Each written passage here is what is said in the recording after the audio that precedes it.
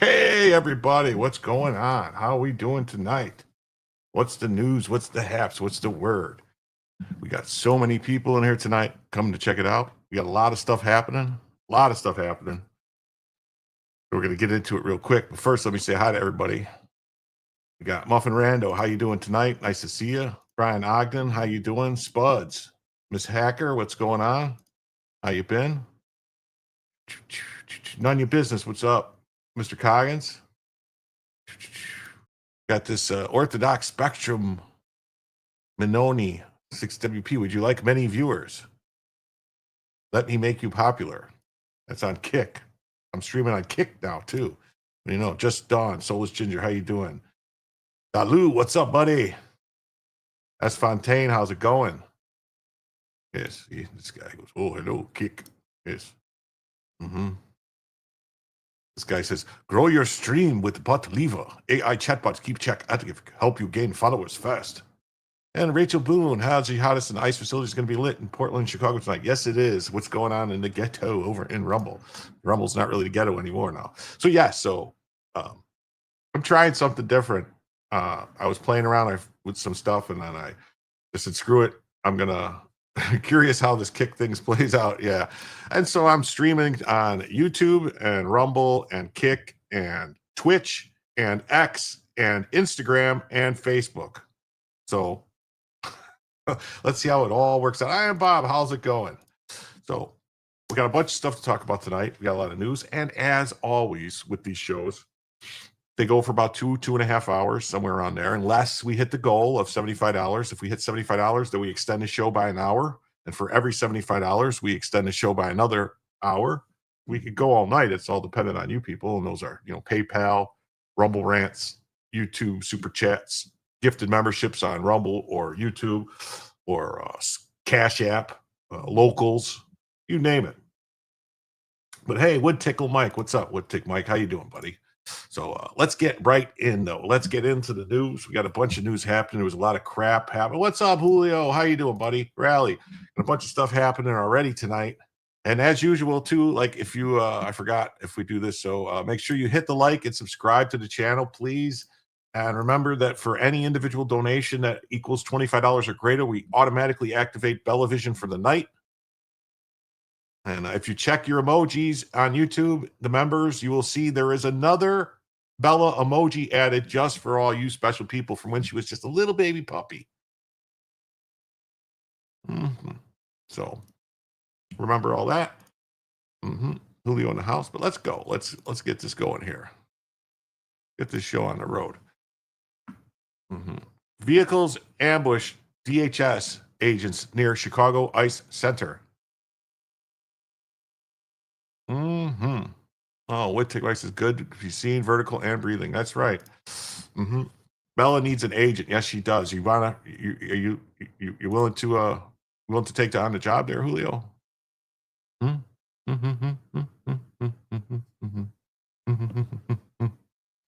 Okay. Federal agents were ambushed Saturday morning in Broadview, Illinois. I thought they were ambushed in Chicago. I didn't think it was Broadview. I thought it was in Chicago. Saturday morning in Broadview when 10 vehicles rammed and trapped their patrol cars outside of an ICE processing center, prompting officers to shoot a woman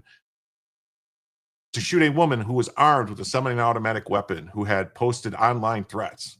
The incident follows weeks of protests against President Trump's immigration raids targeting gang members in sanctuary cities like Chicago, with assaults rising on agents 700% since Operation Midway Blitz began. And Governor of Illinois, J.B. Pritzker, rejected a federal ultimatum to deploy the National Guard, leading to announcements of reinforcements and potential federalization of 300 troops. Yeah, it looks pretty coordinated. Yeah, they're coordinating their attacks now. It sure looks like it. It sure looks like they're coordinating their attacks. Am I big? I look a little large, don't I? Let me try to correct this. I think I'm a little large right now.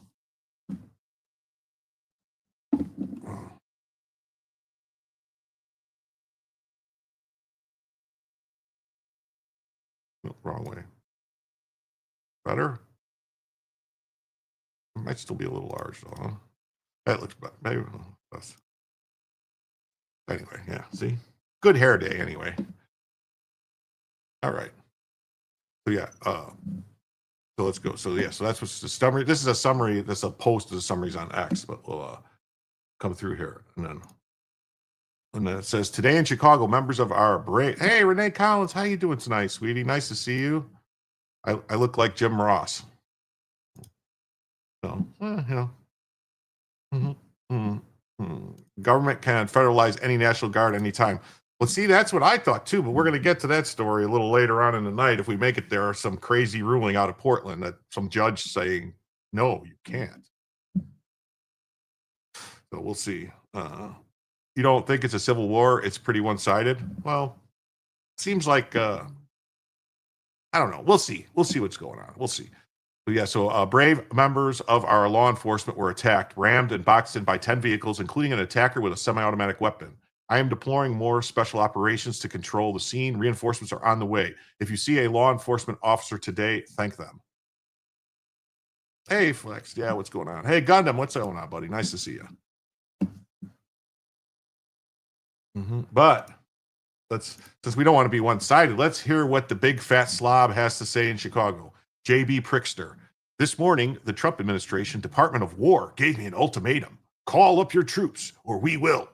It's an absolutely outrageous and un-American to demand a governor send military troops within our own borders and against our will. In the coming hours, the Trump administration tends to federalize 300 members of the Illinois National Guard. They will pull hardworking Americans out of their regular jobs and away from their families, all to participate in a manufactured performance, not a serious effort to protect public safety. For Donald Trump, this has never been about safety. This is about control. The demand follows unprecedented escalations of aggression against Illinois citizens and residents. Well, I'm surprised he didn't just call them all citizens. He said residents, so he actually does know there's a difference between citizens and non-citizens. Yesterday, Chrissy Noem and Greg Bovino's masked agents threw chemical agents near an elementary school. Were they getting attacked? What are they supposed to do? Go, time out, we're near an elementary school, so you guys, it's just we're a safe zone, you can't attack us anymore, stop. And they arrested elected officials exercising their First Amendment rights and raided a Walmart. Well, that elected official was interfering in federal law enforcement. And that's against the law. And so they go to jail for that. That's how that works. None of it was in pursuit of justice. It was all in pursuit of justice, but it was in pursuit of social media videos. I want to be clear. There's no need for military troops on the ground in the state of Illinois. State, county, and local law enforcement have been working together and coordinated to ensure public safety around the Broadview facility and to protect people's ability to peacefully exercise their constitutional rights. I'm going to press X to doubt on that one. I will not call up our National Guard to further Trump's acts of aggression against our people. In Illinois, we do everything within our power to look out for our neighbors and uphold the Constitution and defend the rule of law. Kettert says, you love those criminals, don't you? You have a serious crime problem that is dangerous with the citizens of your state. Your refusal to properly address it, and in fact, at the time, make it worse with policy decisions, has left the U.S. government with no choice but to protect our citizens. Gundam says, just imagine if the ramming thing is repeated and if our guys went through convoy, PTSD that could trigger a mental shutdown or detonation. Bloody short word for it. Yeah. Yeah, well, no, Jim. He thinks illegals are also citizens. He's under the impression that he could just give them full citizenship. Yeah. The kid in zip ties thing is all bullshit. I have that, Miss Hacker. That is a video that they're showing of a dad who put his own kid in zip ties because the kid tried to run away from home. And it's from over a year ago. It's a TikTok video. It's all a lie. I've got it. Don't worry. I got the truth.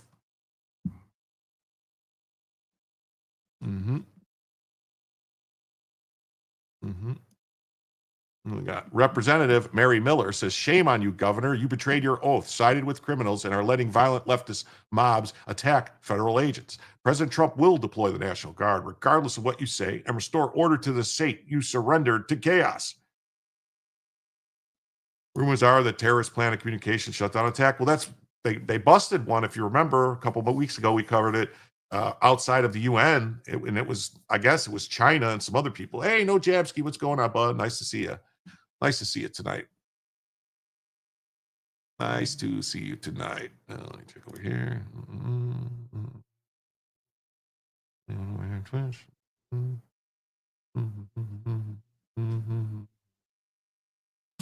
So.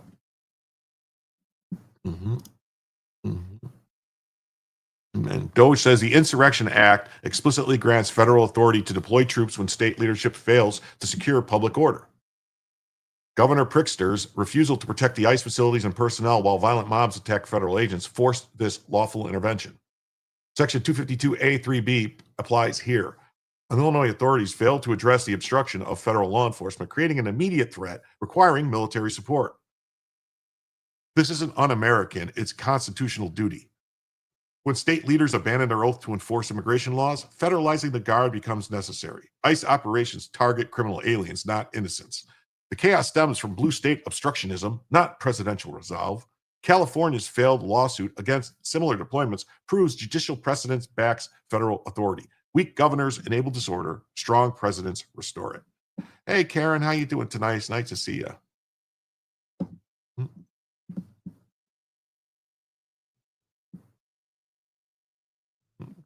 Did you hear what the chief of the Border Patrol had to say to Governor Pritzker? Finally, somebody in uniform is standing up to this nonsense. Let's hear what he's got to say in his own words, because I could read it, but why read it when we can hear what he says? So the governor saying that you guys aren't doing anything to make the community safer. What would you say in response to him? I don't think the governor has ever stepped foot near a Tren de Aragua member or MS-13 member or any other bad person or bad thing. So he probably wouldn't understand exactly what we're talking about. It might be way over his head. But don't worry, Governor Pritzker, we've got it covered from here. And this is just the beginning. Tonight's just the beginning. And we're going to roll on and on. We are going to turn and burn, Governor. We're going from this one to the next, to the next, to the next, until they quit or are all deported and go home. And as far as him, he can either get on board or watch from the sidelines. So the governor. That's right. Get on board or watch from the sidelines. Hey, Richard, what's going on? Good evening, Jim Somniacs. That's right. Welcome to all the Jim Somniacs, new and old. All the new people, nice to see you. All the old people, it's great to see you again. And then we got a statement here from Tricia McLaughlin. Yeah, that's a haircut you can trust. Yes, it is. High and tight, baby. Jim tells you and Jim sees. That's right. The great listening has begun. It has. Jim sees all. Jim sees all. Thanks for stopping in. Yeah, that's right. Remember, when Illinois gets bad, Pritzker can always go to his ranch in Florida. I don't know. You guys got to let me know what you think of the of all the shorts and the videos that I've been making using that Opus Clips thing. Is it good? Is it bad? Is it too many? I don't know. It seems like it's a lot. I mean, it makes like a whole bunch of them, and it just kind of shoots them out. So I think I'm gonna shut off the automatic because it's pumping out like 30 to 40 a day, and that's kind of a lot. I think, my opinion. The gymming is happening.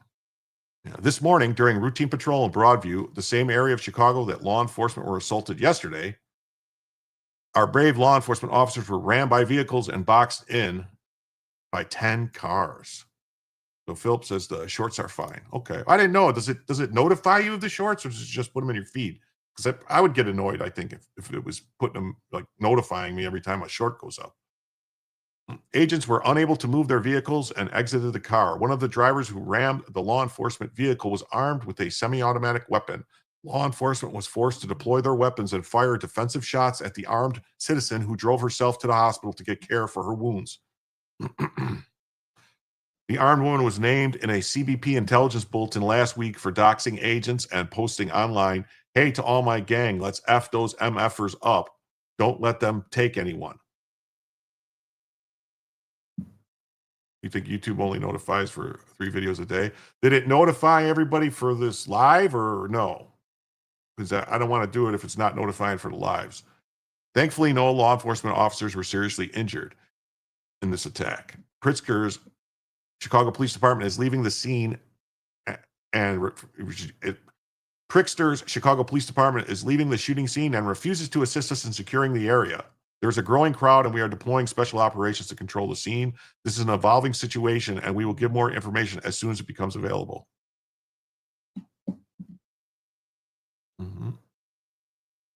The U.S. Attorney's Office for the Northern District of Illinois says that the Chicago U.S. Attorney's Office is aware of the serious incident which placed officers' life and safety at risk. The Department of Justice does not tolerate assaults or obstruction of our brave men and women in federal law enforcement. We will investigate and prosecute all those who assault or obstruct federal law enforcement, including public officials, and we will hold them accountable to the fullest extent of the law. This means you, fat man. And then breaking evidence emerges confirming Chicago police were ordered not to assist federal agents that were cornered and surrounded by rioter vehicles. A subsequent shooting occurred after a rioter brandished an automatic weapon during the blockade. You didn't get a notification either? Okay. You didn't get a notification today? You usually do? All right. Well, it's got to be it's probably because all the shorts that went out. Maybe because I actually scheduled this stream 3 hours early. Like it was scheduled 3 hours ago. So they had plenty of time to do the notifications. So here it is. This is actually from some brave Chicago police officer had the foresight and the cojones to take this picture or video or whatever of his screen in his car, of his computer that shows right here where it says, please, Chief of Patrol, no units will respond to this as related from this area. Caller is approximately armed Border Patrol agents who are being surrounded by a large crowd of people requesting CPD. So they were requesting assistance from the locals and they refused. It's right here. It's right here. They refused. So you can't say you're working with stuff. This actually might be a violation of law, refusing to assist. Yeah. Who's the Chief of Patrol? Yeah, let's find out. It appears the man who ordered the Chicago police officers not to assist ICE agents in need of help this morning is Chief of Patrol John Hine. You always get notifications? Yeah. It popped up for me around 10:10. Oh, well. Meet Chief of Patrol John Hine. This is the guy who gave the order right here not to help. So he's not a cop, he's a politician.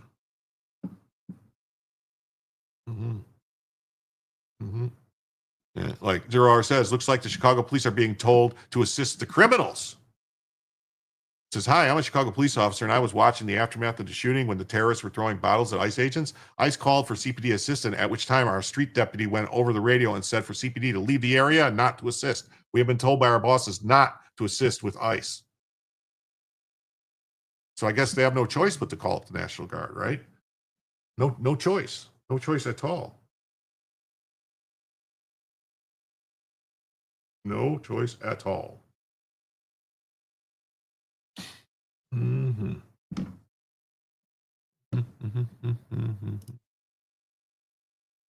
Okay, nothing there. No one there.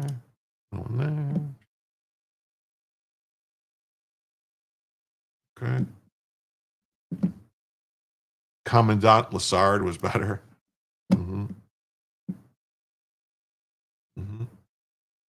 This guy says, arrest this man, the Chief of Patrol. From Chicago Spectator.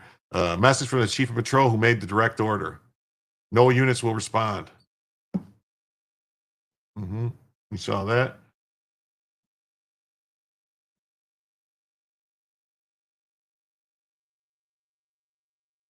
Breaking. DHS announces federal agents in Broadview were rammed and boxed in by 10 cars, including a woman armed with a semi-automatic gun who posted online threats to F up ICE and was flagged on a CBP intel bulletin. DHS says feds fired on her defensively. DHS, Pricksters, CPD is leaving the shooting scene and refuses to assist us in securing the area. There's a crowd growing, and we are deploying special operations to control the growing crowd. Mike Flynn says, arrest them. If they admit to be terrorists from Antifa, consider longer-term detentions for these people to determine who is behind them. Unkept Colonel says the fat F, has started a shooting war in his insurrection. Arrest him today. I was watching live streams of the crime scene earlier, and some leftist podcasts, and the feds got swarmed and had to leave the investigation site. Oh, man. Blood X said, how many Iowa professors are embedded in teaching podiums, positions, and unions across the country? Well, that's a good question. Probably quite a few, because, what Biden did very sneakily is they were just passing out Social Security cards to people, and not like Social Security cards that they could track or anything like that. It was like they had like 50, 60,000 people getting the same exact Social Security card number. What good is that, except for just to fool people into thinking they have a legal right to be here? And for that, we want to say thank you. Because that $5 is the first $5 of the evening towards the goal, towards Bellavision. We are now $70 away from the first first additional hour of the show, or Bellavision. But thank you, Flexed. Flexed. Mm-hmm. And let's not forget that to activate Bellavision before the 75, you just get a single donation of 25 or more. That could be 5 gifted memberships. That could be a $25 donation. Could be whatever. Could be PayPal, Cash App, whatever. And then Bellavision gets activated. Mm-hmm. Never fear, I'm here. I'm looking on the screen. Yep, there you go.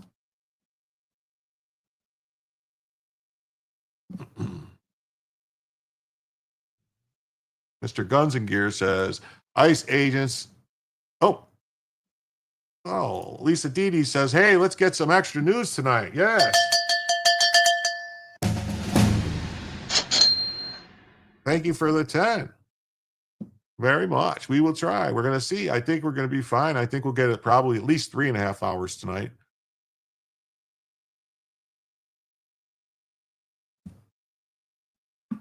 We are now 60 away from the first additional hour.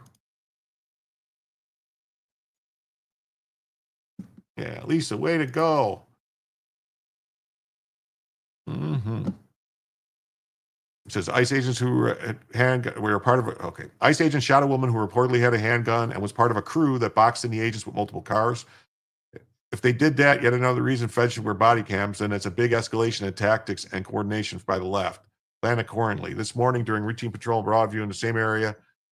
Okay, this law enforcement was forced to deploy their weapons. Thankfully, no law enforcement were seriously injured. This is just a repeat statement. So let's see. This is a short video just after the aftermath, I believe.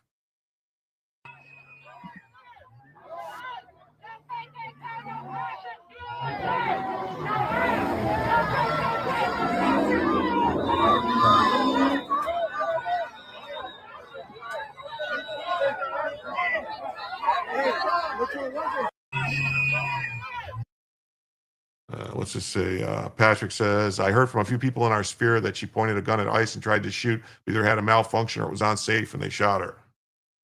You know what they say? Play stupid games, win stupid prizes.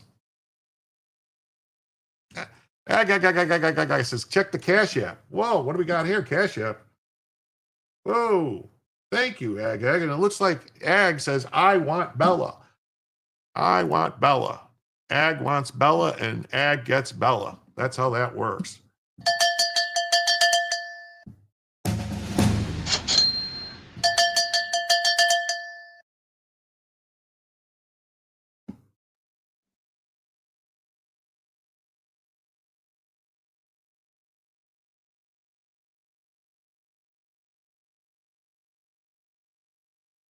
There we go. There's Bella for everybody. Yay! There's Bella. Everyone gets Bella. Let me fix the banner. We are now 35 away from the first additional hour.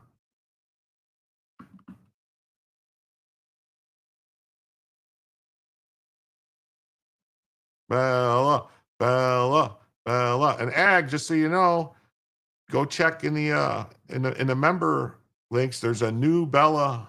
Blocking roads or driveways is illegal. Arrest them all. That's right. There's a new Bella. There's a new Bella emoji in the member tabs.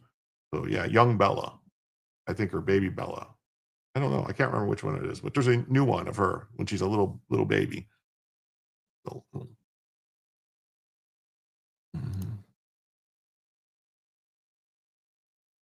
now I can make myself a little bigger.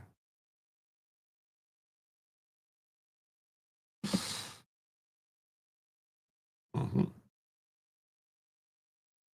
There we go. Better. Okay. Got to keep an eye on Bella. She likes to move.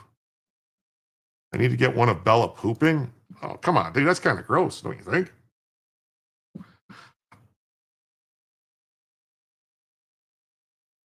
Mm-hmm. I think it's kind of gross. That's just me. I think it's a little gross. Oh, I got a 50. What? Someone just gave me 50 on Rumble? For real? Dizzy D? Wow.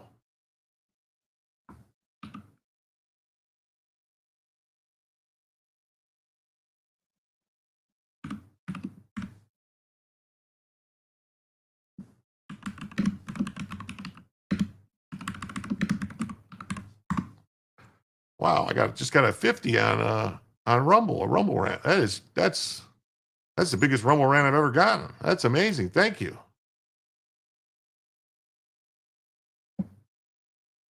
Wow.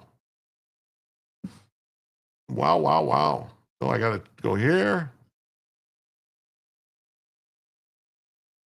do this, and that means that 50 means that we are now 60 away from the second additional hour.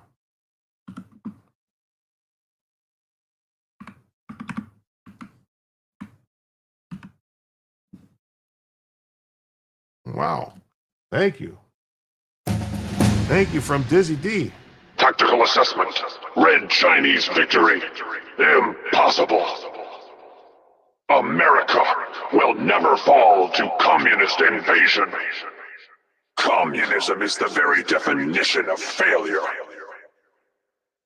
Thank you, Dizzy D. That was amazing. Wow. Okay. Keep moving along here. This is insane. Send in the military, arrest the mayor of Chicago and the governor before someone gets killed.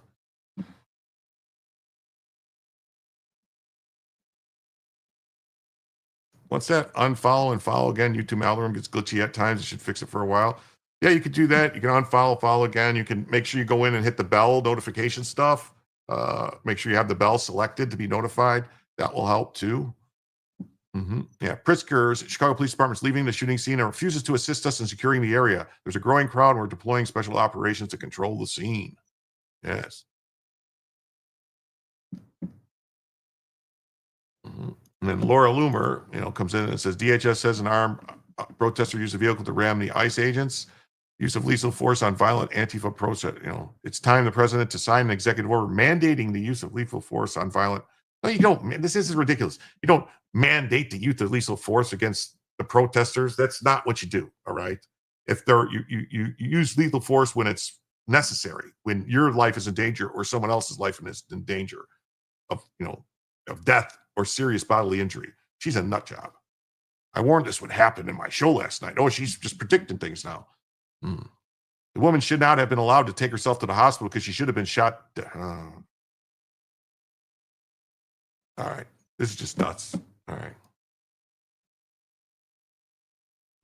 right. Someone just carried out a terror attack on federal agents near Chicago and Broadview, Illinois. Governor Pritzker is refusing to help. It's not Chicago. It's not Broadview. I saw the address. The address was 33rd and Kedzie. That's Chicago. So I don't know why they keep saying it was near it was in Broadview. It was in Chicago, 33rd and Kedzie. That's Chicago. Yeah, you definitely don't want to be murdering protesters. That's ridiculous. Yeah, Loomer is a little sketchy. Yeah, they already have the use of lethal force when necessary. Yeah, they did. They shot back. That's or shot. That's use of lethal force. You don't need to get crazy. Second.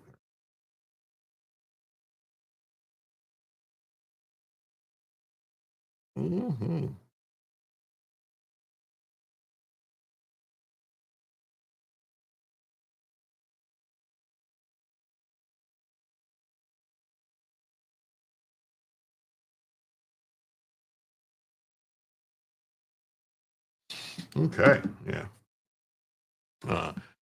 Person was armed with a semi-auto. Doxed agents posted online. Hey, let's F these people up. Agents were rammed and boxed in. Yeah, so that's must be the scene. The image on the left is not from today. To avoid any confusion, I've not seen photos or video of the incident. The full statement from the spokesperson, which we read.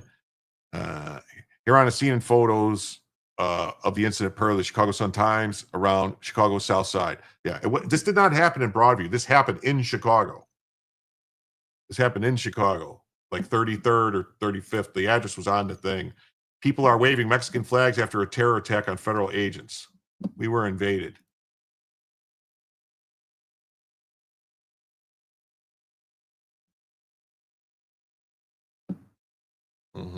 Legal aliens rammed car into ICE agents in 2 separate attacks in sanctuary Chicago. This is exactly what happens when Governor Pritzker and Mayor Kami Johnson continue to demonize ICE agents as Nazis and encourage illegal aliens to evade arrest. Seems a little leftist to me to call for someone's exit. I don't know. What do you mean?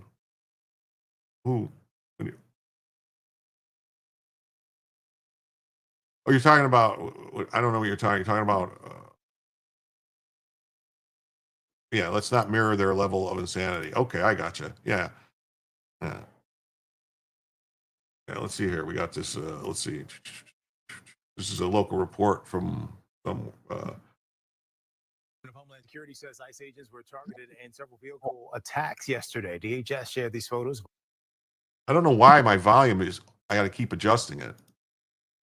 Of Homeland Security says ICE agents were targeted in several vehicle attacks yesterday. DHS shared these photos of ICE vehicles they say were damaged in those assaults. The agency says 2 undocumented immigrants tried to ram and injure officers in Bensenville and Norwich yesterday. Both suspects will remain in custody pending removal proceedings. And DHS released a statement which says in part, quote, thankfully, none of our law enforcement was killed because of these deranged criminal attacks on law enforcement.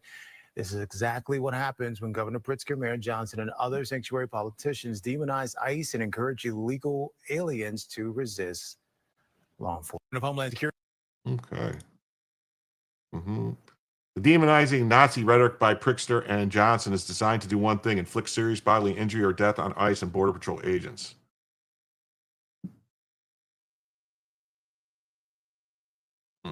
Federal agents enforcing immigration law face unprecedented threats.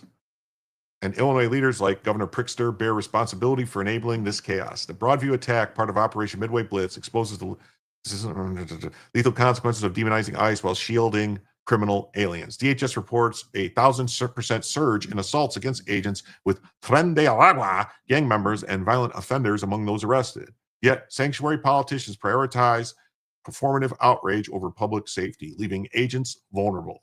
Chicago's police department retreat from the scene mirrors the systemic refusal to uphold federal authority. When local leaders side with lawlessness, federal intervention becomes unavoidable. Supporting ICE is not partisan. It's about protecting those who protect us. The facts behind these attacks and the political choices that fuels them demand a closer look. Hey, Mark Sanchez, former Jets quarterback and NFL commentator, was stabbed in Indianapolis today. Holy crap.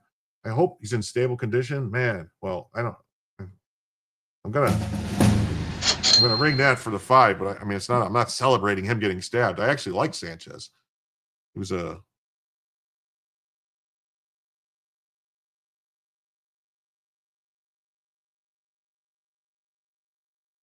wow.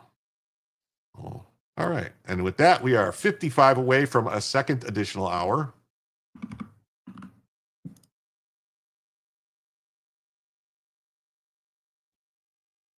Wait, he's in stable condition. And then Justin says, after he beat up a food delivery driver for parking in an alley, he was wasted and has been arrested.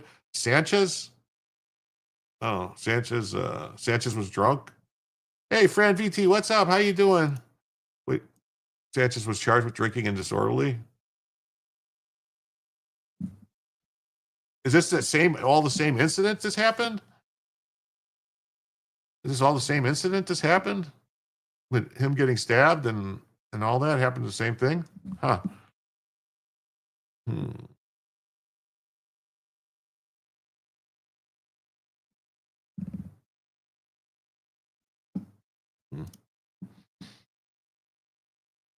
Antifa. Chicago members of Antifa terror network are attacking federal officers with frozen water bottles launched at cars and personnel.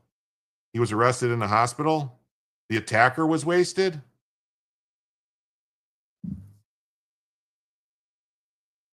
Oh.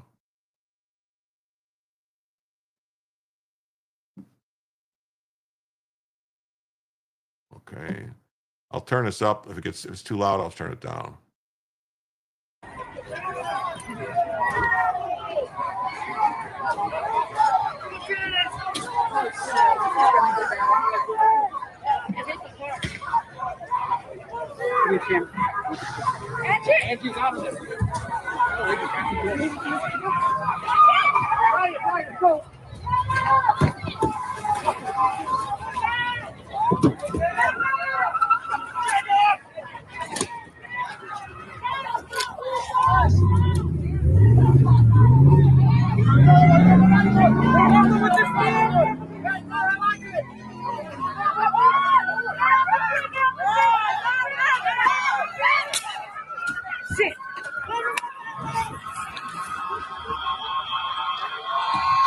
Wow, this is crazy. This is insane. You can't believe this is going on. What is happening, man? This is nuts. Get the fuck out of here! Get the fuck out of here!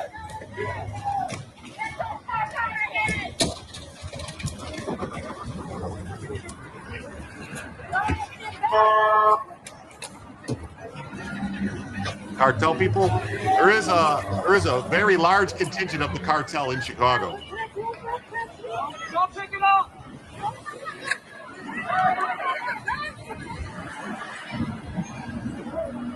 Are you okay? Did that hit you in the head? Yeah, good, man. Oh, okay, you all right? Thank you. Okay.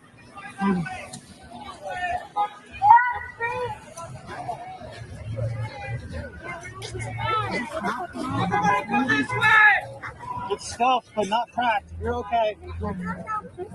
Hit you right in the belly, man. Yeah. Oh my God. Yeah, you're all right. You got some water.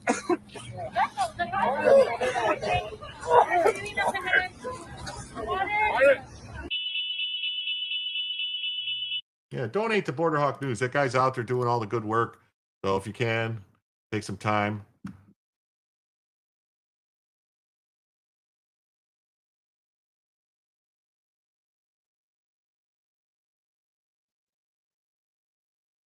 Is this a different one? Hold on.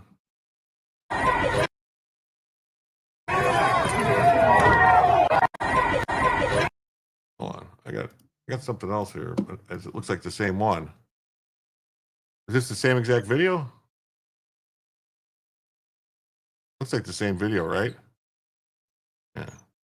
The riots have erupted in Chicago after federal agents shot a woman during a targeted operation.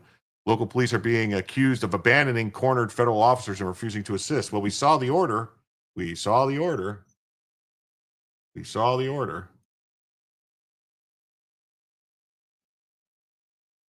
We saw the order. So I don't know how they're going to get around that since we saw the order. You sent me the CBS Sanchez order. All right, I'll pull it up in a little bit. Thank you. Was a guy in the white shorts. Oh. At the end of this video, on the riot screen, there's a guy who picks up a tear gas grenade and throws it back at the cops. After a second, he realizes his hand is burned. Yeah. Well.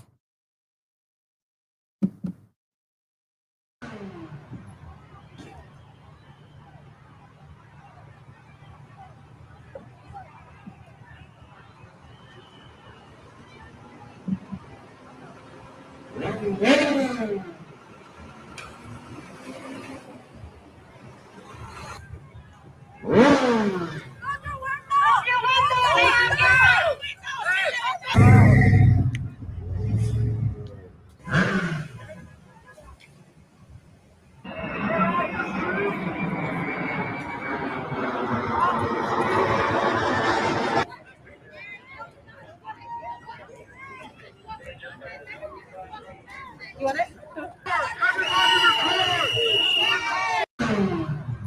Wow, that's some crazy stuff going on there, man. Start arresting the local government officials. Why aren't they raiding the Antifa houses? They aren't clever terrorist network. It makes zero sense to play defense constantly. I'm sure the cornered agents will totally convince the Trump administration to let them keep on peacefully protesting. Yeah. Come up next. On what grounds does the federal government think they can come in and stop us from committing violence? How dare they? Yeah. They expect help from the state because obviously, if they said they would help, it was a trick. Obviously. Yeah. Mm-hmm. DHS reports early today, Broadview federal agents were attacked when 10 vehicles surrounded and rammed their patrol cars. The spokesman says that as the scene unfolded, Pritzker's police department walked away and refused to provide backup. Right there. DHS says ICE agents in Chicago suburb boxed in by 10 cars as tensions escalate. Hi, Linz. How you doing? Yeah. $1 a bottle. Charge it. Yeah. Welcome. Hey, Tim, how you doing tonight? Yeah. Adam, what's up? How you been? Mm-hmm.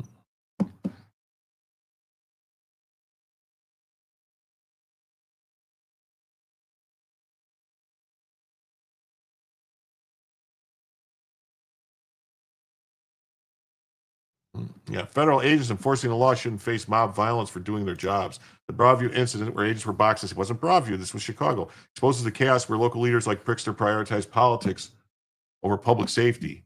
ICE operations are lawful, targeting criminal violators. As DHS reports, agents are met with coordinated assaults and zero backup from the Chicago Police Department. I mean, the people that work, the majority, I would think a lot of the officers in the Chicago Police Department want to help. Yeah, they won't be happy till blackout down Chicago. This isn't a protest, it's lawlessness. The National Guard deployment under Title 10 was necessary to restore order, just as it was in LA. Weak leadership emboldens criminals. Strong enforcement protects communities. Prayers aren't enough. Hold politicians accountable for enabling this anarchy. Chirac, yeah. Chicago. It's the Chicago Savages. And chaotic scene as some in the crowd throw projectiles toward law enforcement departing on the south side of Chicago. Yeah. This is the south side of Chicago. This is not... what is going on here?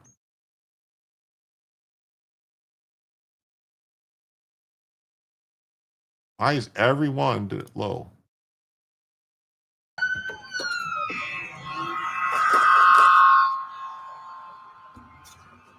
That's Kedzie.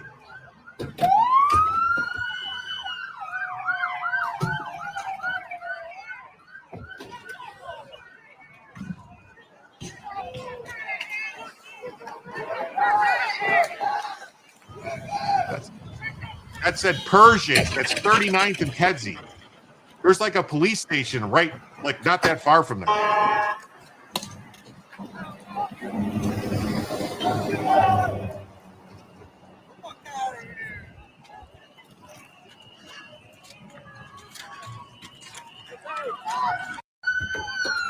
You seen all the Chicago police vehicles? Did they do anything to these people doing this stuff? Or no, they didn't do nothing. They just sat there. God, this is so ridiculous, man. It really is. This guy needs to be arrested ASAP, right here, this guy. But the cops were right there and they didn't do shit. Yeah. Guy says Border Patrol agents in Chicago are done playing. I want you to watch this and pay very close attention to what this guy is doing. And this Border Patrol agent just ain't having it.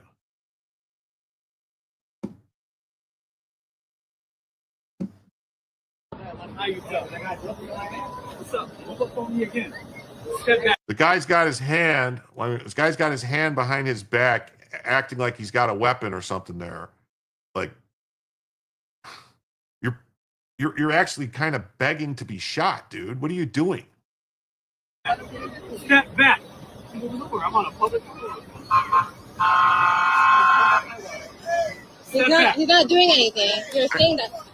I already pulled it up, Patrick. No! He's not doing anything. He's not doing anything. He's not doing anything. No, he's not doing anything. No, he's not. I'm gonna stand right here. He's not doing it. I'm gonna stand right here. I'm gonna stand right here. He's not doing anything. They shouldn't. See, a woman comes up and then starts giving them. Let's watch it one more time. Step back. Step back. I'm on a public road. He's not doing anything. You're saying that. No! He's not doing anything. See, he's actually. It's actually on video. He's fighting with the cops. So.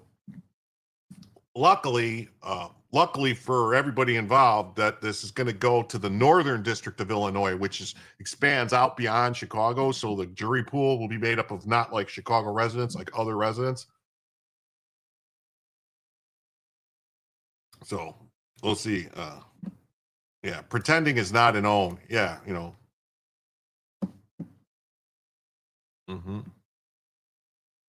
We got this. The Broadview police chief is now on the scene at the ICE detention facility. Chief Mills had previously stated that ICE agents are draining the resources of his department and community by making false 911 calls. State troopers approaching protesters tell them it's their second warning after entering the street. But yeah, so they're calling the state. The feds are calling, asking for aid. You know, aid requests, and now they're saying, "Oh, you're faking a 911 calls." I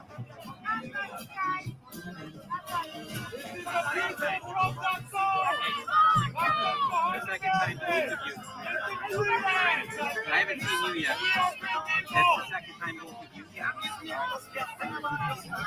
Understood, you got that video?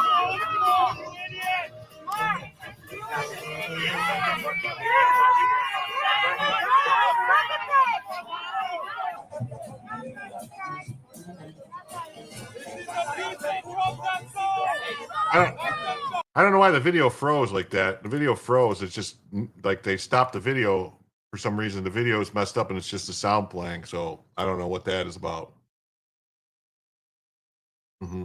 Yeah, nice posturing. Here's the chief of police.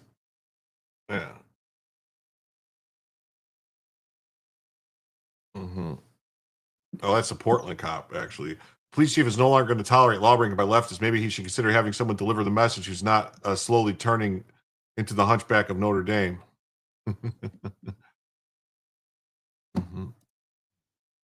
And Ford Fisher is reporting Bella wants privacy. No, she's fine. Yeah, she moves around. I have to try to follow her around. There was a bunch of Dems tweeting about ICE handcuffing a toddler. Yeah, it's a lie. There was a TikTok from a year. It's actually a year ago. It was a dad. I have it. It was a dad that was doing it to their kid because the kid tried to run away, and so they were messing around. Like it's a total fake thing, but they fall for it. And then people, oh my god, and they're all over the place talking about it. And you even have like the Cato Institute talking about it, and all these people. It's like, holy fuck, man, check something before you just immediately fall for the bullshit. Wow, what happened? They're saying that ICE snatched little kids like 2 years old out of the bed in the middle of the night and handcuffed them. They're lying. They are lying.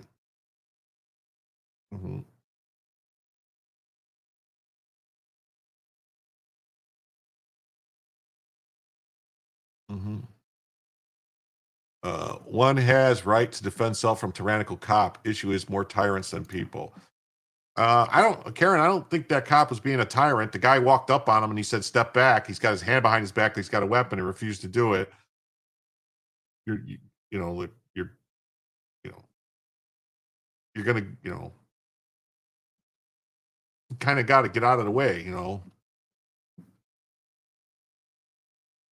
These people think that they're going to get off charge because the local DAs won't charge them. Little do they know they're going to be charged federally. Yeah.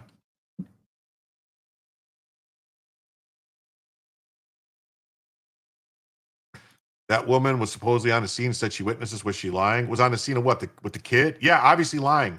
Because all the stuff they're talking about, it was over a year ago. It was a TikTok. They found the TikTok. Yeah, I think he's a lefty too, but he does get great footage.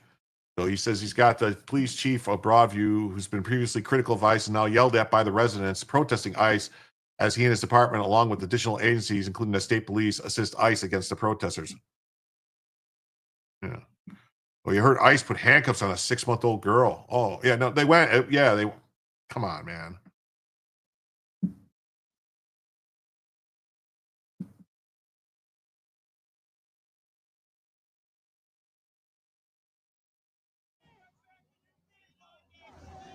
I thought Chief said he wasn't going along with this shit.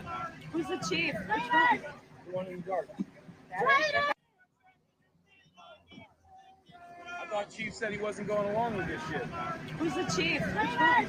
The one in the dark. That Chief of Broadview Police, Broadview? right there. Yeah. That's the chief of police. He said he wasn't going along with it. I live here. I shop here. I work here in this community. I'm a good person. I deserve respect, just like everybody in there. People do not deserve to be treated this way.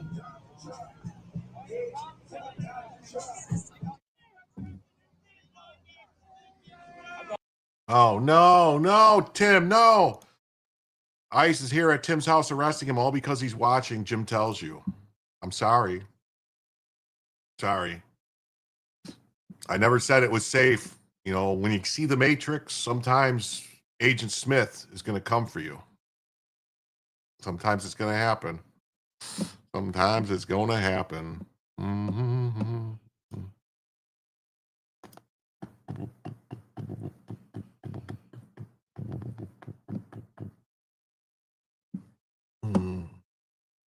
Send the TDA and MS-13 to her house. Yeah, they should. Where do you see it? We got some stuff. We got a bunch of stuff. Bunch of good stuff tonight. Got a bunch of stuff. Mm-hmm. Here's Trump coming out. Lock them up and throw away the keys.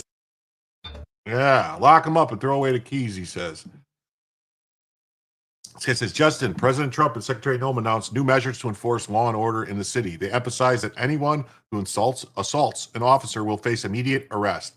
Officials say the goal is to end the unrest and restore stability. Do you think they will ever get this under control? Well, they can't give up. You know, they can't give up. They've got to fight it. You know, they've got to fight it.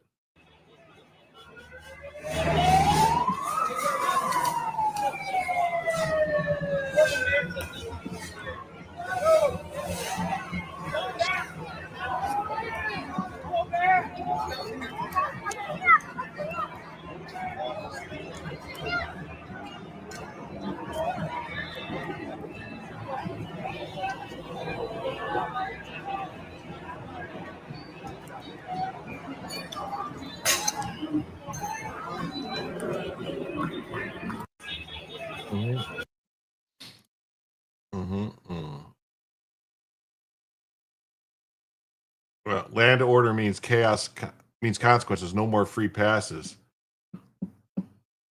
I agree. It says DHS is now perp walking Antifa and leftist rioters in front of the cameras. Don't want to end up arrested like this anarchist clown? Keep your hands off our law enforcement officers.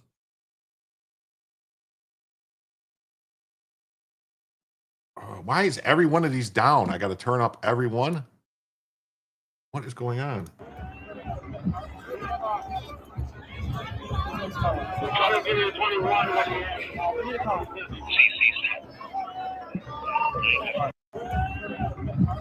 I think that's Illinois. That looks like an Illinois State Police vehicle. Mm-hmm. It's not rocket science. If you don't want to be arrested, then stop being violent. Stop saying we're violent. Stop being violent. I don't know. A couple people sent me some links relevant to this. If ICE shows up, make them some coffee. They like iced coffee. It's happening today. Prickster reveals that the Trump administration will be federalizing 300 members of the Illinois National Guard in the coming hours. Prickster wrote on X this morning, the Trump administration gave me an ultimatum. We read that. Yeah. He says there's no need for troops. All right. He says there's no need for troops. This is completely normal right here. Ready? It's completely normal. All this. Completely normal.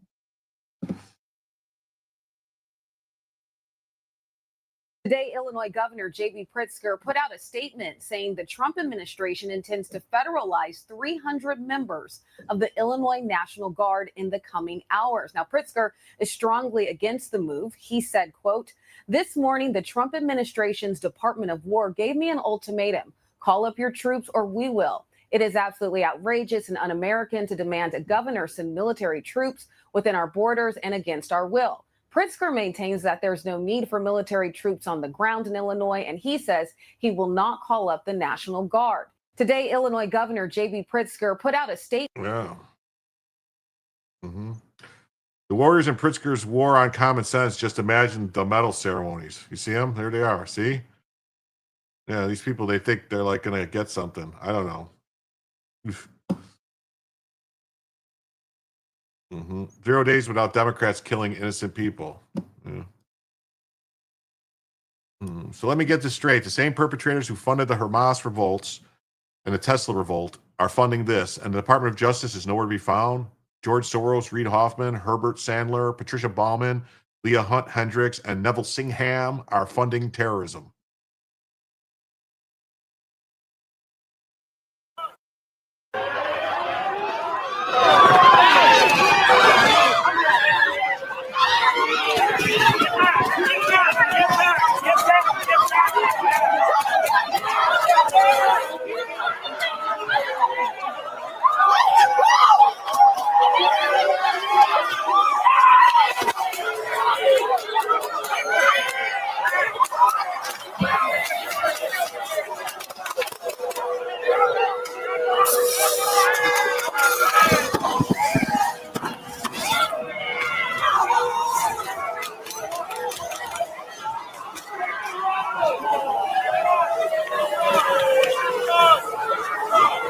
Yeah, I realize that's Oregon.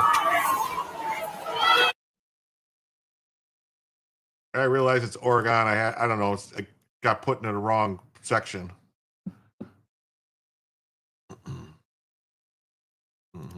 Pandemonium in Chicago neighborhood as violent mob attacks officers following an apparent coordinated attack on ICE agents today that led to the shooting of an armed woman.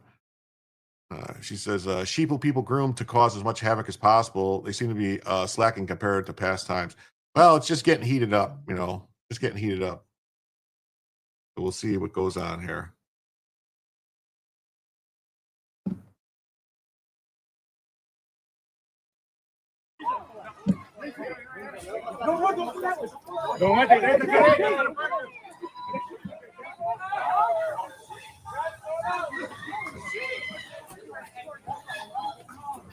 Oh shit!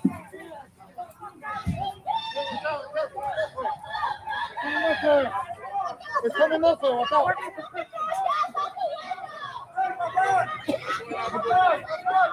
They're throwing gas out the window.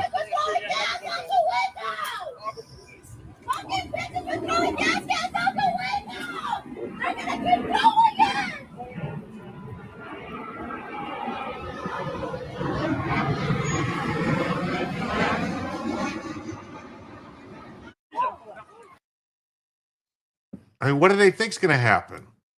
What do they think's going to happen? What do they think is going to happen? At the site of today's terror attack at federal agents in Chicago, left-wing extremists are now waving Mexican flags and harassing law enforcement. PD under Pritzker fled, refusing to help secure the area.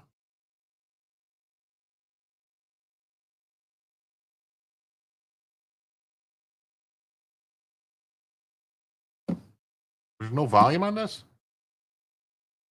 I guess there's no audio. There's no audio on this, I guess. I don't know.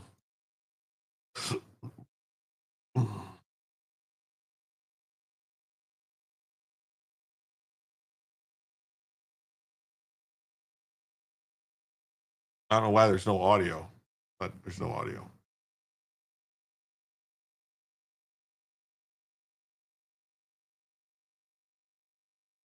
All right. Well, is what it is.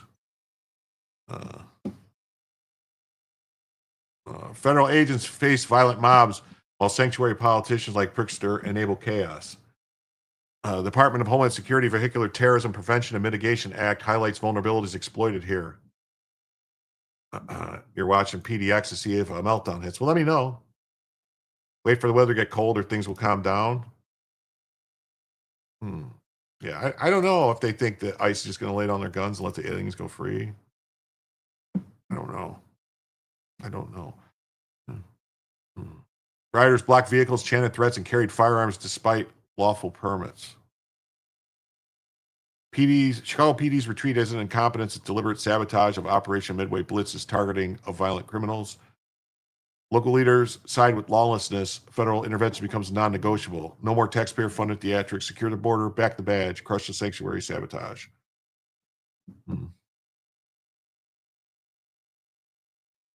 President Trump needs to declare the terrorist attack at the ICE facility an armed insurrection and lock up every one of these violent insurrectionists without bail like they did to the January 6th detainees.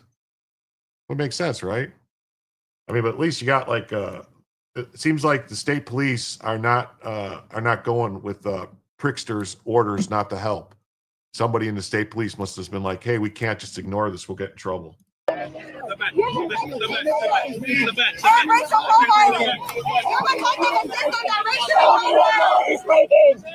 what kind of fucking law he's breaking. You goddamn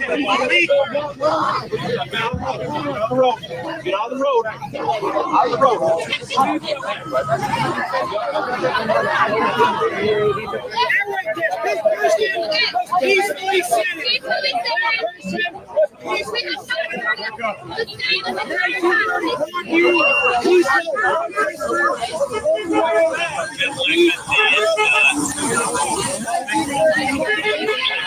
Back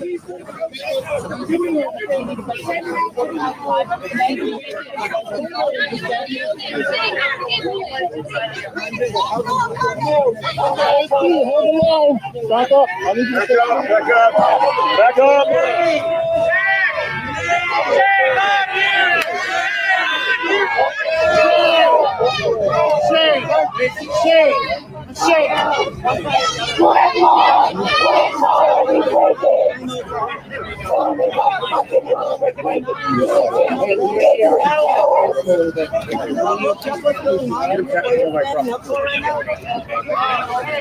One meal a day. That's a meal from Subway. You're standing up for that. Feeding people in no shower for 9 days. You don't have to be here.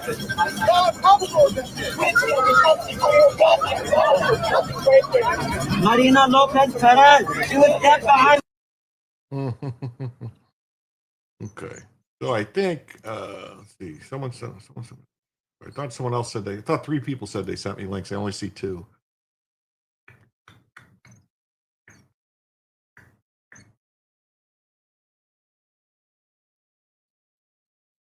All right.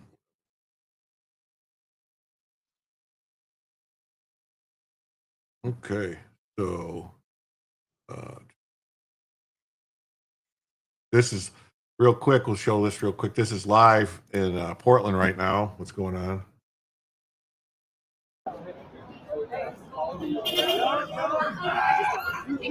Oh, look, it's someone in a wheelchair.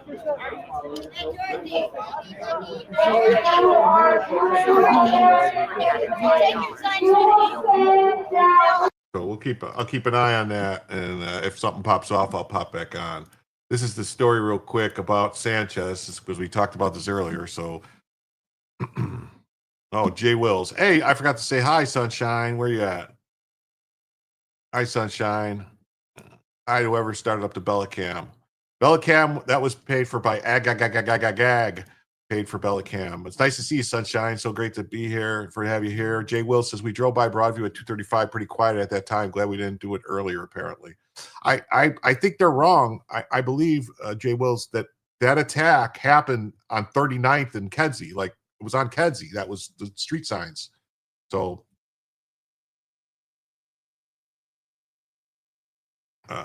Portland Antifa members were told to lay low and not bring attention by causing shenanigans. You think they're going to listen? I mean, if that's the case, if somebody's able to control them like that and they can get the communications and prove that they're in communications with people, that's a problem, because that means, that's an organization. Hey, beautiful messy ball. So nice to see you tonight. Did someone go live? Someone go live. Hold on.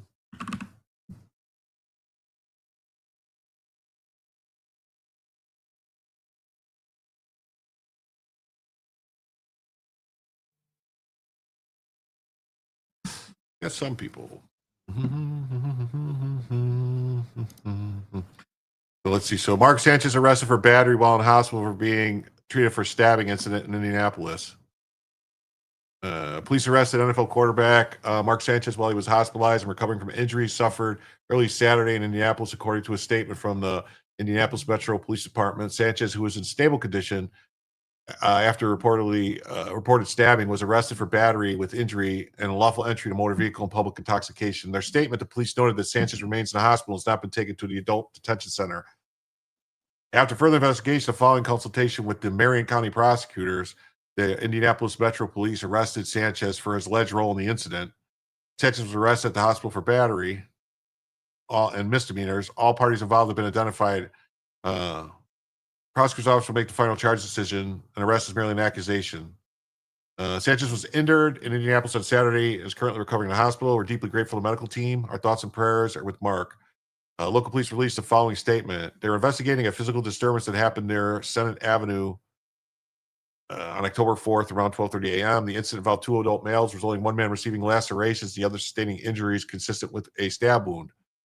Detectives believe this was an isolated incident between 2 men. Both individuals who are not residents have been identified. Aggravated assault detectives are continuing the investigation. The man with the apparent stab wounds remains hospitalized. Wait, so he got stabbed and I don't know.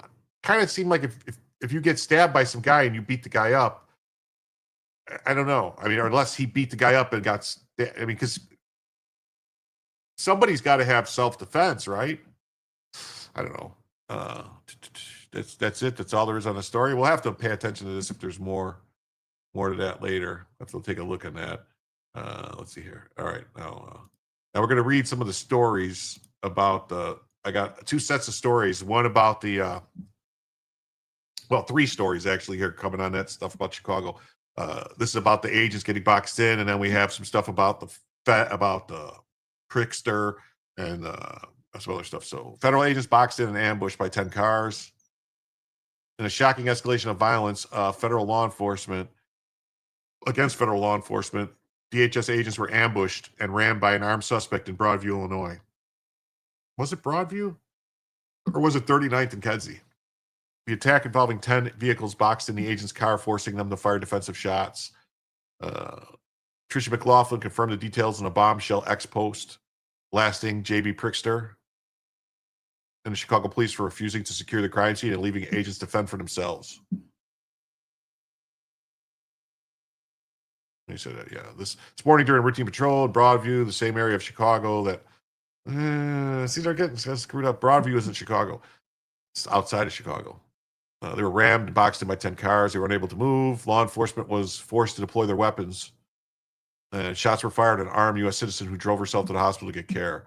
The armed woman was named in a CBP intelligence bulletin last week for doxing. Thankfully, no law enforcement officers were seriously injured. The Chicago Police Department is leaving the scene and refuses to assist us in securing the area. It's an evolving situation. We'll keep more information as it becomes available. According to the statement, the incident unfolded during a routine patrol in Broadview, the same suburb where agents faced assaults. But see, it's not. Okay, I'm going to stop saying it. One driver deliberately rammed the vehicle, prompting agents to exit and confront the threat. The ramming suspect, described as an armed woman, was wielding a semi-automatic weapon. The woman, who sustained non-life-threatening wounds, drove herself to a nearby hospital for treatment. Shockingly, she had been flagged in a U.S. Customs and Border Patrol intelligence bulletin last week for doxing federal agents and inciting violence online. Hey, look at this. Someone on Twitch says, "Are you divorced?" Yes, I am divorced. It says Feet Lovers Pizza 69. Wow, that's an interesting name. This brazen assault comes amid President Trump's aggressive deportation push under Operation Midway Blitz, a targeted enforcement surge against criminal illegal aliens in the Chicago area. As protests continue near the Broadview facility following the morning clashes tied to the visit by DHS. Robin, Cheryl, earlier tonight, there were several dozen protesters gathered on this corner behind me. The crowd has thinned out considerably, but there's still a sizable local law enforcement presence here. No sign of federal agents, though, at this intersection, and that seems to have brought down the temperature. With helmets and batons, a phalanx of Cook County Sheriff's officers keep demonstrators from blocking the street in a tense standoff capping a day of protest. This all playing out at 25th Avenue and Harvard in Broadview in a new de facto protest zone that's not within sight of the ICE processing center. They're setting up a free speech area or whatever they said this was supposed to be. But I thought all of America was free speech. Earlier, federal agents shortly after 9 a.m. moved on protesters near that same intersection. Demonstrators seen on the ground being detained as agents pushed people off the street to clear a path for DHS Secretary Kristi Noem to leave. Earlier, she was on the roof of the ICE building with video crews, including conservative YouTuber Benny Johnson, who posted video of Noem talking about the protesters.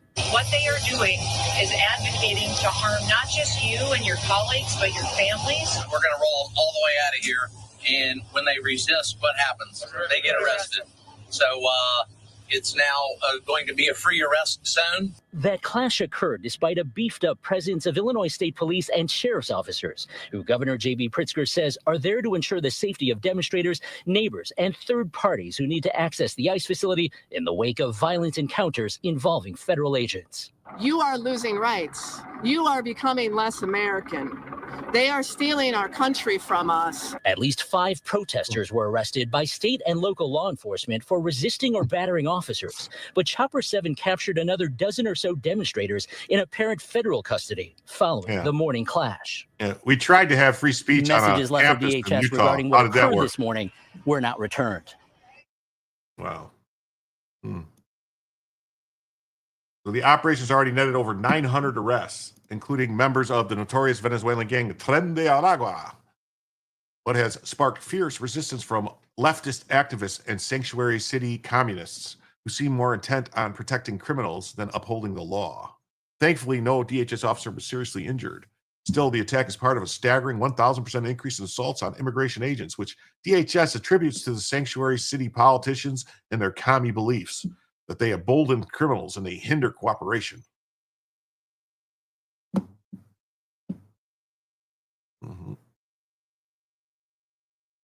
Met this from the Post. It says U.S. Border Patrol agents shoot woman in Chicago after being boxed in.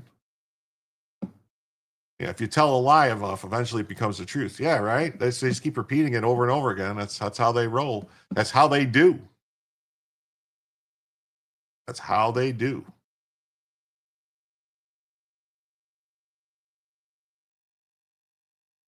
That's how they do. Happy Saturday, everybody. Border Patrol agent shoots armed woman. Oh, is this actually going to...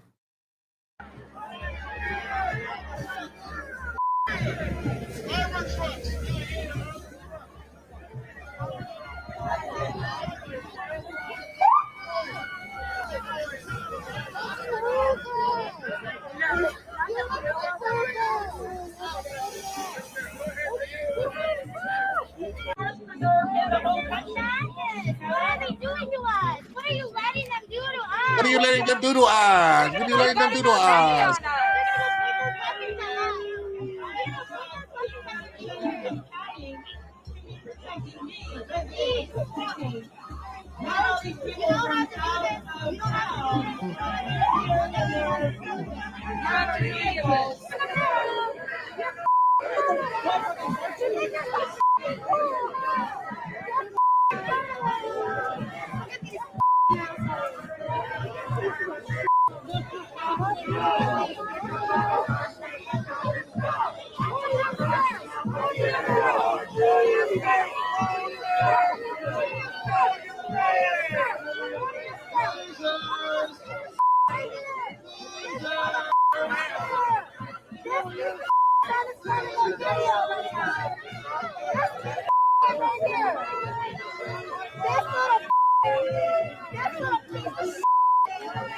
Oh, a lot of swearing, man. A lot of swearing going on. A lot of swearing going on. So, agents shot an armed woman in Chicago Saturday as an angry mob tried to attack law enforcement officers. The agents were conducting a routine patrol near 39th and Kedzie. That's the south side of Chicago. That is not Broadview. Agents exited a trapped vehicle, and the suspect tried to run him over. Yeah, that's 39th and Kedzie is Chicago. The gun-toting woman was already known to the federal agency and allegedly publicly identifying agents and encouraging people to attack them. More federal agents were set to be deployed because of the incident. Today in Chicago, members, they were rammed and boxed in by 10 vehicles. Oh, we saw this. If you see a law enforcement, thank them, Noam said. The armed woman was not immediately identified, drove herself to the hospital to get care for her wounds. Fire department could not be immediately reached for comment, and the time and location of the shooting were not immediately clear. Well, I think we know because the reports came out, and look at these idiots.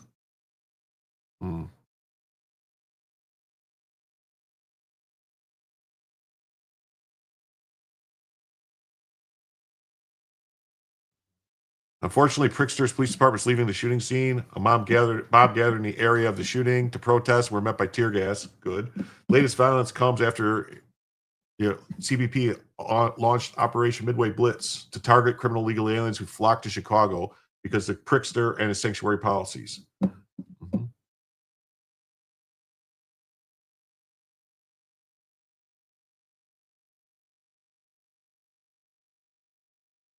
We got this. Just remember 50% of the Dems wanted unvaxxed put in camps.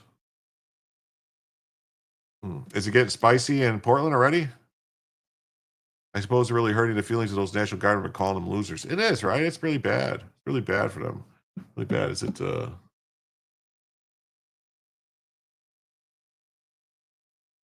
I don't. I mean, I just see They're just like a crowd now, and nothing crazy going on really in Portland. Something's definitely going on over there. No. They're arresting somebody. They're pulling them out. The big girl, in all black, she's going out. She's getting drug off, or he, whatever it is. I don't want to. They're just making a couple arrests. It's nothing major going on in Portland right now. Nothing crazy. So Pritzker rejects the ultimatum to deploy troops to Chicago ahead of expected federal takeover. Oh, they arrested the biatch who was screaming through the megaphone for a straight hour.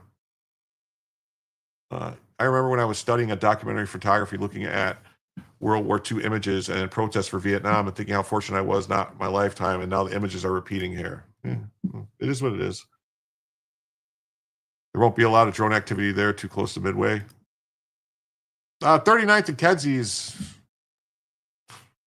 I mean, Midway goes from 47th to 63rd, or 65th-ish, somewhere around there, and from Central to Cicero. So, I mean, Kedzie is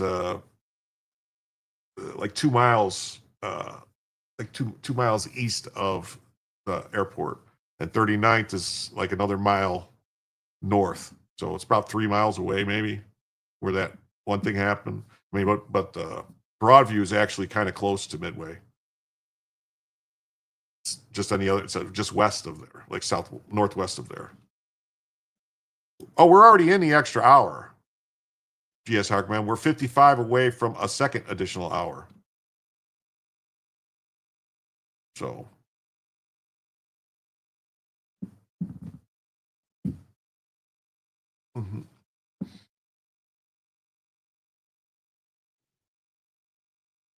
So, Pritzker rejected the ultimatum from the War Department to deploy troops. This morning, the War Department gave me an ultimatum: call up your troops or we will. I absolutely outraged. Yeah. In the coming hours, the Trump administration intends to federalize 300 members of the National Guard. There's no need for military troops. What do you guys think? Do you guys think there's a need? You saw what happened. Amidst the ongoing violent riots and lawlessness that these local leaders like Pritzker have refused to step in and quell, President Trump has authorized 300 National Guardsmen to help protect federal officers and assets. President Trump will not turn a blind eye to the lawlessness plaguing American cities. Border Patrol opened fire on 10 cars who boxed them in during patrol in Chicago's Broadview neighborhood. It's not Broadview. That's not where they were. That's more like, that's not back in the yards either. That's almost like, do you guys remember or ever see the movie Shameless, Canaryville? That's closer to Canaryville-ish, 39th and Kedzie. Yeah. Federal takeover law. Remember when the lifeguards overthrew the beach at Baywatch to save the kids? Total beach tyranny. Yeah.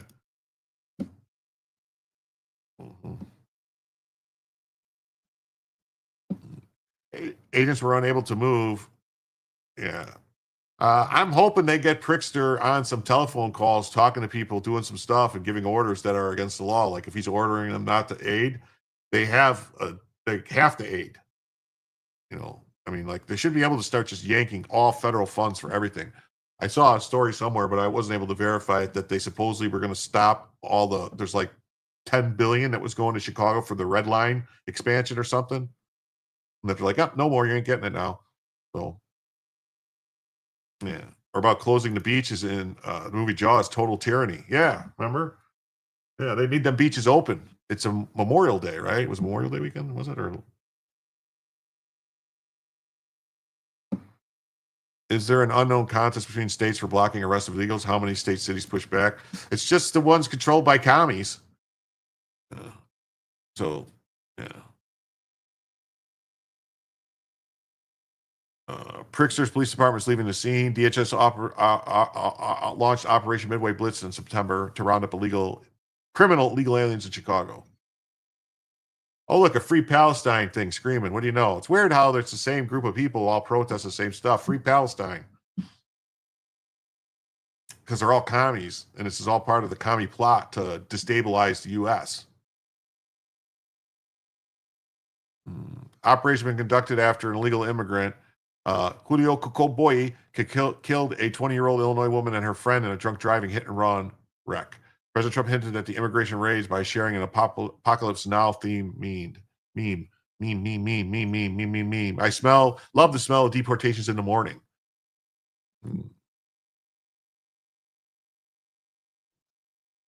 Chicago's about to find out why it's called the War Department.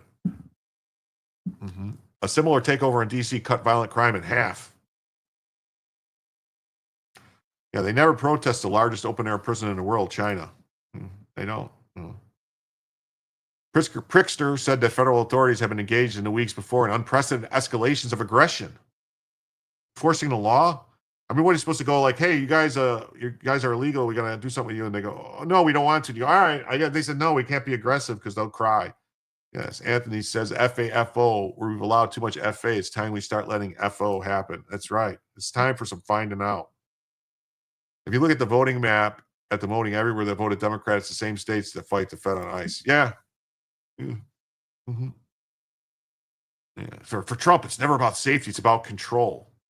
Democrats are the one who wants to control everything. They want to control everything you do. They want to control what you eat. They want to control what you can smoke. They want to control what you can drink.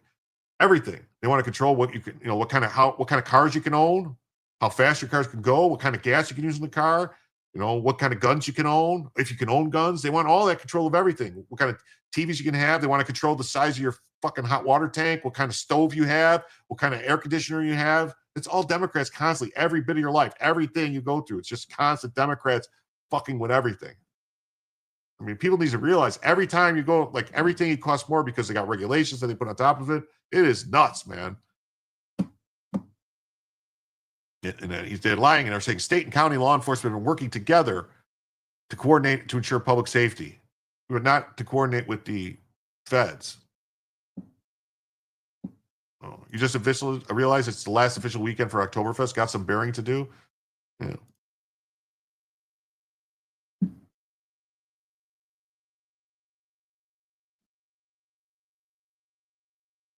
How much water comes out of your shower head? Yeah, how you shit, all that stuff. That's what I'm saying. They want all that stuff to control. That's all Democrats, constant, nonstop. They fucking want to control what temperature you can set your thermostat to. In California, they try to get people to put these electronic thermostats in, digital ones that are wired in so that they could adjust your temperature for you. Yeah. How about them apples? The leftist communist Illinois governor whines that the Trump administration gave an ultimatum and is now going to federalize the National Guard in his city.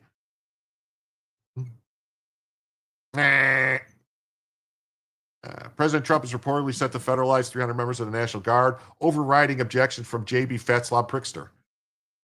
He whined about being given an ultimatum. This morning I was given an ultimatum and I cried. I don't want to do it. I don't want to do it. In the coming hours, they will intend to federalize 300 members of the National Guard. They should federalize like 10,000 of them and really piss you off. They're going to put hardworking Americans out of their regular jobs away from their families, all to participate in a manufactured performance. It's manufactured by you guys. You guys are the ones organizing all these protests, organizing the attacks on ICE. There's no need for troops on the ground. Everything's perfectly fine. It's like that. It's that meme come to life with the guy standing there with the fire all around him. From that movie. I can't remember the name of it now. But it was like a whole series of movies, and just everything is fine. Nothing going on here. Well, it's just fire and everything.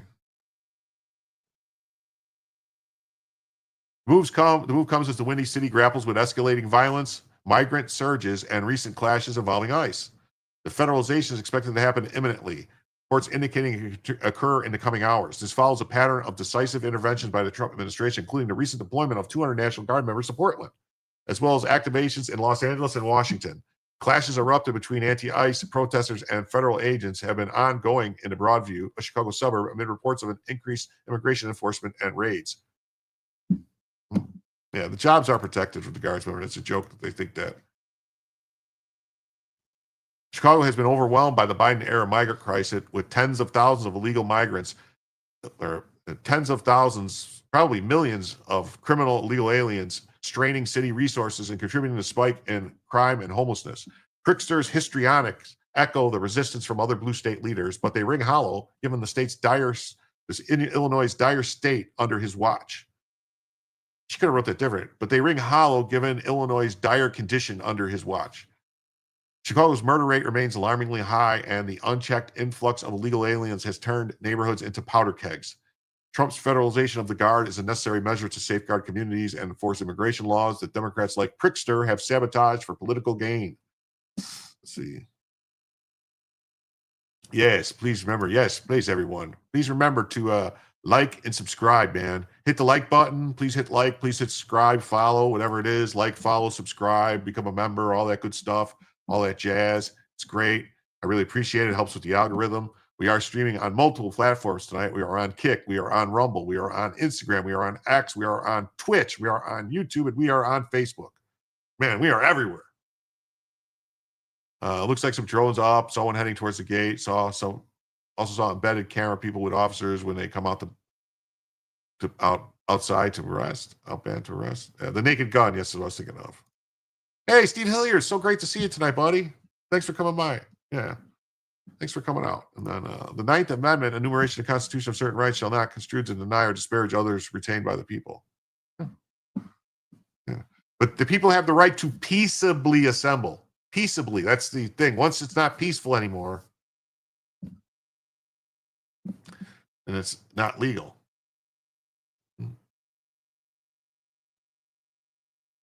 Yeah. Get this. And don't let the left gaslight you and make this go viral. There's a major uproar among leftists and some members of the black community claiming that the recent ICE raid on the South Shore building in Chicago was intended to target black residents. Some are even going as far as alleging that black residents were kidnapped by federal agents. Left-wing media outlets have circulated numerous images of so-called aftermath showing trashed units and general chaos inside the building. What they are not telling you is that the building was already in that condition months before ICE arrived. How do we know this? Wayne Head, who claims to be the former maintenance worker at the building, recorded several videos prior to the ICE raid in early September. In the footage, he explains how illegal aliens from Venezuela had taken over the property, changed the locks on apartment doors, and vandalized the building. Yeah, Tren de Aragua. They go in, they take over the apartment buildings. It's happened in Aurora, Colorado, remember? And they said, well, it's just a couple buildings. It's only a couple buildings in Chicago they took over. The video shows the structure in complete disarray with pools of water, broken doors, units filled with trash, and even with graffiti that read Venezuela. Yeah. Yeah, this is the place that Dem said the ICE was zip tying 2 years old. Yeah, I'm going to get... the videos are clear evidence that the flooding, damage, and squalor were already present long before the agents arrived. Doors had been boarded up, apartments were unsecured and filled with trash, and makeshift wiring stretched across the hallways. Yeah. They're just commies, and they use our principles against us. Yes, they are. They are commies. Mm-hmm. Communism is the very definition of failure. So this is the maintenance guy from that building. I don't know if we're going to watch it all because it's kind of long. Maybe we'll speed it up. We'll see. So they're doing around Chicago, find the most vulnerable buildings and move in. I say move in, they take over. Take over. So they're doing around Chicago, find the most vulnerable buildings and move in. I say move in, they take over. Take on this road right quick. First and second floor today. Go and get it out the way. Check it out. What up? Hola. Hola. Good. Bien.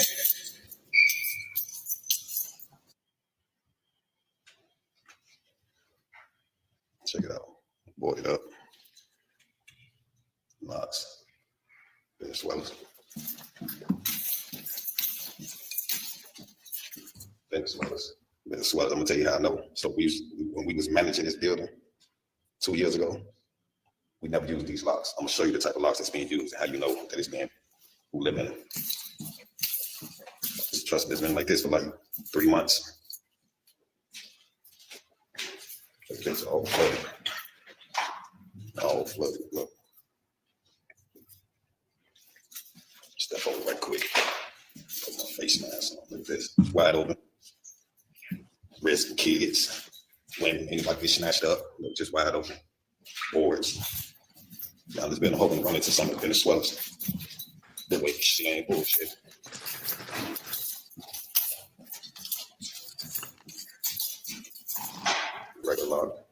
Right. This boil it up. It's the boiler room. You actually got somebody living in the boiler room. It's crazy. See the mailboxes.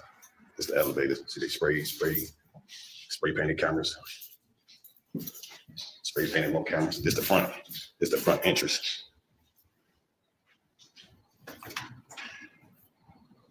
Look at this jungle. It's like New Jack City. Yeah. You can say all windows wide open.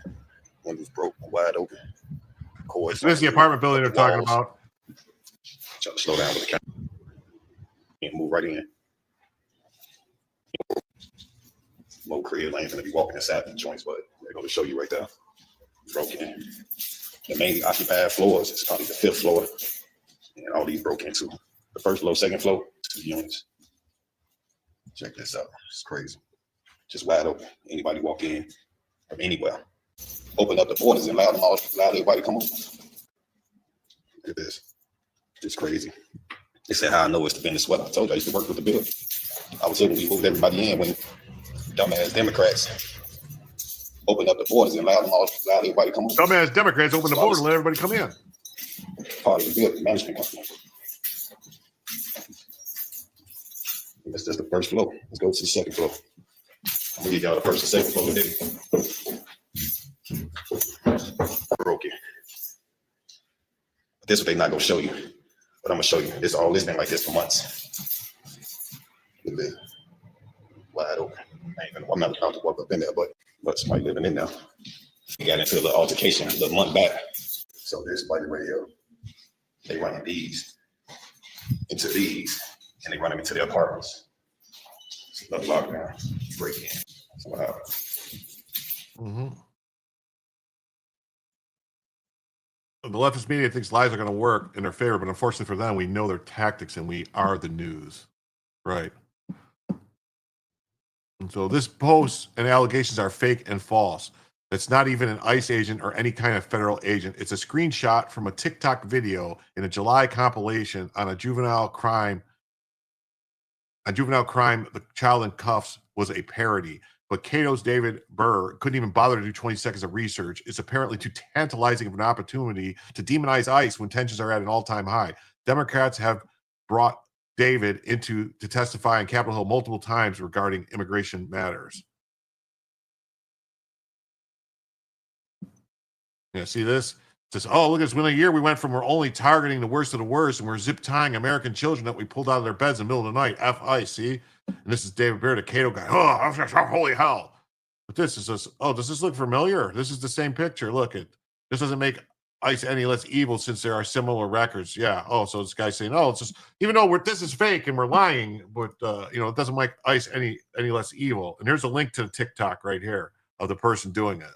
All right. Police officer finds a little girl alone in a parking lot. But the reason will shock the world. Yeah. The Cato Institute's the same people that put out those false studies that Democrats quote saying that illegal immigrants commit fewer crimes than American citizens. It's all exploitative garbage. They could look at the demographics of prison in America, but they don't want to. Yeah, I mean, that's the thing. And spread to Abby Phillips' show without verification. Yeah.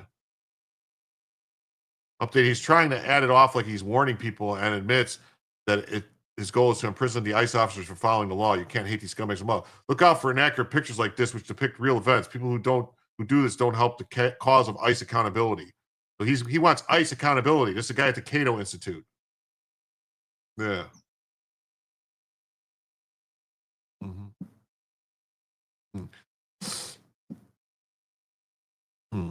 This claim is starting to spread, but it's completely fake, and it isn't even ICE. It's a police officer arresting his own son.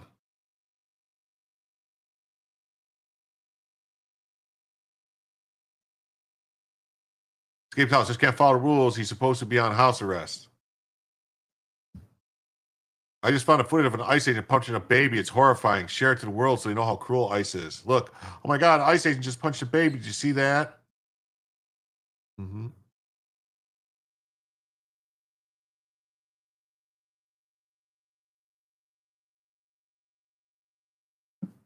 Yeah, you can easily. Here's an alderman in Chicago, actually, Raymond Lopez, who's not a complete Moron. He says, I feel bad for all those impacted that had nothing to do with the migrants or the squatting in the property. However, the better question is why did Chicago's mayor and his administration allow it to get to the point that the feds had to come in commando to address the 37 Tren de Aragua gang members that took over the building? The local alderman and community tried for months to make the city take action, only to have the efforts fall on deaf ears.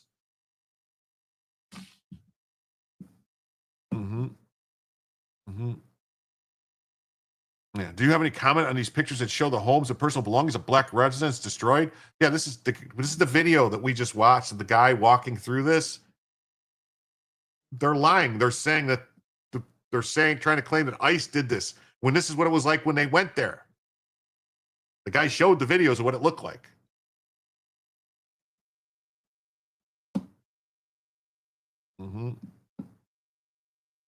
RE apartments destroyed. Here's one image. I have a question. One is, why is the landlord allowing people to live like this? This filth is not from an ICE raid.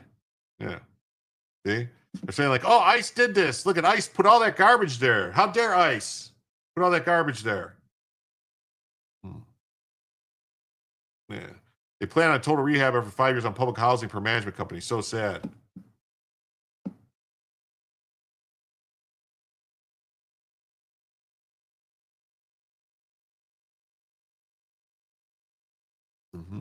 Despite the rumors flying around about the black Americans being detained or deported in the South Shore Chicago ICE raid, it's simply not true. Those targeted were immigrants in a building housing Venezuelan asylum seekers, not U.S. citizens. Hear the real story from a resident. All right. I literally live around the corner from. All right, so let me help you out. Why is the volume so low?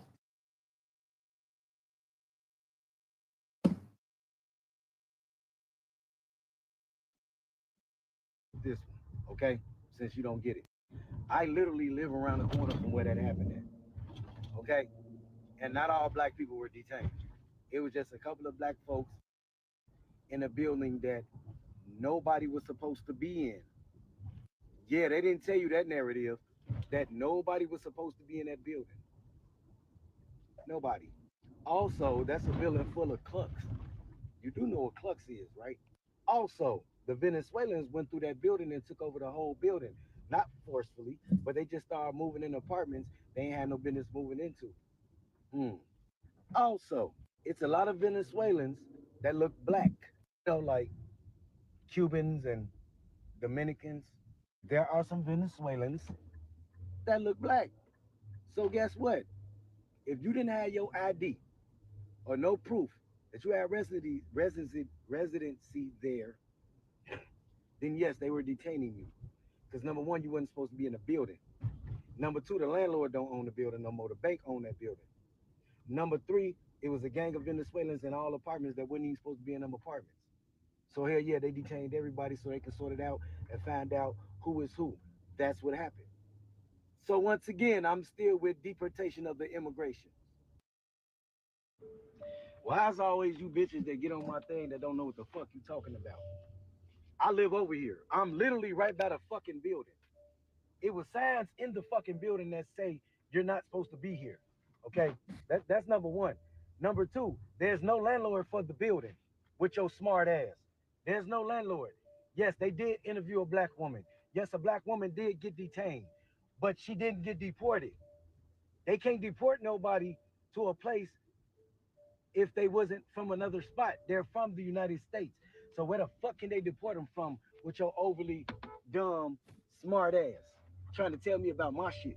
Also, I'm around here right now, and I'm finna show you a video of the fucking building with your overly smart, dumb ass. Understand, I don't talk just because I got lips, bitch. I talk because I got my facts. And I'll repeat it again. It was a lot of people in the building that was not supposed to be there. There's people in the building squatting. Basically, a whole lot of fucking clucks. Also, the Venezuelans took the motherfucking building over. It was a lot of Venezuelans in a building. They ain't had no business being in a building. To deal with all of them, they had to get everybody out the building so they can start picking off who's supposed to be there and who wasn't. They also stated if you had a warrant, your ass getting detained. This is the building with your overly dumb ass. The building was not supposed to have people in there. The building looked like this before ISIS even came to this bitch. So the next time you tell me anything, get your motherfucking facts straight. I live around here, dumbass bitch. This is what they're redoing to the building, dumbass female. Now, when I'm talking, bitch, shut the fuck up and listen, because I know what the fuck I'm talking about. So again, I got proof behind mine. Where your proof at? That I'm lying, bitch. Of the immigrants. Mm-hmm. Why is always you So bitches that get on? that's what this guy has to say. All right. All right. And then we got this. Let's see. Crackheads, clucks. Yeah. Freezing assets, executive order, blocking the property of person involved in serious human rights abuse or corruption. Yeah. Water turned on. Water, Chicago has like, they don't really shut your water off for anything in Chicago. I mean, back years ago, like 30, 40 years ago, your water bill was like $20 a month, if that. I mean, they never used to even track how much water you were using in Chicago, which is like a recent thing in the last like 20, 30 years where they started monitoring how much water you were using in Chicago. But it was like never a thing because they just get the water from Lake Michigan. So it's, Ari Ice, Chicago media. We all know the Democrat media complex lies constantly. What is little recognized, however, is how the primary way they lie is via omission, i.e. the things they choose not to tell you. The ICE raid on a low-income apartment complex in Chicago this past Tuesday night is a stellar example of the phenomenon. Did I hear about the African tribe evicted from Scotland Woods after trying to claim they were taking stolen land? I saw that story a while ago, and I haven't looked at it recently, but I had that story a while ago that they got an eviction notice again, but then they were like, some court was trying to tell them they didn't have to leave. Hey, Daniel Gagax, how you doing, buddy? Thanks for being here. Hey, there's 102 people watching right now on YouTube. I want to ask everybody to please hit the like and subscribe. All right, hit the like button, and subscribe to the channel if you haven't already. Participate in the chat, leave a comment. It helps with the algorithm. We've already made the goal for the first goal for 1 extra hour. We're working on the goal for a second extra hour right now. We are, what are we at? 55 away from the second additional hour. So right now we are an hour and 47 minutes in. So we got roughly about an hour and 45 minutes to go on the show unless we hit the additional second hour. I want to thank everybody who's here tonight for joining. Really appreciate it. The people on all the platforms. So the internet is flooded with reports from legacy media outlets on this raid, literally every one of them which portrays the raid as some sort of Gestapo, like an attack on peaceful citizens. To back this up, these hundreds of reports all quote or cite the same 5 people: Per Tissue Fisher, Ebony Watson, Daryl Ballard, Ebony Sweets Watson. So that's the same person. I hope you guys know Ebony Watson, Eboni Watson, and Ebony Sweets Watson. That's the same person. They just spelled the name differently. And Dr. Ali Muhammad. Of those 5, 2 actually live in the building that was subject to the raid, and the other 3 lived in the neighboring buildings. Wouldn't that be weird that there's 2 people with the same name, just one spelled slightly different? I'm not buying it. All 5 spoke of the raid in terms like a German Jew in 1933 might have spoken of the Kristallnacht. Their accounts were uniformly condemning what they perceived as an act of abject tyranny. But step back for a second and consider this reporting critically, please. The ICE raid captured 37 Tren de Aragua illegal alien narco-terrorists and 1 U.S. citizen wanted for a felony drug violation. Chicago is the murder capital of the USA. Average Chicagoans in low-income neighborhoods live in fear for their own lives and the lives of their children from random gunfire. Tren de Aragua are a literal murderous savages gang. They terrorize those who live in and around them. They ruthlessly kill. They do so without regard for human life. And they don't care for even those of their gangmates. Well, they do. Well, anyway, they terrorize the residents of buildings like the one that ICE just raided. The news reporters found just 2 residents of the raided building who spoke in fear. Where did they cite the hundreds of other residents who now feel safe that their murderous terrorist neighbors were taken away? Where did they cite the residents who can now live in peace without fear of random gunfire ripping through their windows? Don't tell me these people don't exist, because we all know human nature and we know they do exist. But no one in our globalesque media thought to talk to them. Or more likely, they did get those accounts and of the relief and the happiness, but they chose not to publish them because, reasons. The real answer is in verbiage. Venezuelans are not Americans. Yeah.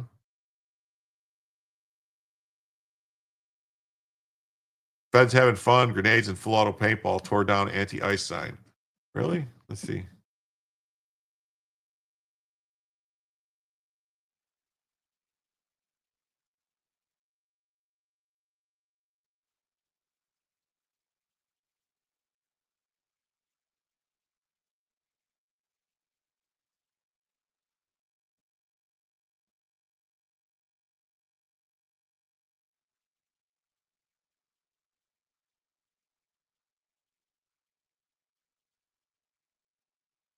More shit going on down there too.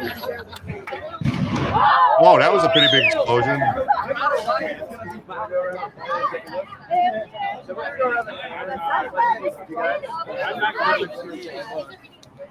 Everybody's up there.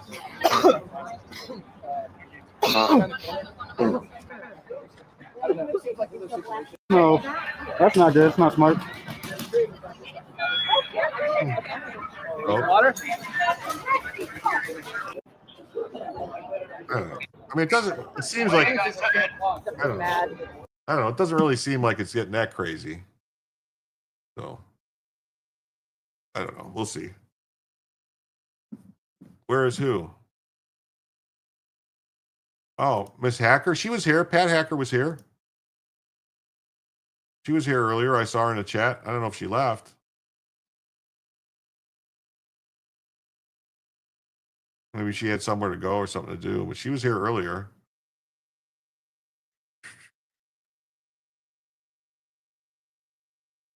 See? I hate those megaphones. She was here. She might just be, might have stepped away. She might have went to bed. It's getting late, you know. Yeah. And remember, we are not completely through year one of Trump. I can see a lot more illegals being removed in the next 3 years. Yeah, I mean, a lot got to go. You think you hate the media enough, but you don't realize, too, why the lying of omission is important. Democrats need our cities to be crime-ridden. Crime causes poverty. Poverty causes government reliance. Government reliance means Democrat votes. And Democrat votes means power for Marxist Democrats who rule in the killing zones. There's no way the media can be allowed to report on success of fighting crime that benefits typical Democrat voters. No way. Last point, all these X posters you see bemoaning this raid, I guarantee you that almost all affluent white Democrats who never faced the terror of an illegal alien organized crime across the hall. These rich, brainwashed neo-Marxist buffoons champion crime over law and order because they never faced that crime themselves. The people are the most disgusting of the lot. When you see news reports like this, please always ask, what did they not tell me? 37 people arrested and American kids separated from parents after ICE raid at Chicago Department. So what they're saying, maybe they're saying that there was kids that were born to illegal alien invaders that shouldn't be illegal, shouldn't be American citizens because, you know, that's not the way the law actually works, and that's what Trump's trying to fix. But, you know, or another point, when confronted with the Marxist Democrats attacking this raid, a very simple and effective rebuttal is to ask them, why do you support the murder of innocent American citizens in Chicago by illegal alien narco-terrorists? Make them answer that question. Do not let them evade it. We just want to add, their drugs kill. Anyone in the TDA drug supply chain should get the same prison term as a mass shooting perp because he has probable cause more deaths. We got a local reaction to the ICE raid is happy as hell about the arrest. And they're frustrated about the citizens. Paddy Wagon's close. I don't know. Yeah, they call them champagne socialists in the UK. A few Americans were briefly detained during a sweep, which understandably frustrated some locals, but the detentions were largely about safety and securing the area. One resident, Taikisha Clark, captured the mood perfectly. I don't like the way they did it. I'm happy as hell they got him up out of the building, but I don't like the way they came in and did it. Right? We asked why. Because us Americans, we didn't have nothing to do with it. We didn't bring the Venezuelans over here. They did. A raw and revealing snapshot of how Chicago residents are reacting to the ICE crackdown might also be a good lesson for ICE in improving and streamlining the citizen verification process for next time. Yeah. The megaphone girl in Portland got dragged inside and everyone cheered. I think we saw that earlier, Queen. I think we saw that earlier. So let's see here. This is a, you know, is your take on this enhanced immigration enforcement that we've seen here in Chicago? I don't like the way that they did it. I'm happy as hell that they got them up out the building, but I don't like the way they came and did it. What is it about the manner in which they did it you don't like? Because they, us Americans, we didn't have nothing to do with it. We didn't bring the Venezuelans over here. They did. What is your take on? They did, as in the Democrats brought them up over in here.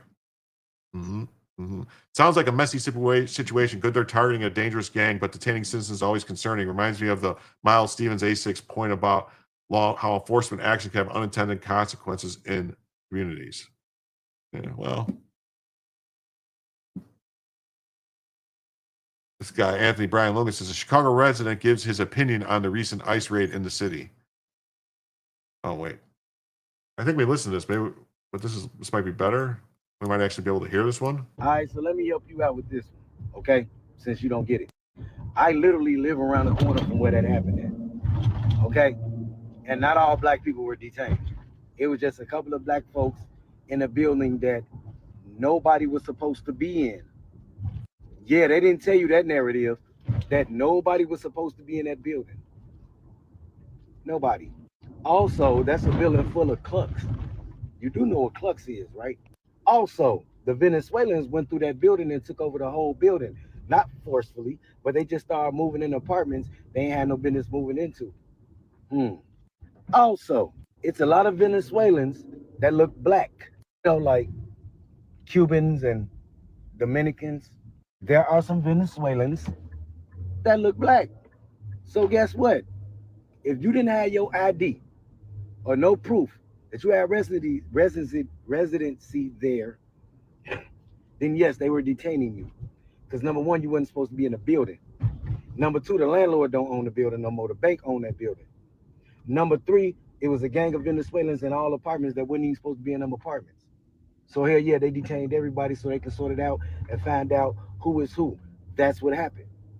So once again, I'm still with deportation of the immigration, of the immigrants. Yeah, he's still with it. I'm with it too. You guys with it? You guys with it? I'm with it.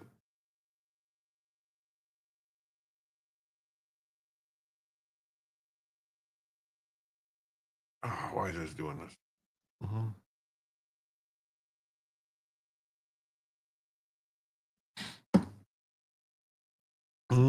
I'm with it.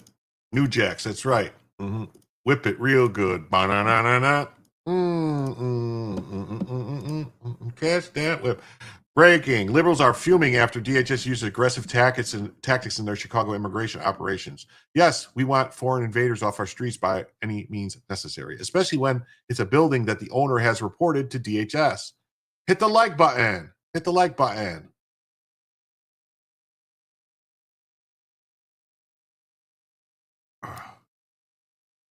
Sharing some of the descriptions in Chicago reporting of the scene left after this raid of American citizens coming home and just finding their belongings strewn everywhere and of it just being a wreck. You know, if American troops behave that way on foreign soil and I just heard it. Nobody was supposed to be in the building. You saw what the building looked like before the raid with all the doors broken into and all the stuff everywhere. So this is just more lies. Just lies. Ransacked, you know, a local community's homes, there would be consequences. What about in this case? So you're saying that it just is so hard to sue the government and they're just taking this approach of throwing everything at what they see as such a threat, and it's going to take a while to catch up in the courts? Yeah, unfortunately, this is an administration that doesn't believe in oversight. Just a couple of months into their time in office, they actually moved to eliminate internal oversight bodies at the Department of Homeland Security, including the DHS Office of Civil Rights and Civil Liberties, on the absurd explanation that having an oversight body slowed down immigration enforcement. And so even if I mean, you guys going to look at this person that's on screen right now and tell me that you wouldn't suspect that he's got some shady shit on his computer? I mean, that to me is a pedophile when I see his face. My opinion. If I had a picture, if I close my eyes and I go, what does a pedophile look like? It's that guy. if there were violations of policy, we've already seen this administration is uninterested in any kind of internal oversight. And when there's external oversight, they're blocking members of Congress from even going inside detention facilities as they have a right under the law. There will likely be lawsuits and there will be likely efforts to stop the administration from conducting similar raids. But right now we've seen that aggression is the number one aspect of these raids. And that means that they're trying to move before the courts can stop them. Aaron, let me get your thoughts on this decision by the Supreme Court that basically allowed the Trump administration. Oh, yeah, that basically allowed the Trump administration to follow the law and do it. Yeah, do it. Yeah, great minds think alike, Patrick. Great minds think alike. Yeah, that's a jinx. Yeah, we've got rope. Yes, we do. What's with that guy's head? Mm-hmm. One dose of testosterone may change the Democrat Party. Well, the problem is the only people that are on testosterone in the Democrat Party are the women. Huh? Even at work, those guys have to be moved from an office or you're going to lose good employees. Yeah. Hey, Mr. K, how you doing tonight? So nice of you to stop by. Great seeing you. Snarf, what's going on, buddy? Nice to see you, too. If I didn't see you earlier, I'm sorry. Oh, I was held up. Can we start over? Well, the good thing about the news, Mr. K, is it's just constantly going. It's a nonstop type of thing. So, new at the behest of Prickster, leftists are following, chasing, and abusing ICE throughout Chicago. Here, agents were forced to deploy tear gas to escape a mob. Prickster's persistent Nazi rhetoric is designed to incite violence on ICE and Border Patrol.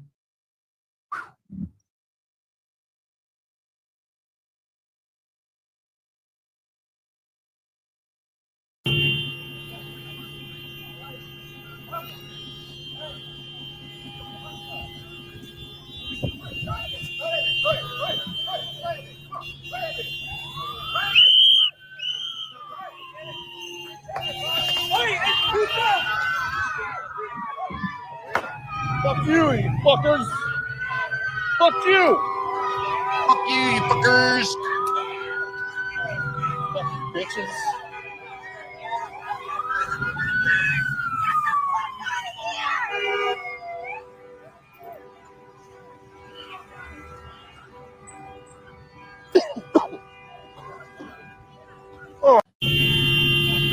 Just crazy talk, right? Just crazy. Mm-hmm. Crazy. Where are we at here? Here.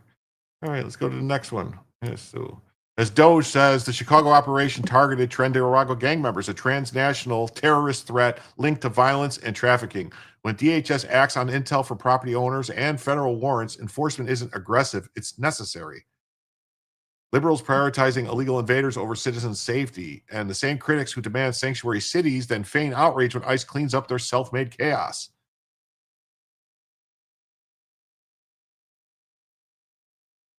The lefties are freaking out about this footage because apparently there's a latchkey child care center there and some kids inhaled tear gas like it's ICE fault. What are they supposed to do? They blocked them in. You saw the motorcycle there and all the people doing their stuff. I mean, you can't do things and provoke, and threaten ICE and threaten federal agents or any police, and then when something happens, like they got to gas you to get you away so that they're safe. I mean, would they rather use I guess maybe they should just go back to the wood shampoo. That would be the easiest thing to do. Just get out the old mahogany stick and apply it liberally to the head, neck, and chest area. Mm-hmm. Visa holders glorifying violence or aiding gangs forfeit their privilege to stay. No apologies for deporting criminal aliens. Secure the borders. It's not negotiable. Mm-hmm. What's Joe says? I relate. The mind says go. The body says not now. Yeah. Wood shampoo. It'll solve all the problems.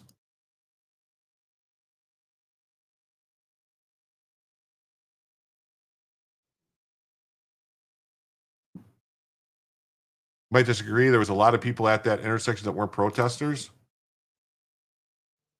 I don't know. Then they could police themselves. I don't know. If it was my neighborhood and some neighbors or some people were causing that shit on my block, you better believe I'd be out there straightening it out myself. That's how it used to be. You policed your own neighborhood. They need the cops. They're definitely hiring all over the federal government. They even have a $50,000 sign-on bonus, and they'll relieve any student debt you might have.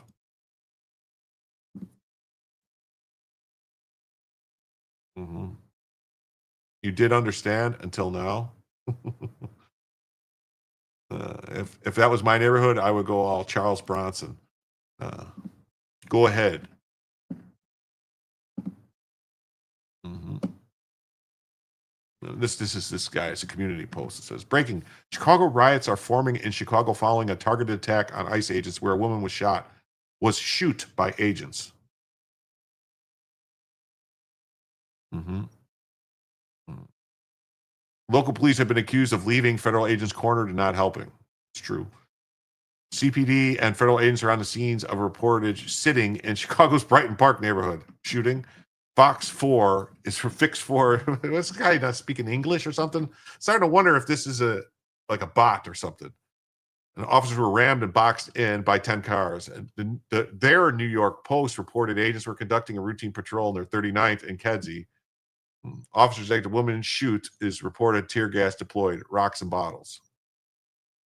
I don't know if I saw this one. Looks a little different.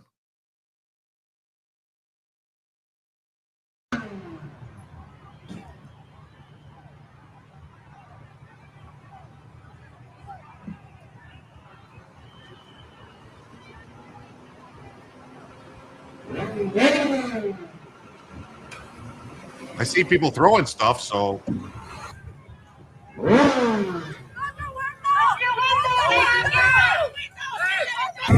Oh my God.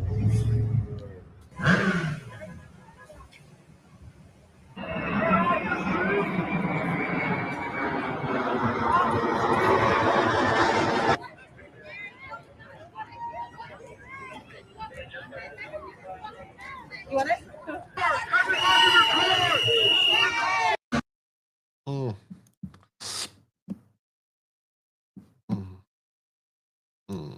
Chicagoan is going off on the people lying about what really happened at the apartment building in Chicago. You were watching a leftist live. I was watching a leftist live stream earlier. Caravans following ICE around everywhere they went. That's what they're doing, and they're being because the governor told them to do it. The governor is on film telling them to do it. You swear gas canisters are getting more and more effective? Mm-hmm.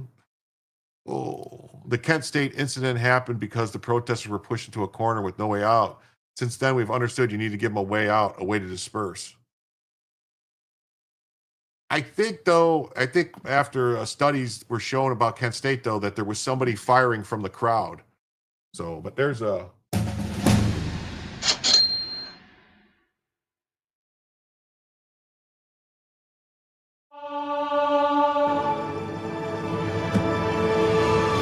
Thank you for the $10.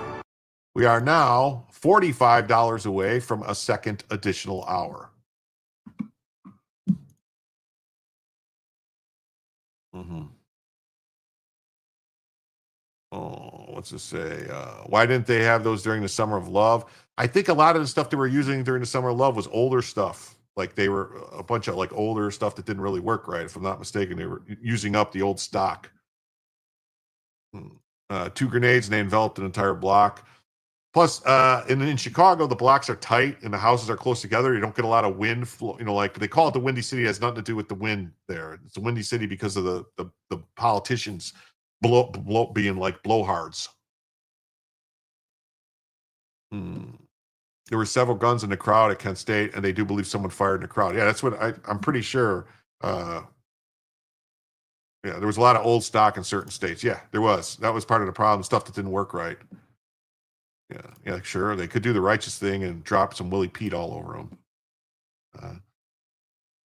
This is why it can't be an ICE, the physical fitness test. You must pass a physical fitness assessment that includes components like kneel, stand test, push up, and cardiovascular endurance. Well, no, it's not. I mean, it does get windy by the lake, but I'm saying that the reason it's called the Windy City was because of all the politicians being blowhards. I mean, you could look it up. Mm-hmm. This person in Twitch has a question. What do I think about Trump making such that men with beards can't join army.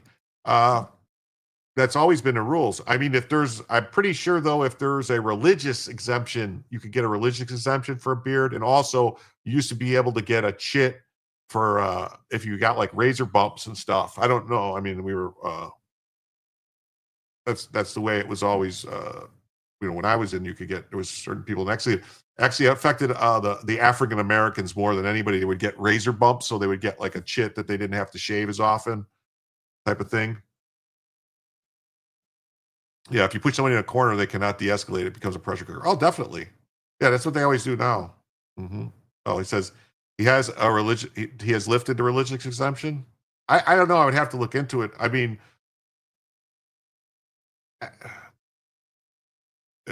yeah, no beards is a return to normal. It's the way it always was before. I don't know. I mean, I got bigger fish to fry. Yeah, it used to be you couldn't have tattoos. Yeah, you used to have to get someone to sign off on a tattoo, or you could get in trouble if you got a tattoo. So, no.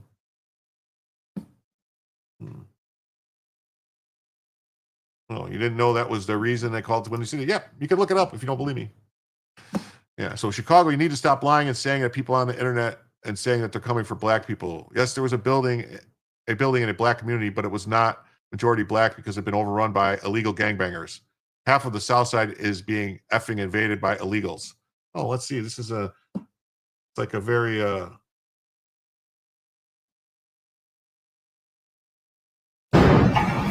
Chicago, you need to stop lying and saying, and people on this internet need to stop lying and saying that they're coming for black people.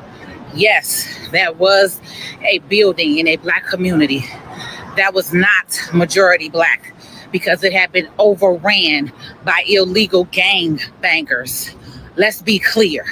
So why everybody want to keep throwing that narrative around? Half the South Shore is fucking invaded by illegals. That's the truth. So don't get on here saying black people are being came for. They're coming because they're in our neighborhoods and our communities. That's why. So yes, they're going to go in buildings where black people live and sleep because they put them in buildings where black people live and sleep. South Shore, born and raised. I know what I'm talking about. Stop pushing that narrative because it's not correct. So for those who was questioning about who I am and where I'm at, this is Adam Clayton Powell. This is the building that everyone is in an uproar about. So as I said, South Shore, this is your community, your neighborhood, and this building was not majority black when the ICE came the other day. Yes, black people were affected, but this building was overran by illegal Venezuelan gangs. And I just had several conversations with residents who are moving their stuff out of here that confirmed that. So stop letting media put that false narrative in your head that somebody coming for you, because they not. You was born here. You was born on this land. Rise up and stand up on something and stop letting any and everybody tell you something. That's right. That's right. That's right. Tell them. Yeah. Yeah. Below the sleeves, you used to have to get a permission thing. Like he said in the Air Force, you had to get a waiver for your security clearance. Yeah. Got a waiver for a hand tattoo. Yeah. You go, girl. You tell them. Ain't no playing. Ain't no playing. Gotta go.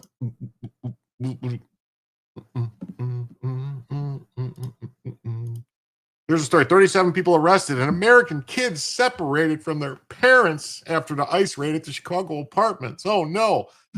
Does anybody know what happens to Americans when they get arrested, to their kids? I mean, doesn't matter anybody, your kids, it's called going to jail. You don't take the kids with you to jail. Remember, you thought the replacement theory was just a conspiracy? Yeah, remember? But then they were telling us all that, and then once people started noticing that it was actually happening, because the Democrats were saying 20 years ago, the Democrats bragged about it and said, America's going to turn brown. We're going to replace all you people. We're going to do this. We're bringing in the people.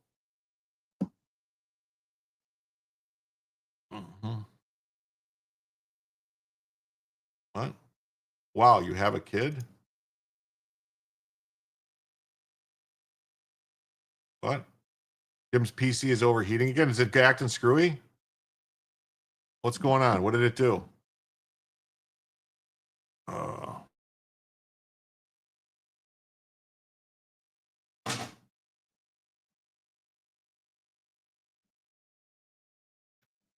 What did it do? Does it glitch in or is it what's happening? Tell me what it's doing. Explain it to me.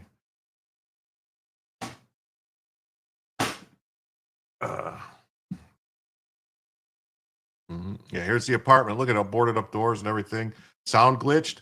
Oh, well, I don't know. I think it's StreamYard that's doing it.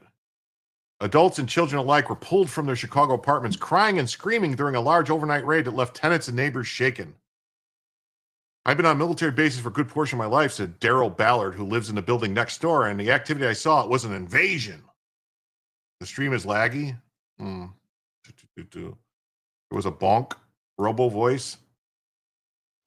Hold on. I don't know.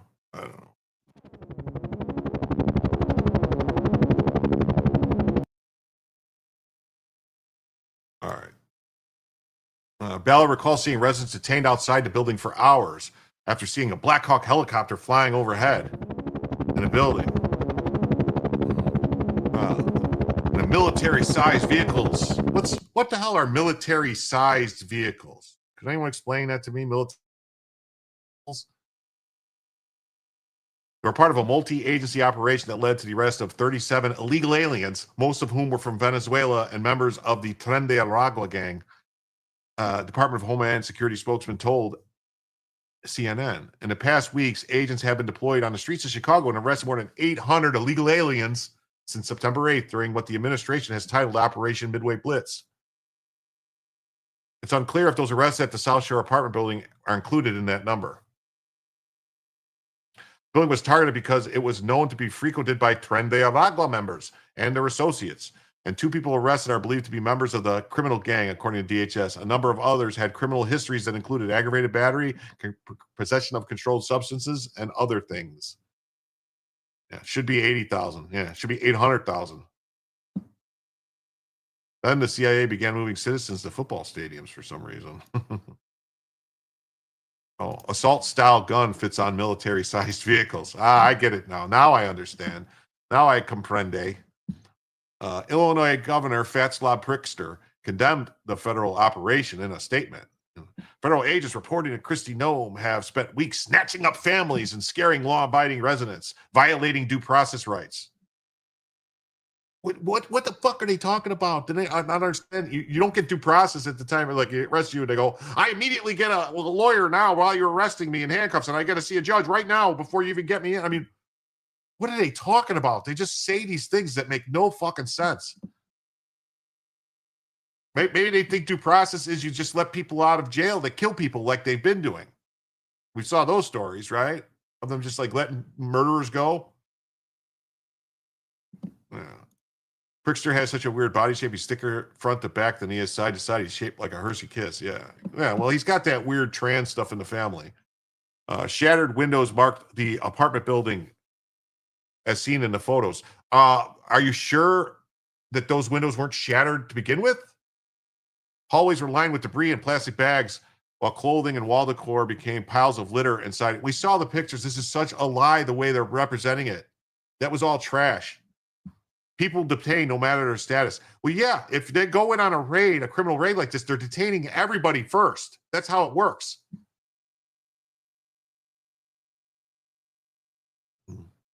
Several exterior windows in the complex were seen broken in the aftermath. How do you know they weren't broken to begin with? Where's the screen? Huh.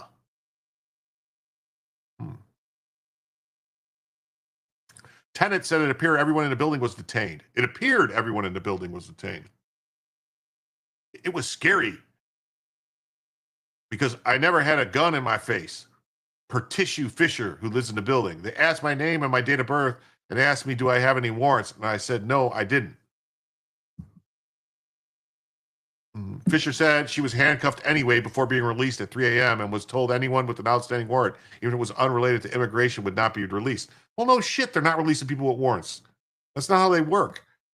At least one citizen with an active warrant was arrested. Ballard said the majority of those he saw handcuffed were black residents, and quite a few.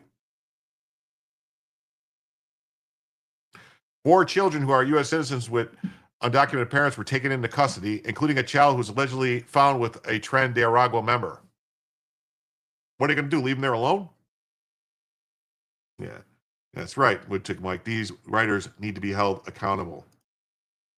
For their own safety and to ensure these children were not being trafficked, abused, or otherwise exploited, the children were taken into custody until they could be put in the care of a safe guardian. It's exactly what they're supposed to do. Yeah. 2 or 3 hours seems like they worked pretty fast. Yeah, I'm guessing that's either a fake name or I don't know.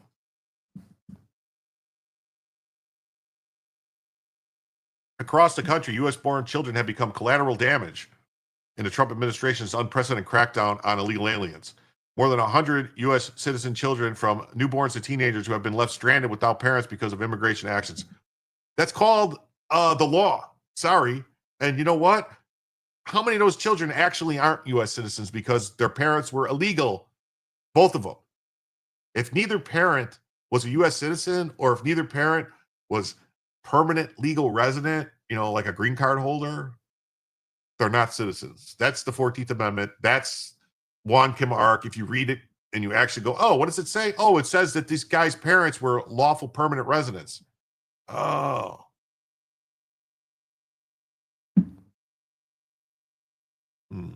Immigration attorneys and advocates. Another neighbor, Ebony Watson, said she and others ducked for cover when hearing several flashbangs. They were terrified. The kids was crying. People was screaming. They looked very distraught. I was out here crying when I see this little girl come around a corner because they was bringing the kids down and had them zip tied to each other. Recalling the trucks and military-style vans were used to separate the adults from the children. So now it's military-style vans. What's that you say? Repeal the 19th? Mm-hmm. Yeah. The 14th issue does need clarification. The Supreme Court's going to have to rule on it now because Trump pushed it to the limit, so they're going to have to. Mm-hmm. Federal law enforcement will not stand by and allow criminal activity to flourish in our American neighborhoods. That's right. That is right. And look at this picture. He's like, this lady's like, where can I get a sandwich? And he's like, go over there and get a sandwich. Use the proper term. Invaders, not illegal. Huge difference legally. Okay.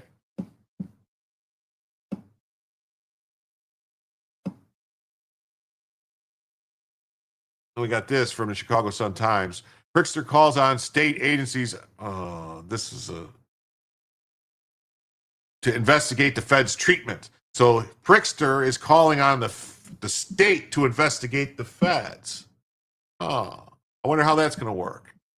Pritzker is directing the State Department of Children and Family Services to evaluate how children were treated during an aggressive immigration raid this week. Are we really? You really think? What are you going to do? Homeland Security said agents with Border Patrol and FBI ATF arrested at least 37 people, making it one of the largest operations executed since the start of Midway Blitz. And it says military tactics should never be used on children in a functioning democracy. Really? Did he say that when they were raiding houses at 6 a.m. with rifles because people were trespassing on January 6th? Because we saw those raids, right? They were using flashbangs in kids' beds, remember? And that was fine. And those were all U.S. citizens, baby. They were investigating him for it and then dropped it. Lucky for him. You heard about the tax fraud Pritzker was doing in his mansion? He had all the toilets removed from his multi-million-dollar mansion, so it was considered non-habitable, cut his taxes by $100K. Yeah, I heard about it. Yeah. Pritzker said 2 state agencies will contact family and children impacted by the raid to gather information. If they receive allegations of suspected abuse or neglect, the governor said the state will move to hold the agents accountable, which could include collaborating with local law enforcement as necessary. This guy wants a civil war. That's what he wants. The feds have said that some 37 arrests at the building at 7500 South Shore Drive are believed to be involved in drug trafficking and distribution, weapons crimes, and immigration violators. They also claim the neighborhood was a location known to be frequented by Tren de Aragua. We saw the people that live there come out and say it, that it was all taken over by Venezuelans. Why would they lie? One resident said agents broke through his door and dragged him out in zip ties. A resident in the neighborhood said he saw agents dragging residents, including kids, out of the building without any clothes on and into a U-Haul. Listen, we saw the one guy who worked there and said there wasn't nobody supposed to be living in the building to begin with. Last night, ICE stormed South Shore with armed raids that terrorized our community, said Rep. Robin Kelly, whose district includes the apartment building. These reckless tactics don't make us safer. They sow fear and distrust. Well, clearly it made the people safer that were being held hostage by the Tren de Aragua guys. Yeah, Pritzker's action comes after local officials lodged 3 criminal investigations against federal agents over their interaction with protesters at the ISIS facility in Broadview. Let's see how that's going to work out for them. Imagine being a child awake in the middle of the night by a Black Hawk helicopter landing in your neighborhood. Imagine an armed stranger forcibly removing you from your bed, zip tying you. Yeah, it happened to 1,600 fucking people from January 6th that were trespassing. Yeah. This didn't happen in a country with an authoritarian regime. It happened in Chicago. So was it authoritarian when Biden did it to all those January 6 people? When the FBI went around the country tracking people down? That was fine. They were fine with that. Mm-hmm.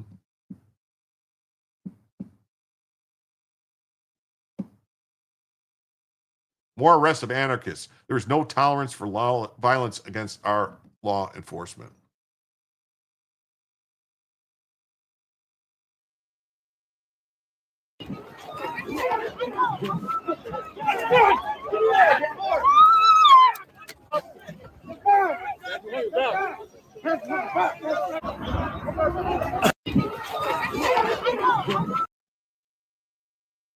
Patrick says, to be fair, it sounds like there was already people doing that sort of thing before the Fed showed up. Seemed armed robbery and assault was common there. Yeah, that's right. Back in the 80s, it was normal to see National Guard every now and then. National Guard was deployed in the 90s. National Guard was deployed in the 2000s. National Guard is deployed frequently. National Guard was deployed to Little Rock, Arkansas, so that a little black girl could go to school. Nobody said nothing. Actually, that was 182nd Airborne. 82nd Airborne was deployed during the Rodney King riots. I think it was 101st Airborne that was sent to Little Rock so that little girl could go to school.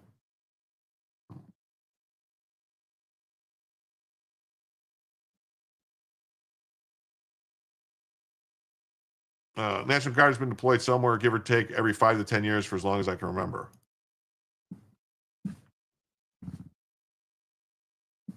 Way to justify violence. I'm not justifying violence. I'm just saying violence is going to happen. The government is people that have the right to do violence on us. It's just the way it is. The politicians are probably worried that their lives are in danger from organized criminals due to the payoffs. It's possible. It's possible. No, not just the National Guard for the LA riots. No, you can look it up. George H.W. Bush sent the 82nd Airborne into LA.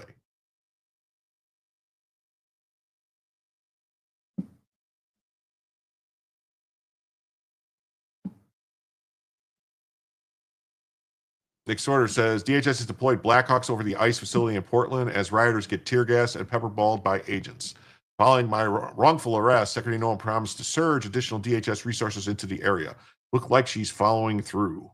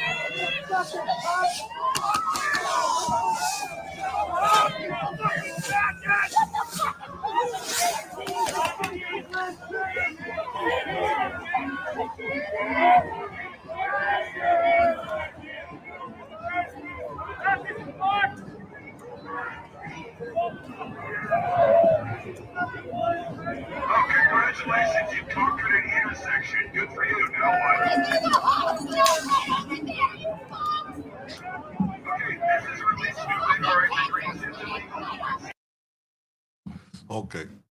Well, Heck says she'd be fired unless those National Guard troops are there within 24 hours. Well, we got a story that we're going to get to in a little bit. A judge in Portland just told Trump put a temporary restraining order saying they can't deploy the National Guard. So a judge now is the commander-in-chief of the military. These people know that when the reserves and National Guard are patrolling streets for over 30 days, they are on active duty status, just like the 82nd would be, Title 10 status. Not a real medic. We need a LARP medic. If we send an exorcist, will they all leave? That might work if we could, we can exorcise the demons out of there. We need to get a B-2 to fly over with a payload of sombreros. Yeah, that would be funny. That would be funny. Just in, federal agents have been spotted storming out of the ICE facility in Portland to begin arresting Antifa. This one FAFO'd real quick. They must keep arresting these scum so they learn a lesson. Why don't they bring out the water cannons? I don't know, man. I think it's frowned upon since the 60s because they kind of they kind of abused it in the 60s and it looked bad. And then I've got another person here. Can we say Portland's a shithole? Yeah, we can say Portland's a shithole. I mean, it didn't used to be. Portland used to be beautiful. She put a temporary hold on Trump's order. Her name is Karen. Literally put a restraining order on the Department of War also. Yeah, I don't think it's going to fly. I really don't. I don't see how that's. I mean, that's literally a coup by a judge. That's a judicial coup. The president has the authority by the Constitution and by statute to do what he's doing. And the judge is, no, I don't think so. I think I know better than you. Yeah. Since the civil rights era, they no longer use dog or water cannons on protesters. Some states made it a law, but more or less it's just a faux pas. Yeah, it is. Let me say hi. So hold on a second here.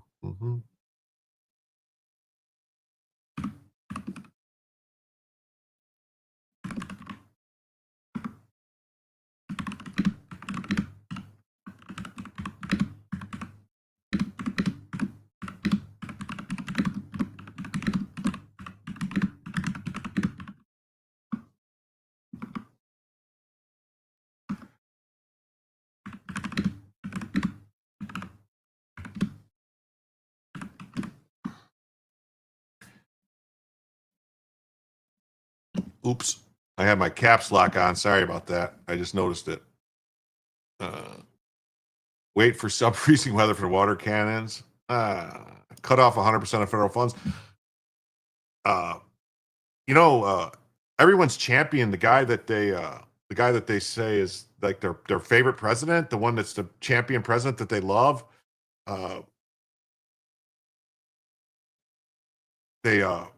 Was Abraham Lincoln, and you know what he did when judges started making these doing stuff like this? He started arresting judges. That's what Lincoln did. Everyone's hero. Was he a tyrant? Was he an authoritarian? Kinda. Oh, thanks. What do we got here? Arrest all the public servants that aided Antifa, definitely. Yeah. And just in, a federal judge demands Trump swim down and get the drugs and reassemble the smuggler's boat.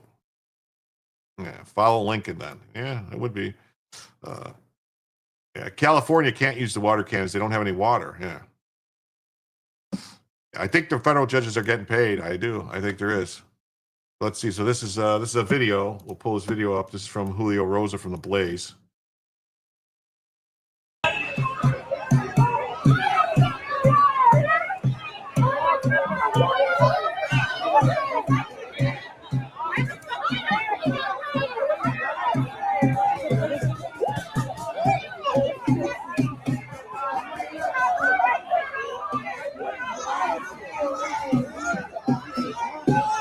What's up, brother?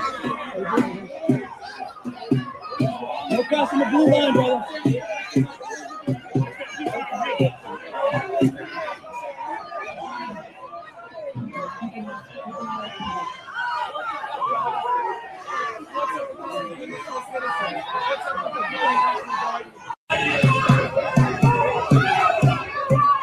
All right, cool, Raul. Let's go. So, Portland's ICE facility chaos is exactly why the Uplift Act exists. Sanctuary policies enable lawlessness. When federal agents arrest violent agitators obstructing enforcement, it's not overreach, it's restoring order. The act mandates full cooperation between law enforcement and DHS to target criminal aliens, yet Portland politicians still shield those assaulting the officers. Every arrest here proves that we need uncompromising enforcement. Tren de Aragua and cartel operatives thrive in these zones of chaos. To fund the bureaucracy, fund the beatdowns. I don't know about beatdowns. Let's just call them beatdowns. The evidence of the organized criminal exploitation in sanctuary cities is mounting. I keep one of them old 2.5-foot hickory sticks hanging on the wall next to my front door.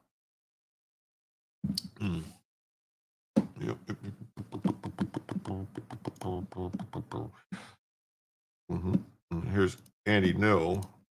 Says federal agents aren't tolerating rioting outside the ICE facility and are making prompt arrests of the far left extremists who gathered outside to besiege the building. Their numbers are thinning. So here's a 30-second thing from Andy No.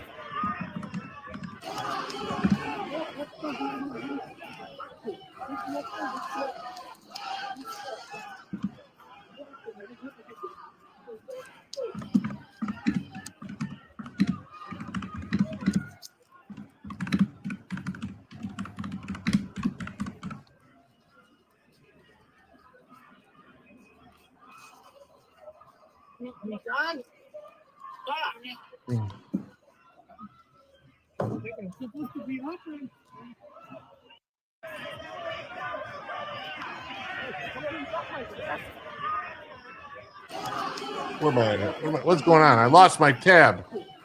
Sorry, I lost the tab. I was like trying to figure out what was going on there.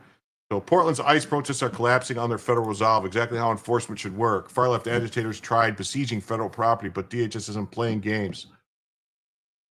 Sorry about that. I lost my tab. I was trying to find it. Welcome to Jim Typeshoe. I was fixing the goal because we passed the 2.5-hour mark. So I was setting a new goal for this hour. If we reach the new goal of the additional $45, then I'll add another hour. You know, because it's for every $75 is an additional hour. So I was just trying to set it up. That's all in YouTube chat.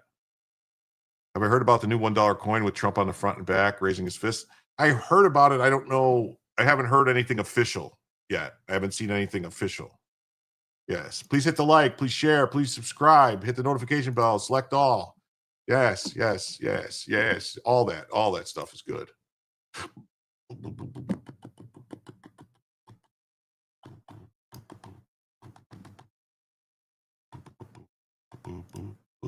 Oregon's leaders cry overreach. Oh, yeah, here we go. But Portland's ICE class, DHS isn't playing a game. Proper refs and the National Guard deployments under Title 10 authority shut down the chaos.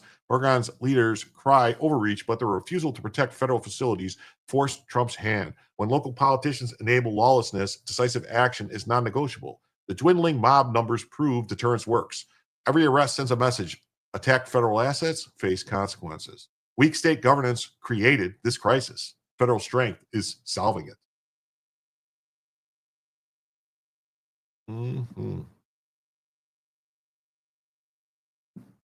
We got this. A driver in Portland, Oregon, was forced to turn around after driving on the street anti-ICE protesters are on near the ICE facilities. Protesters shouted at Portland officers, "No one respects you. You don't even have authority anymore."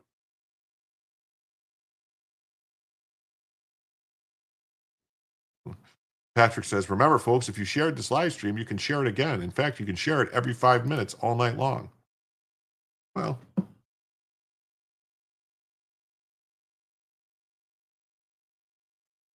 looks like a Lincoln Navigator.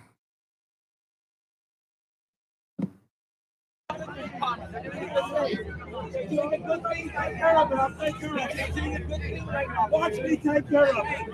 All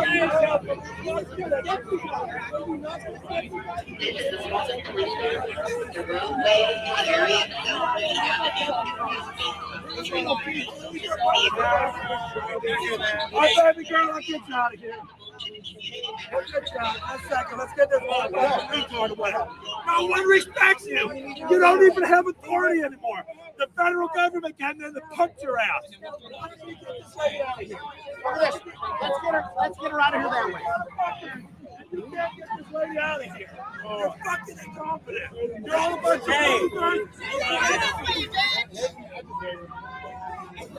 What? How many?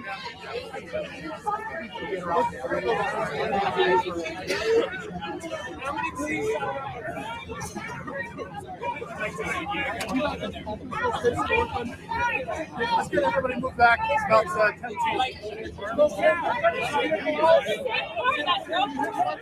feet. Okay.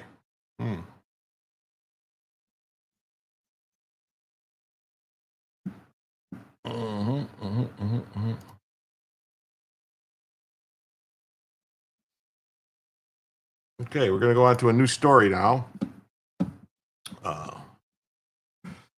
What's it say? Oh, yeah, Karen Emmergut. Yeah. Hello, all. Got a late start because I had to watch my Tigers. We'll have to go back and watch the beginning, but it's good to be here tonight. Well, thanks for coming by, Vince.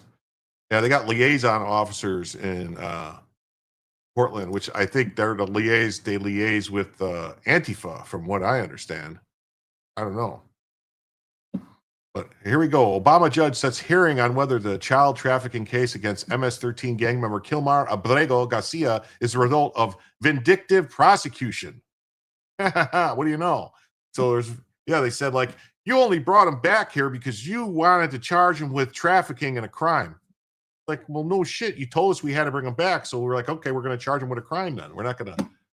What do you think this is? We're not going to charge him with a crime that we know that he committed crimes? We're just going to let him go? I mean, that's not how it works.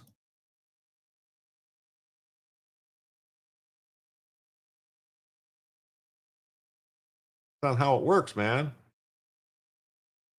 Mm-hmm.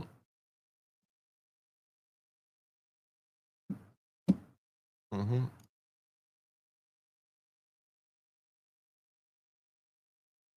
Yeah, nothing happening in Portland. I just checked. Nothing happening live.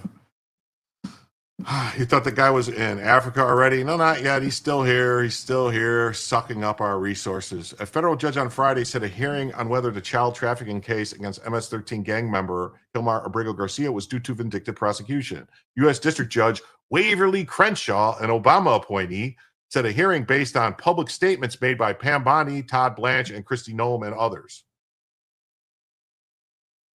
Kilmar is an El Salvadorian national who was illegally in Maryland. In 2019, an immigration judge ordered him, a member of MS-13, to be removed from the U.S. After a months-long court battle over his deportation, Abrego Garcia was transported back to the United States from El Salvador to face criminal charges.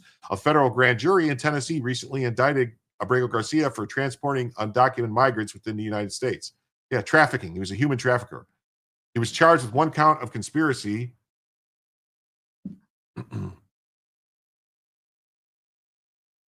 Let me fix Bella's camera for you guys. There you go. There's Bella. There goes Bella. Okay. He was charged with one count of conspiracy to transport illegal aliens and one count of unlawful transportation of illegal aliens.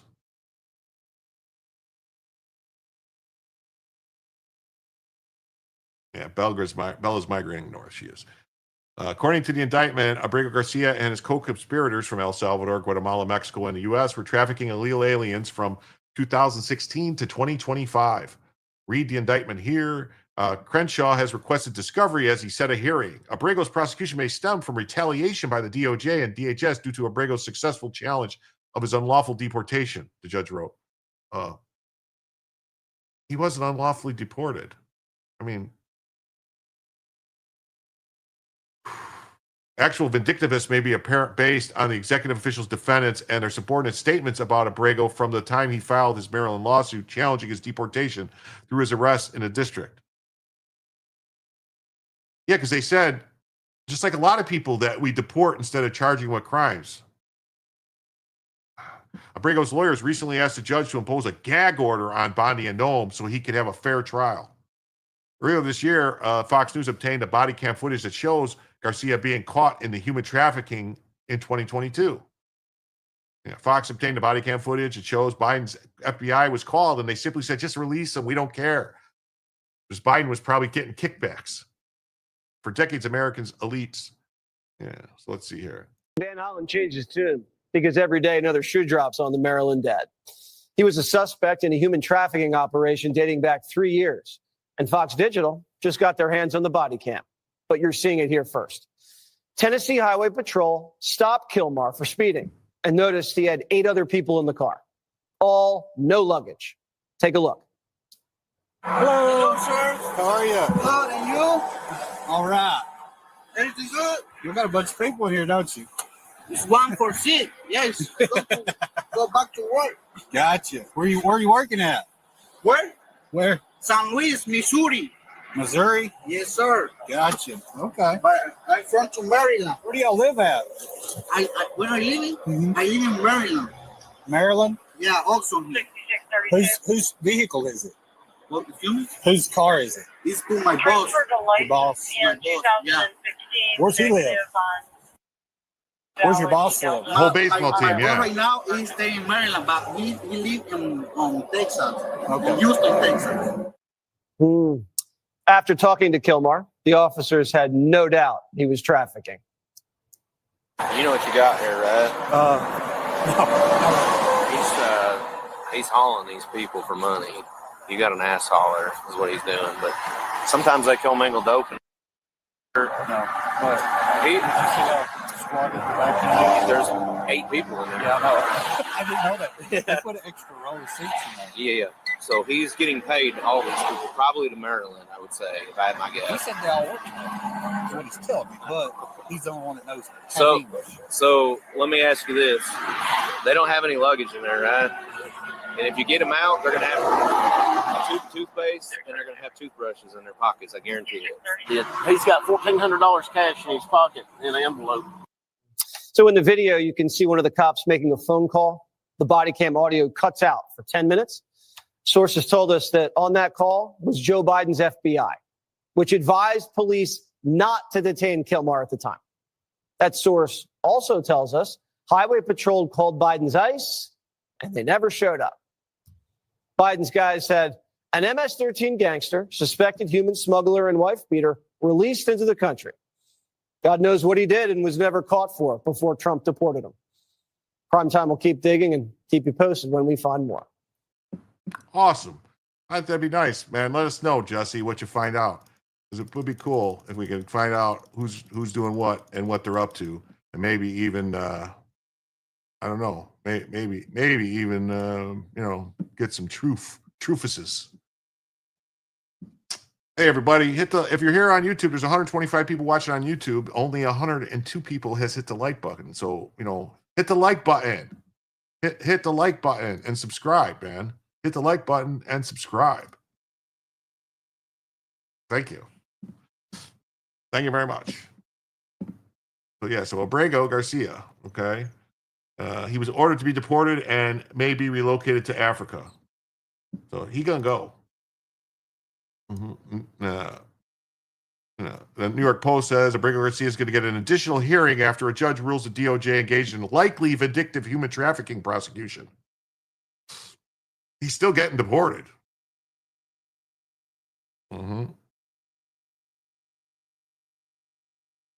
García, y siempre quiero que recuerden que hoy puedo decir con orgullo. CASA, see this group, this CASA? This is a communist organization that's strictly about overthrowing the U.S. government. It's backed from all types of other Marxist organizations. And they're all working together. We need to get them all of them, and label them the same. Que estoy libre kill Mark Abrego Garcia, the Maryland man at the center of a media firestorm earlier this year. Yeah, he's got to go. The MS-13 gang member should receive another court hearing, a judge ruled. The Department of Justice engaged in likely vindictive human trafficking case. Nashville judge Waverly Crenshaw. Anyone want to guess what he looks like? Ordered an additional hearing to determine a motion from the lawyers presented evidence of vindictiveness.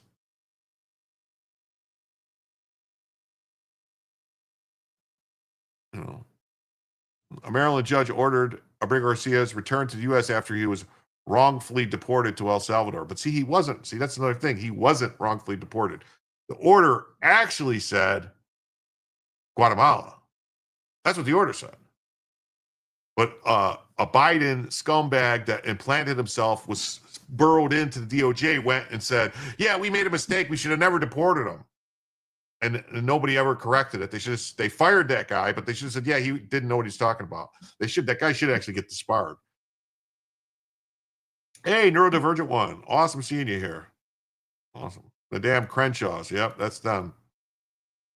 Hit that repost and help the channel grow. A Maryland judge has ordered his return. Yeah. Court filings argued that they complied with portions of the ruling. And the timeline of the Fed's prosecution suggests that his prosecution may stem from retaliation. Well, no, because they weren't going to prosecute him when they deported him. They just kicked him out of the country. They do it all the time. But now if you brought him back, they're going to charge him. That's how it works. Yeah. Courts must stop stringing along the cases because we've got rope. That's right. Mm-hmm.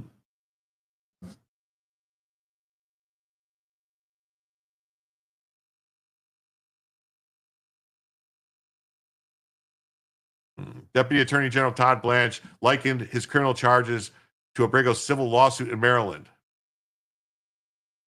Linked it. Strikingly, during a television review, Blanche revealed that the government started investigating Abrego after a judge in Maryland questioned the government's decision and found it had no right to deport him. But they did. The court holds that the totality of events creates sufficient evidentiary basis to conclude that there's a realistic likelihood of vindictiveness. A federal grand jury has indicted the 29-year-old terrorist for participating in a conspiracy to shuttle illegal aliens from El Salvador, Guatemala, and Honduras, and Ecuador through Mexico and into Texas. From there were many trafficked to Maryland, where Abrego resided until March of this year, when he was not wrongfully flown. They should have never brought him back, as well as other states. During the first Trump administration, an immigration judge had given him a withholding or removal order that barred his return to Guatemala, is what the paper said, not El Salvador. Guatemala, but not other countries, over concerns about persecution. Mm-hmm. He illegally entered the U.S. in 2012, and information provided, as well as other court records where he'd been living since coming to the country, point to him being a member of MS-13, a rival Salvadoran gang to Barrio 18. And the reason he can't go back is because he killed a member of Barrio 18, and they have greenlit him. Jennifer Sura, his wife, who is a U.S. citizen, has also pleaded with the judge to protect her husband for a protective order from her husband for domestic abuse. Both his wife and him denied he's an MS-13 member, despite the tattoos on his hand that actually say MS-13. The case has ignited a firestorm of criticism against the Trump administration and legal challenges in multiple jurisdictions. But an immigration judge on Thursday determined his final order of removal would stand, rejecting his most recent bid to reopen his deportation case. Mm-hmm.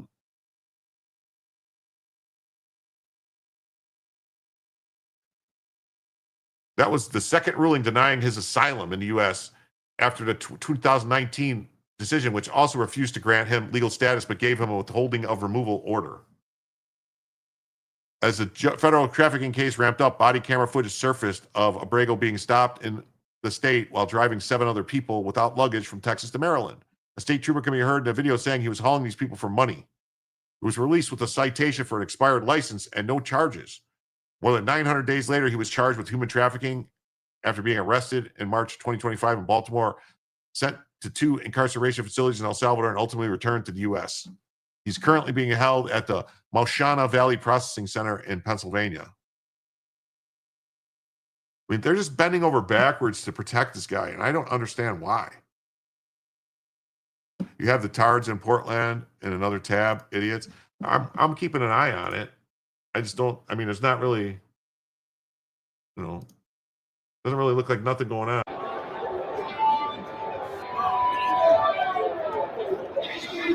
Doesn't really look like nothing going on.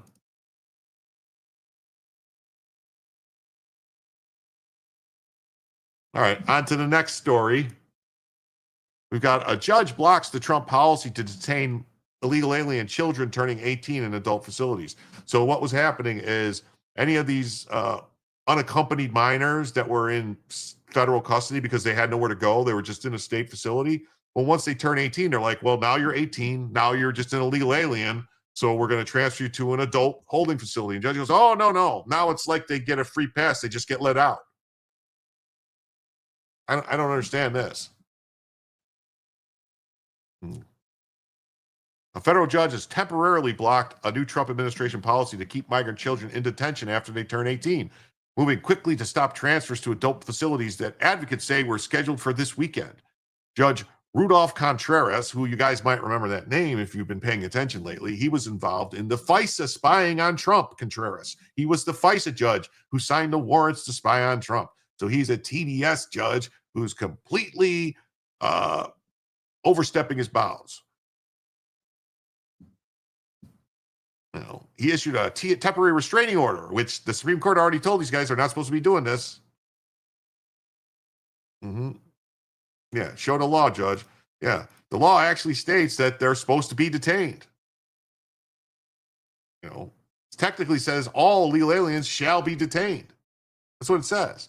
And they're just mad because the Trump administration is detaining all the illegal aliens.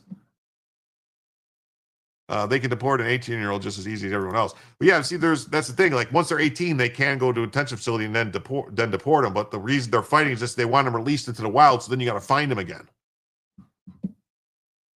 Yeah, aged out of illegal immigration doesn't sound right. No, it's not. No, it's not. So yeah, Judge Contreras issued the order Saturday, temporary restraining ICE to not detain any child who came into the country alone and without permission in ICE adult detention facilities after they become adults. Kind of seems like that order is insane. The Washington, D.C. judge found that such automatic detention violates a court order he issued in 2021 barring such practices. Oh, ICE and the Department of Homeland Security didn't immediately respond. So this guy runs the country? He issued an order in 2021? And what?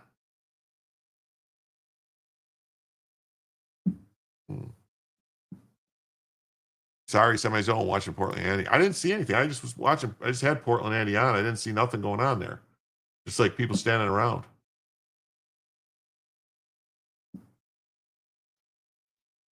The push to detain new adults is yet another battle over one of the most sensitive issues of President Trump's hardline immigration agenda. All right. They are currently in custody just at a minor facility. They turn 18. This guy just wants them released. Yeah. Just get the illegal aliens to vote Republican, problem solved. Oh, you better bet your ass if they were voting Republican that they would be trying to throw them out of the country as fast as possible. If you remember, in the 90s, the Democrats hated illegal immigration because that's when they cared about the unions and the work. But then once the unions started letting illegal aliens into the unions, they're like, well, I guess we can let them now. I think like the SEIU has like 30 to 40% of their membership is illegal aliens. The Associated Press reported Friday that officials are offering migrant children age 14 and older $2,500 to voluntary return to their home countries. Last month, a separate federal judge blocked attempts to immediately deport Guatemalan migrant children. Okay, that case, we covered that case. They were not deporting those migrant children. They were returning them to their families. Guatemala wanted them back. The families wanted them back. We negotiated with Guatemala. They said, yeah, we want our kids back. We want these. There's like 600 kids that their parents are still in Guatemala and they want their kids back. All this can stop in a minute if Robert stops the lower courts from doing this, but he's too much of a punk biatch, and Amy Barrett is too much of a to let it work from the lower courts.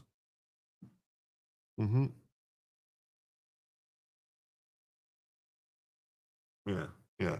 Imagine a judge thinking the DOJ is going to indict the DOJ. Yeah, it's crazy. Well, that was like that crazy Judge Boasberg that said he was going to appoint a special prosecutor to charge the DOJ. Even after the Supreme Court told him, you have no authority here, you have no jurisdiction in this case. And he's trying to still say he had jurisdiction and all this stuff over the alien enemies case. Mm-hmm. Yeah. So the children who came to the U.S. alone, we were going to send them back to their home country. Some children had been put on the planes late at night, and in operation, the judge barred it. Yeah, Roberts was a George W. Bush poison pill, and Amy Barrett was a straight-up mistake by Trump. We'll see. We'll see how they rule. We'll see how they rule on some of these other cases. I mean, Roberts, to me, is, with what he did with Obamacare, makes me never trust him. We'll see what Barrett does. If Barrett, we'll see what Barrett does, with these cases. Mm-hmm. Abrego Garcia seeks asylum after being detained again by ICE. He's not going to get asylum. He does not qualify for asylum. He's a gang member. Gang members don't get asylum. How many parents sold their kids? They might have sold them. They might have rented them. I have a $5 rant. Oh, that's awesome. Let's go here. Where are we at? I have a $5 rant. Is it 1 or 2? Because I see it twice. Why do I see it twice? My theory on Abrego Garcia, he's been paid by the government entities. He has the dirt, including names. They have to support him or take him out. Well, thank you. Is that one $5 rant or 2 $5 rants? I see it twice. But it's the same exact one. So I don't know how to count that. I guess I'll count it as a single $5 rant for right now.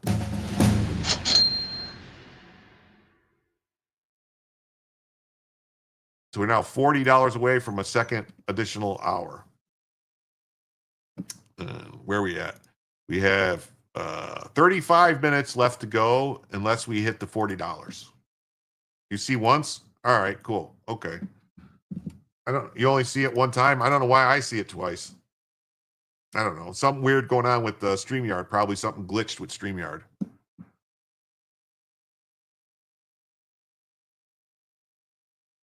Actually, it's not StreamYard. Garcia is being used to get a win against Trump. That'll be used for other little angels like him. Yeah, probably.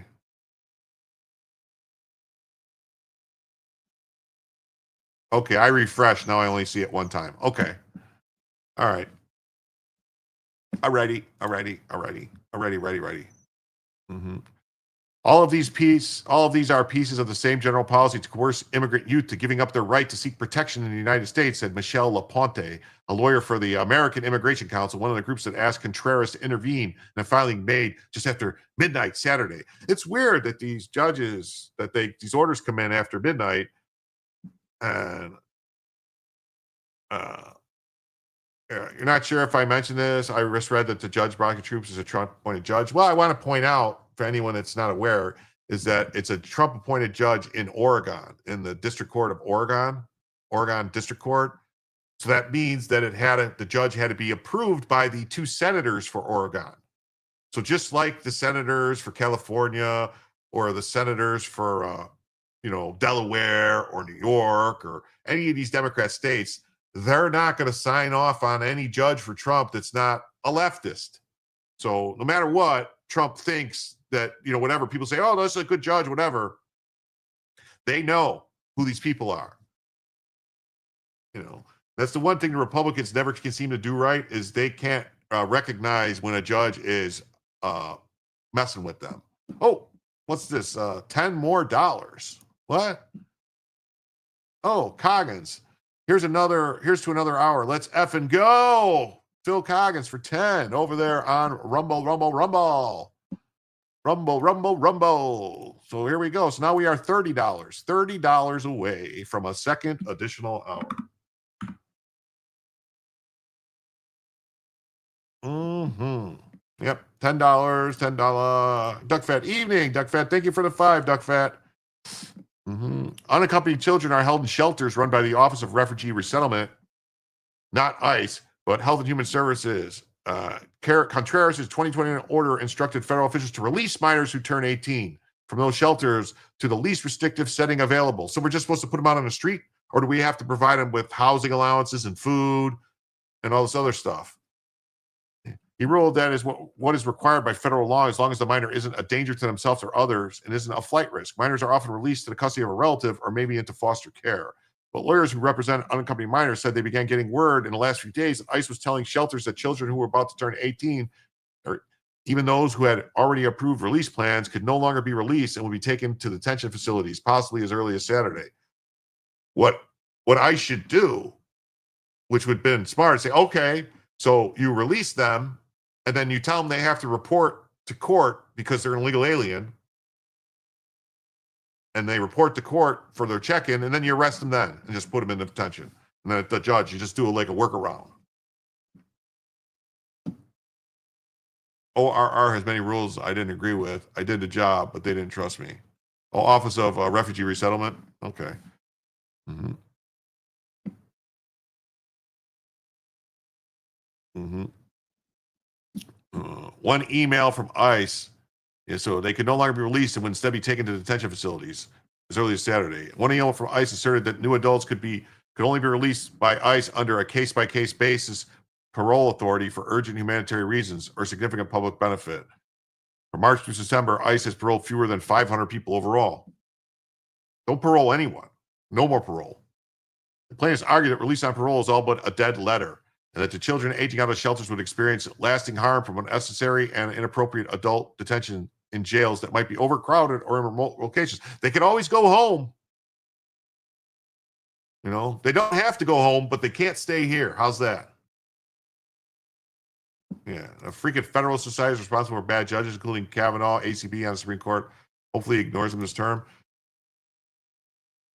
Yeah, they'll do anything to keep him here. Anything at all. Oh, let me fix Bella. She moved again. Hey, Bella, you want to stop moving? Please?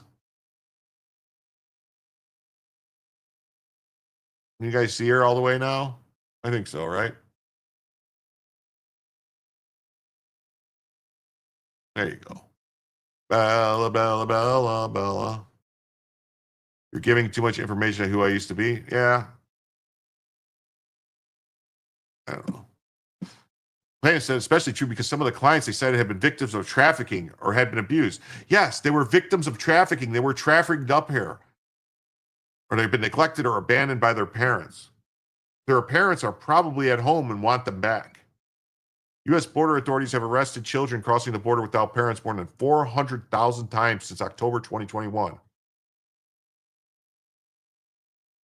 A 2008 law required them to appear before an immigration judge before being returned to their countries. Children have been spending more time in government-run shelters since the Trump administration put them under closer scrutiny before releasing them to family in the United States to pursue their immigration cases. Yes, because the vast majority of them weren't actually family members. There were more trafficking. Biden lost count of, 300,000 that they had to go find and rescue? The additional scrutiny includes fingerprinting, DNA testing, and home visits by immigration. Over the summer, immigration officers started showing up and arresting parents. The average length of stay at government shelters for those released in the U.S. was 171 days in July, down from a peak of 217 days in April, but well above the 37 days in January when Trump took office. So Biden was just letting them go, just giving them to whoever, and then they lost track of them.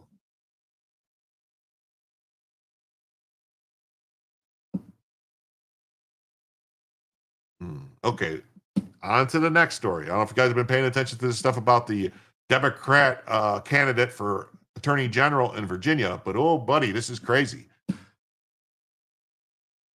The Democrat candidate for Virginia Attorney General fantasized about shooting former Republican House Speaker. Speaker Gilbert gets 2 bullets to the head.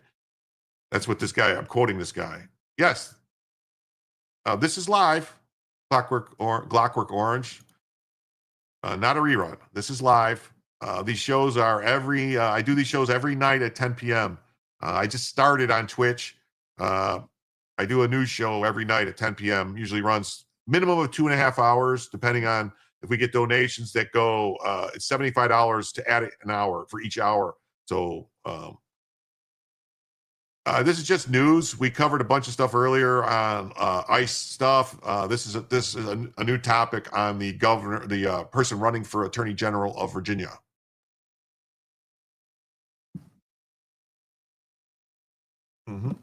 So Speaker Gilbert, yeah, so this guy's quoting this as the guy saying this, and he'll go to the funerals and then piss on their graves. The Democrat running for Virginia governor is AG is Jay Jones.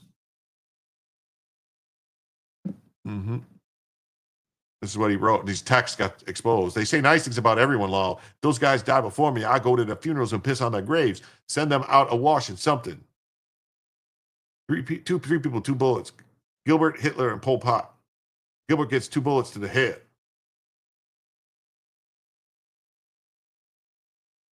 Look at this stuff. It really bothers me when you talk about hurting people or wishing death upon them. Law, okay. You weren't simply asking questions, and you know it. I generally was. I wasn't attacking you. I was trying to understand your logic. You weren't trying to understand. You were talking about hoping Jennifer Gilbert's children, hoping Jennifer Gilbert's children would die. Yeah, I told you this before. Only when people feel pain personally do they move on policy. There isn't. I was pointedly asking more than a few times, and you dug in that you meant it. I honestly am questioning a lot today. I mean, do I think Todd and Jennifer are evil and that they're breeding little fascists? Yes.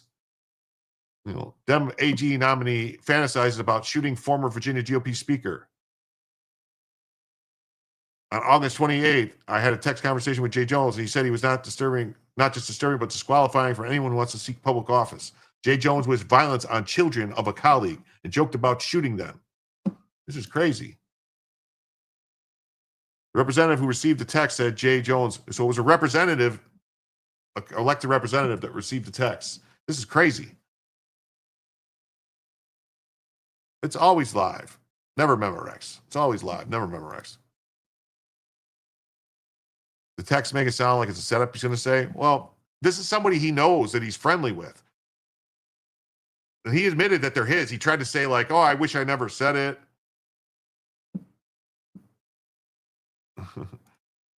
He says, as a fascist, you love Trump. He is definitely accelerating shit, and you're for it. Well, you know, something's got to change. You can't continue going on the way it is, man. It just can't. Stuff's got to change. Stuff has got to change.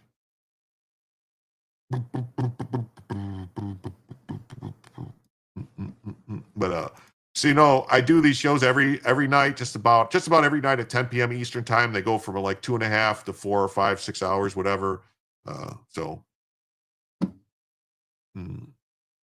It's disgusting and unbecoming of any public official. The Democrat candidate for Virginia Attorney General responded by saying he regrets the text messages and whines about Trump. So he says, like all the people I've sent text messages, I regret. I believe that violent rhetoric has no place in our politics. He only said that because he got exposed. After his campaign ignored repeated requests for comments. And let's be clear about what's happening in the Attorney General race. Jason Myers is dropping smears through Trump-controlled media organizations to assault my character and rescue his desperate campaign. This is a strategy that ensures he will continue to be accountable to Donald Trump, not the people of Virginia. This race is about whether Trump can control Virginia or Virginians control Virginia. Wow.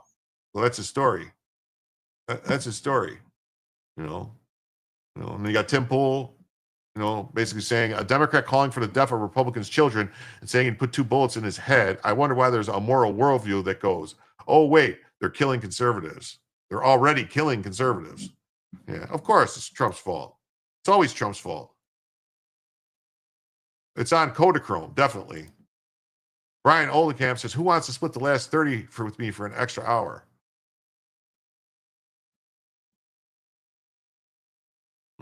You love how it's going? Really, Britain needs another Mosley?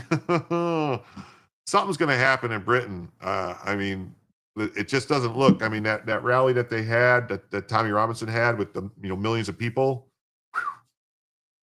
it was good. It was good.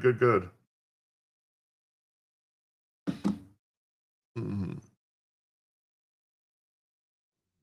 This is not sustainable. I don't know where we go from here, but the left is becoming increasingly unhinged. Is it ever justified for citizens to resort to violence in order to achieve political goals? Mm-hmm. So liberals, over 30% aged 18 to 39 say yes. This is crazy. It's kind of crazy.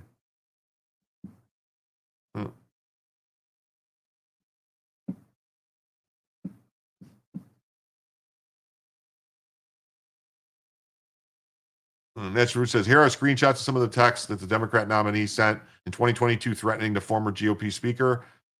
The full scoop in the National Review for more context on the text.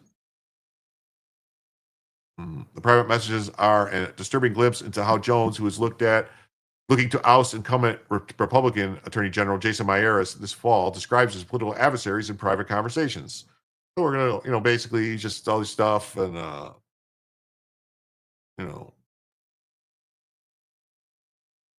they're talking about somebody who died, talking about a glowing tribute, and it's pretty messed up, man. Yeah.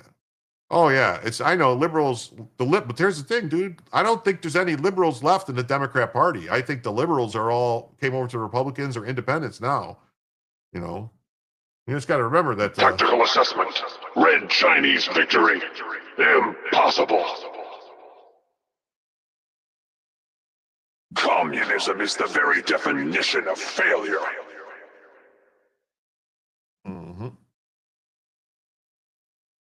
Keir Starmer's already doing everything Mosley dreamt of except nationalizing the industries. Oof. At one point, the source said he suggested he wished Gilbert's wife could watch her own children die in her arms so that Gilbert might consider his political views, prompting Coiner to hang up the phone in disgust.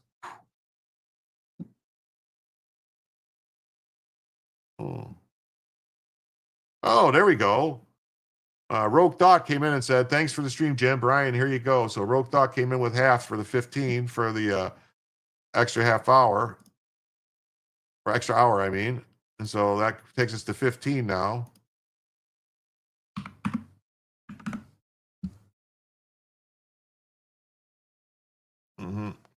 Yeah, Virginia wants to make be an overnight felon with state constitution amendments. Yeah, they keep playing games.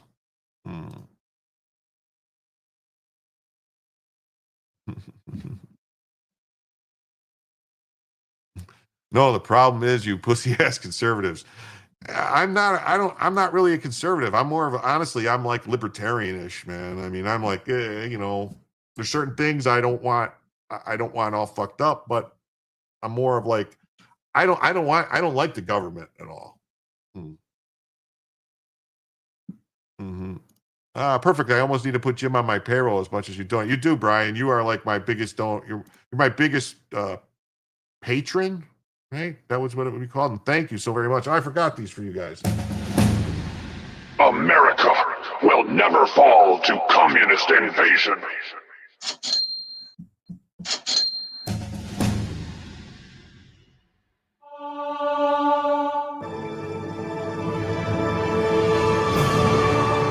All right. With that, we are now $75 away from our third additional hour.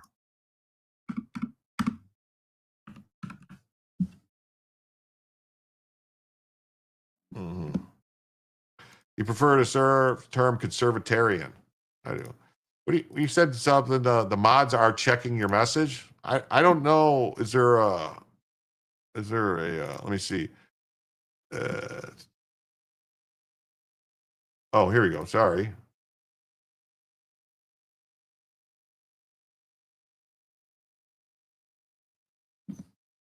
I don't have any mods. Clockwork Orange.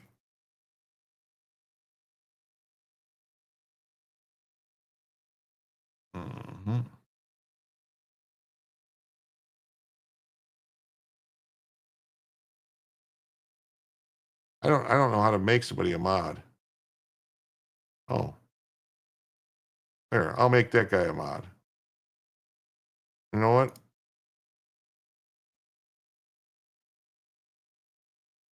There you go. Since I have no idea how it works, it's auto, you're good. But guess what, Clockwork Orange? You're now a mod, so you could do on Twitch. On Twitch. You used to identify as a libertarian, but you've transitioned. Yeah. It's another hour of the Jim Tells You Newsathon.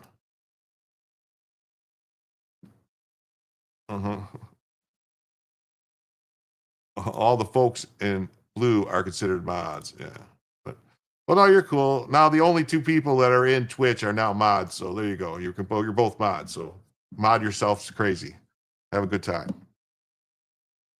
The left is the party of violence.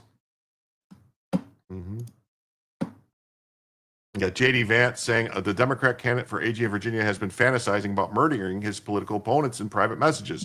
I'm sure the people hyperventilating about sombrero memes will join me in calling for his very deranged person to drop out of the race.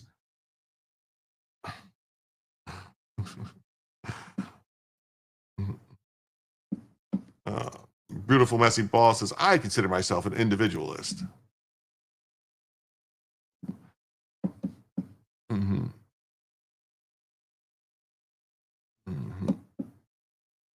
And you got Chip Roy from Texas, who I think thinks somebody's going to be running for Senate or something, maybe. I don't know. Dem leaders of Virginia must call on the Dem AG candidate, J. Jones, to withdraw. These text messages by him are insane. Virginia is a historic cradle of our republic, from Jamestown to the Declaration, from Washington to Jefferson, Madison, and Monroe. Jones is not fit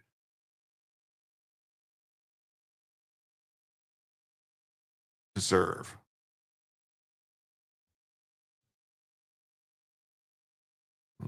They won't plan accordingly. It's not disqualifying because his constituents also want us dead. We must ponder the truth that our adversaries have genocide in their hearts. And that's their end in power.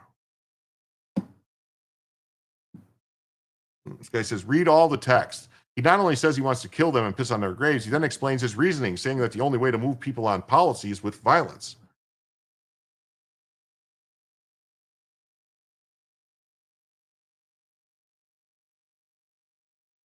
Mm-hmm. He then explains his reasoning. Yeah. His political opponent, and then he says that his political opponents breed little fascists. Wow. Spanberger is busy posting about how she's united with Jay Jones. Yeah. But Spanberger also said that, that you got to let your rage fuel you. You think Chipster is running for Texas AG? That's what it was. I'm sorry. Yeah, Texas AG. Because Paxton is running for Senate. Paxton is running for Senate. He's running for AG. Mm-hmm. They're united along with this Senator Hashmi. And Glenn Youngkin, the governor, says this violent, disgusting rhetoric targeting an elected official and his children is beyond disqualifying. Jay Jones said that Gilbert gets 2 bullets to the head and then hoped his children would die. Read those words again. There's no gosh, I'm sorry here. Jones doesn't have the morality or character to drop out of this race, and his running mates, Abigail Spanberger and Ghazala Hashmi, and every elected Democrat in Virginia don't have the stones to call him to step away from the campaign in disgrace. And here's hopefully the next governor of Virginia, Winsome Earl Sears, says, Jay Jones literally fantasized about killing a man and his 2 children, and Abigail Spanberger doesn't have the guts to tell him to drop out. Disgusting. Abigail told her supporters to let your rage fuel you. Seems like Jay Jones took that to heart. We got Sarah Huckabee Sanders says, someone who says that they want to put a bullet in the head of their political opponents and wishes death on their children isn't qualified to be dog catcher, let alone the state's top law enforcement officer. Absolutely disgusting. It's time for Jay Jones to drop out. Or maybe they are murderous psychos as well. It's possible. There's like 30 to 50 people you always see. I need to seek the enemy more. We'll see. We'll see.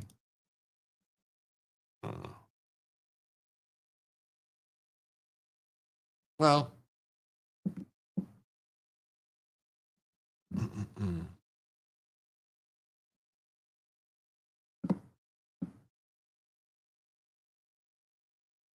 And then Winston Sears says, Jay Jones fantasized about murdering a man and his 2 kids, yet Spanberger for Virginia, that's Abigail Spanberger, the same person who told her supporters to let their rage fuel them, still hasn't demanded he drop out. Abigail, you need to demand he drop out or step aside yourself. One thing I think you both did agree on, though, was the condemnation of the text that Jay Jones sent. Can you share your comment and your thoughts on what he allegedly sent out in 2022? He tonight is apologizing, saying he is embarrassed, ashamed. Your thoughts on those texts? Let me tell you who else should be embarrassed and ashamed. It should be my opponent, Abigail Spanberger, because she has said on more than one occasion to her supporters that they should let their rage fuel them. You have Abigail Spanberger running for governor of Virginia, telling people, let your rage fuel you. What kind of a leader is that? Fuel them to do what, Abigail? To murder? To create mayhem? To make people? I don't know what. We don't need any more divisiveness in politics. We need leaders who care. We need leaders who will bring people together. And Abigail Spanberger is not going to do that. So really, if she's asking Jay Jones to resign from a nomination, which is what I would say, then she should resign as well. Hmm. That's odd. Mm-hmm. Virginia Dream Team, Winsome Sears, John Reed, and Jason Myers. Yes. Yeah. Winsome Sears is awesome, I think. I don't know. Yeah, my message to Virginians, we need leaders at all levels with moral clarity who can see the difference between right and wrong, not just when it's pointed out to them. Jay Jones needs to drop out, point blank.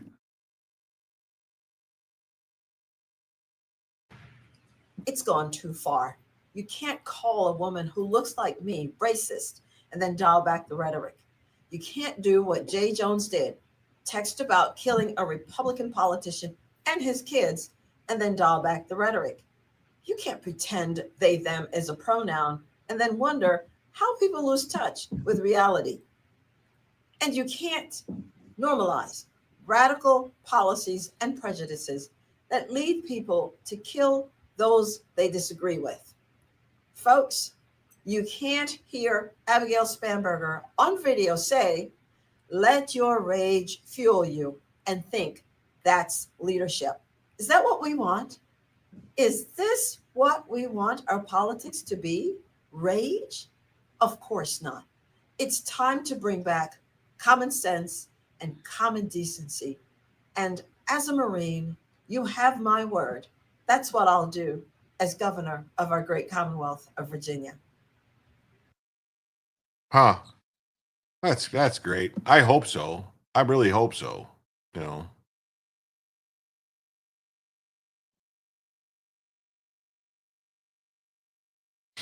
I really hope so. Wait a minute. Mm-hmm, mm-hmm, mm-hmm. Yeah, let your rage fuel you. Spanberger for governor.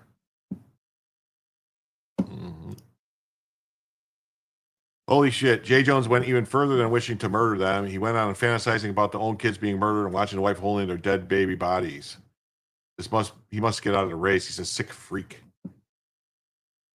She will get 0 votes in East Virginia. Probably, you know. I mean, she is the current lieutenant governor of Virginia, though. She is the current lieutenant governor. So there is that. I mean, yeah. Yeah. South Florida is dirty, full of Democrats hiding behind the R to get them elected. Yeah. It's bad. It's really bad. It's really bad. And then Nora Ingham says, Spanberger is a complete phony. Don't let her soccer mom look fool you. She's as captive to the hard left as Schumer and Jeffries. Yeah. This is her responding. Virginia Democrat gubernatorial candidate Abigail Spanberger responds to the bombshell leaked messages from the AG nominee, Jay Jones. She's disgusted and claims she has made it clear that she condemns violent language.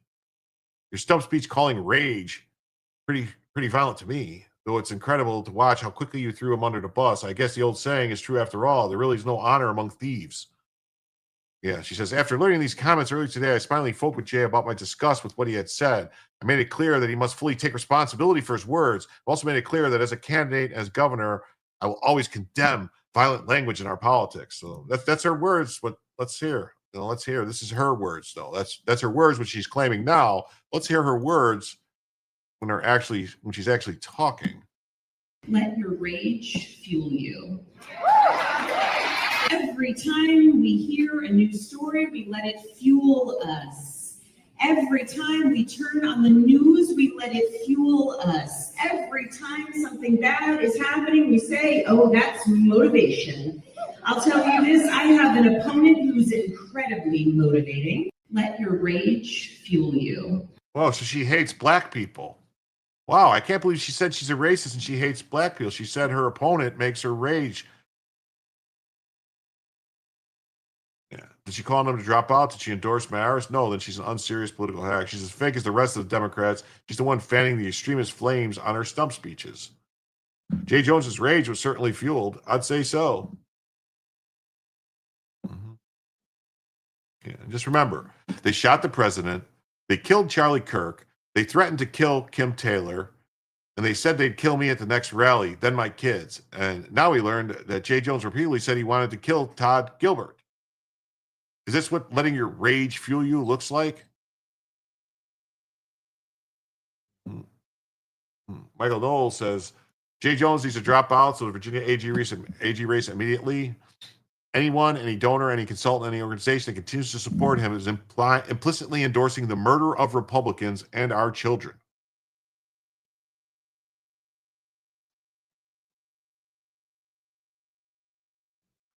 This guy says from Norfolk, says, this is one of the most disturbing things I've read from any politician. Then at one point, the source said he suggested he wished Gilbert's wife could watch her own children die in her arms so that Gilbert might reconsider his political views, prompting Coiner to hang up the phone in disgust. Afterwards, Jones continued his barrage of text messages saying he was just asking questions. Coiner dismissed his excuse via text and chastised Jones for hoping that Gilbert's children would die. Hey, you're anti-Sith if you don't vote for her, apparently. Yeah. Is this the same as communism's 2 minutes of hate? Sounds like it, doesn't it? Sounds like it's very, very similar stuff. Palpatine, is that you? I feel the calling, Obi-Wan. Hear me. Yeah. Neither Sith nor Jedi.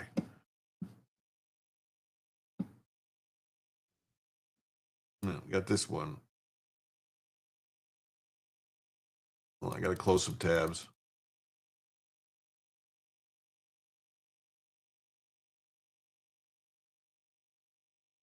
I don't know.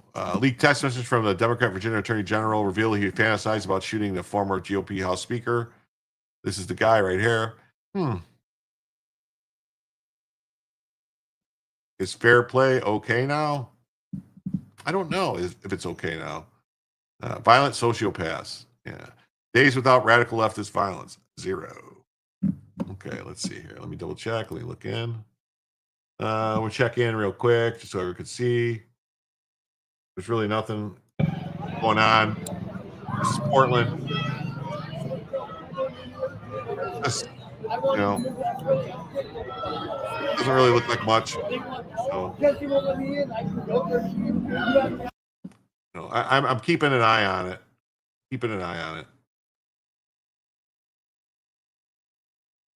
So, I don't know. I mean, I guess we'll read the story, but I kind of covered this pretty well. So, it says the AG fantasized about shooting the GOP speaker. He receives both bullets. So, on August 8th, a Republican state legislator received a disturbing string of early morning text messages from a former colleague. Wait, is this her talking about it? Is shot and killed in front of thousands. Suddenly, everyone's an environmentalist. When the FDA comes out with a controversial study, suddenly everyone's a pharmacist. And now, when a husband and father is shot and killed in front of thousands of students and millions more social media users, everyone's suddenly an expert on grief and how Charlie Kirk's own wife should be dealing with her mourning process. I think it's odd. I think it's very odd behavior of a grieving widow. And I have never seen that before. And I'm 55 years old, so I've seen people lose their husband. I've seen people lose. Okay, all right. Never mind. I hate when they do that. Why did they do that? Why did they put videos in the article that have nothing to do with the article? Jones, who at the time recently resigned from the State House after a brief stint representing Norfolk, had strong feelings about how the political class was eulogizing recently deceased former state legislator Joe Johnson, a moderate Democrat with a long tenure in Virginia. Republican legislators like the House Speaker had begun making public statements honoring his memory and political legacy, and some of those statements were making the rounds in legislative group chats. Jones shared those feelings with his former state legislative colleague, House Delegate Kerry Coiner, in a series of text messages obtained by the National Review. Jones derided Johnson's political centrism and scoffed at the glowing tributes that were made in the honor by Republicans. Oh, so he was upset because You just left Portland, Andy. I was watching. It doesn't seem like there's anything going on there. Check his hard drives too. Probably.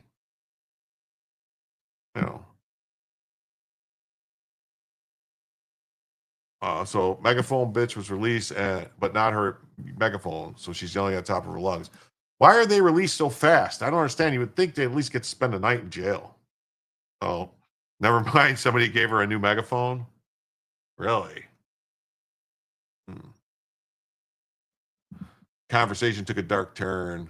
If those guys die before me, I'll piss on their graves. So we saw all this.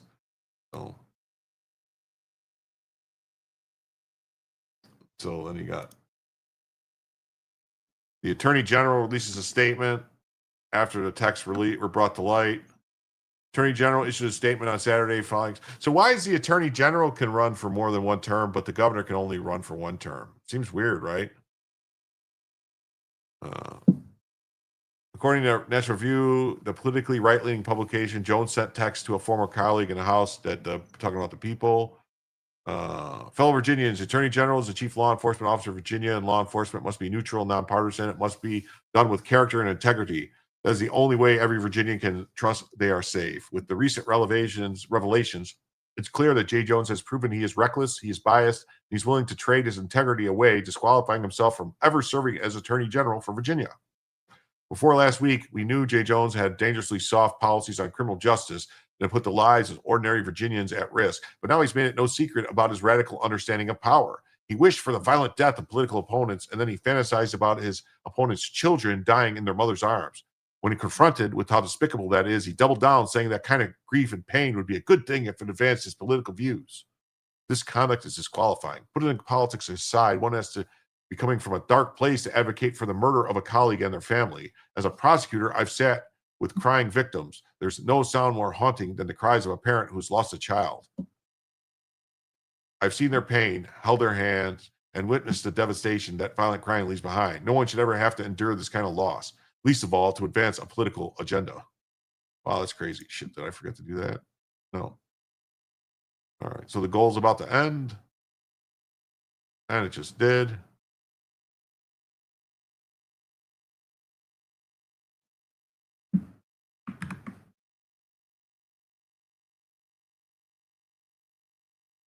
So I'll start another goal.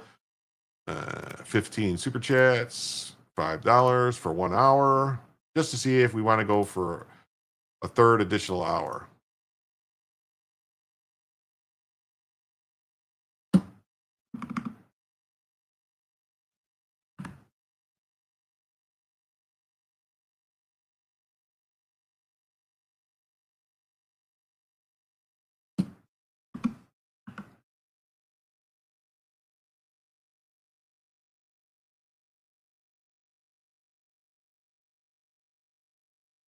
Okay. Oh, Dick Parker comes in with 2.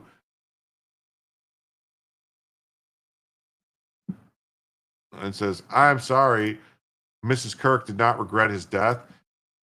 I don't know. Are you saying she wanted him dead? Are you saying she was part of this plot, the conspiracy to kill him? I mean, everybody deals with grief differently. I don't know. I mean, I saw rage and anger in her eyes when she gave her statement. I mean, I didn't. I don't know. I don't know. But with that, we are now $73 away from a third additional hour.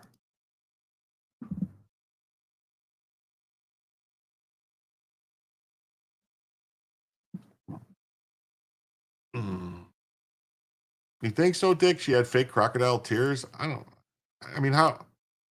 I would need more. For me, before I could make that kind of assertion, I would need more information, more proof, more, I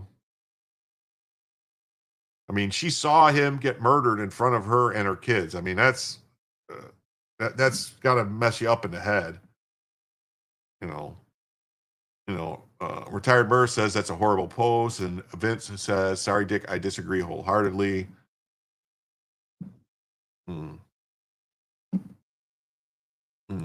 Prior to this week, the election for Attorney General was about the candidates and their policies, public safety versus soft on crime policies now. And is about what kind of society Virginians want. If you believe it's okay to wish death on a political opponent, vote for my opponent. If you believe it's worth the death of children to advance your political gains, vote for my opponent. If you want to give a green light to violent lunatics, vote for my opponent. Wow.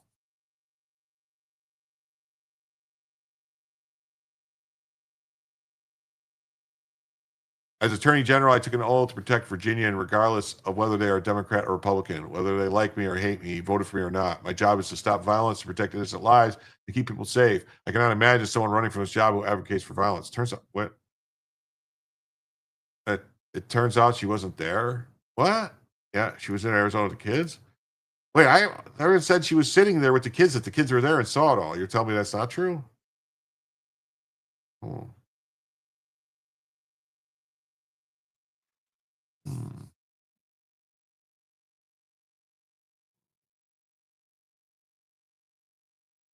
I don't know. The Attorney General's sworn duty is to serve as the Commonwealth's top law enforcement officer and to keep everyone safe.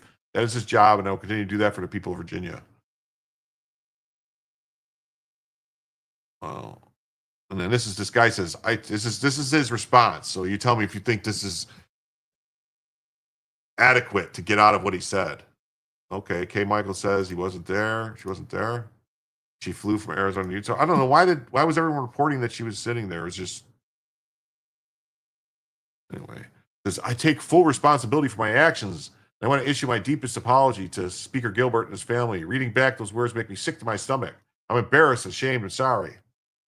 I don't buy any of this. I don't believe any of this. I reached out to Gilbert to apologize directly. I cannot take back what I said. I can only take full accountability and offer my sincere apology. Well, the only way to take full accountability is to have some punishment. So you can't have accountability without some kind of punishment, some sacrifice, giving up something. So if he wants to apologize sincerely, he would drop out of the race. Virginians deserve honest leaders who admit when they are wrong and own up to mistakes. It was a great mistake, and I'll work every day to improve that. I will fight for them as Attorney General. So you're just saying whatever you can because you got caught. That's all that is. The early interim mover Wicks with short flight to get to Utah. Okay.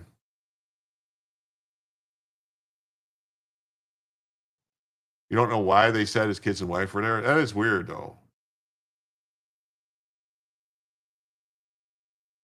Nanny Goat says, Mrs. Kirk is confident in the heavenly reward of Charlie's soul. Her deep faith is what gives her strength and confidence. If you do not have faith in everything, you would not understand.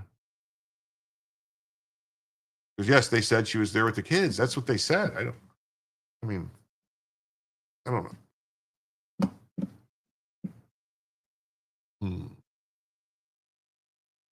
Still nothing going on in Portland. J.D. Vance calls for Jay Jones to withdraw from the race. Vice President Vance is calling on the Democrat Attorney General nominee to withdraw from the race after all the crazy shit he said. Another exchange. Okay.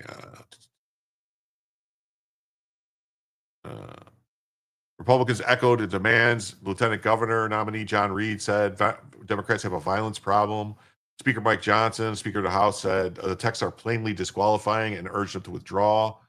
Lieutenant Governor Winsome Sears said the remarks are horrible to read and said he could never be Attorney General. Yeah, she found solace in the fact that he was taken by the Lord before he felt suffering.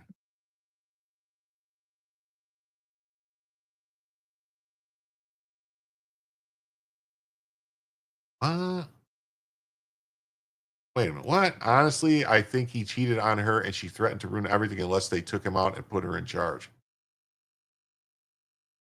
What?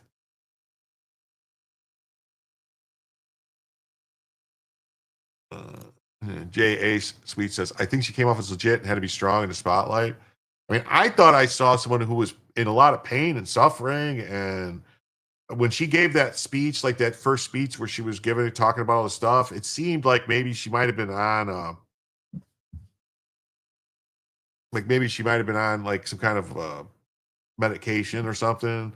But she seemed like she was hurting. And I don't know, man. I'll just say I disagree. No offense, Mr. Parker. I disagree.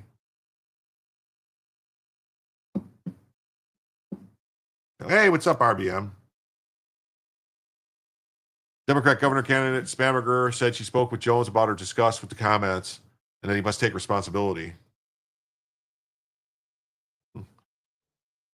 Yeah, probably a ton of stress. Definitely a ton of stress.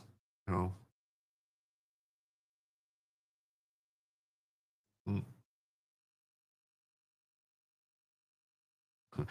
know. Vince says, Dick, you need to adjust your antenna on your tinfoil hat. Lol, just kidding. But I think you're off base.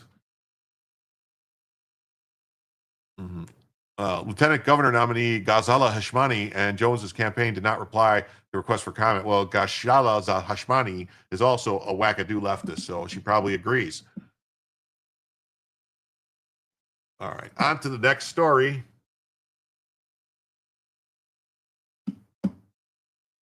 From Blue Sky Libs, it says Nancy Pelosi's former top staffer, Ashley Atene, claims Pelosi prepared for January 6th 2 years in advance.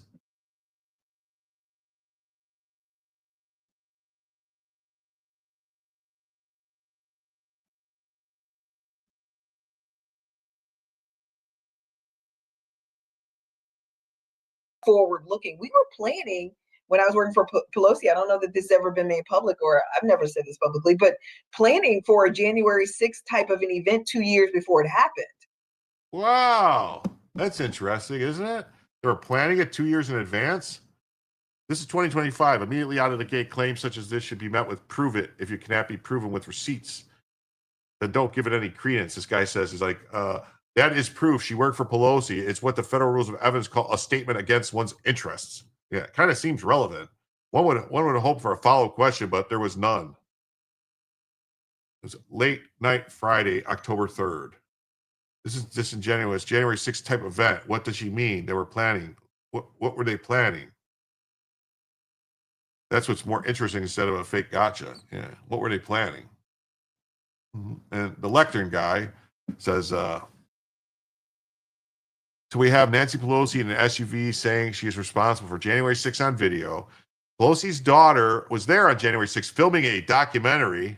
And now this Pelosi staffer is saying that they were preparing for January 6th for 2 years. Sounds like FBI Kash Patel should be investigating this. Does seem like. Yeah, Pelosi admitted to her daughter in a car afterwards it was her fault. And Pelosi's daughter was there, too, filming a documentary. Why was Pelosi's daughter filming a documentary about this? What did they know? Like, I'm 100% and think that the feds stoked this and they knew what was going on. And they let it happen. And they opened the doors. Somebody opened them 2-ton doors to let the people in.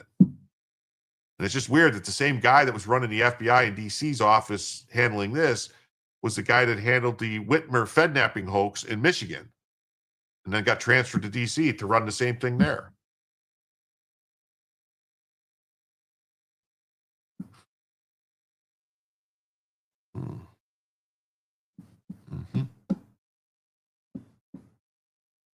Okay, here we go. Now we're going to talk about on to the next story. That was just a little snippet that I saw. I couldn't find any more on it. So, but just now, Judge Karen Immergut rules that President Trump is hereby blocked from commanding the National Guard to quell Antifa violent insurgency in Portland.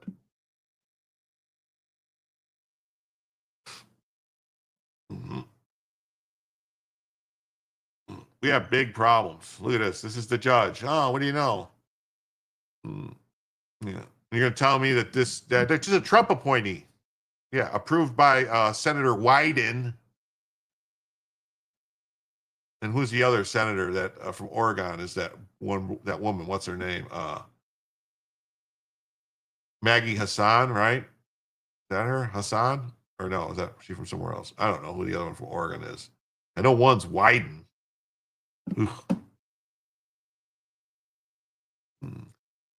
In an outrageous development, a federal judge just blocked the Trump administration and Pete Hegseth from deploying the National Guard to war-ravaged Portland.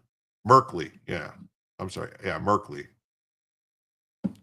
So Washington has the one blonde with the, right?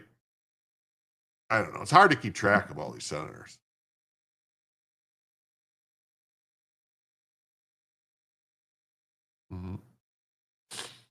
Insurgency, rebellion, local officials do nothing. Apparently it doesn't allow the National Guard to get involved. Right here, so here's the order. For reasons above, the court grants the plaintiff's motion for a temporary restraining order, temporarily enjoining defendants' memorandum ordering the federalization and deployment of the Oregon National Guard Service members to Portland. The TRO expires in 14 days, and the parties are ordered to comply with the attached TRO. Defendant's request to stay or administrative stay of temporary restraining order is denied.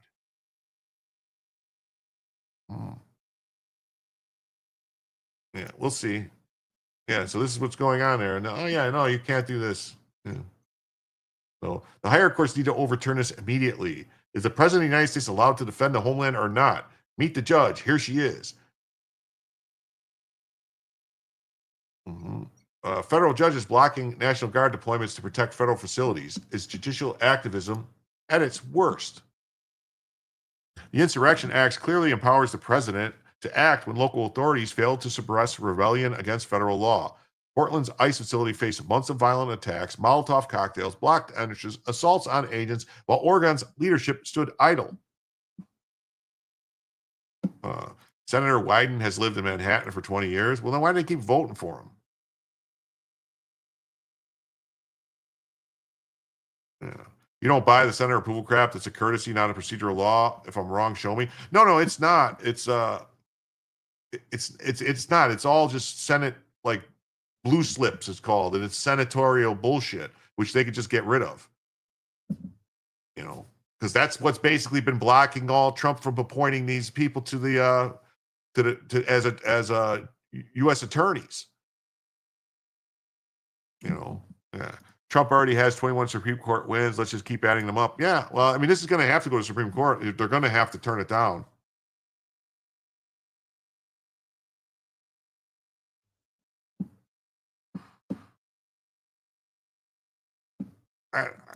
I don't know. I mean, Dick, do you think it's possible? Like, they claim that Charlie told people that he wanted her to take over, that she was the one to lead. I mean, I don't know if it's true, but I mean, if that's what they wanted and the organization had to get going and had to get moving and plan all the stuff, I mean, I don't know. Is it possible that she's actually not in charge? They just said she was in charge? I don't know. I don't ever feel comfortable attacking someone whose spouse was just murdered like that. I just, you know, it's not very Christian of me.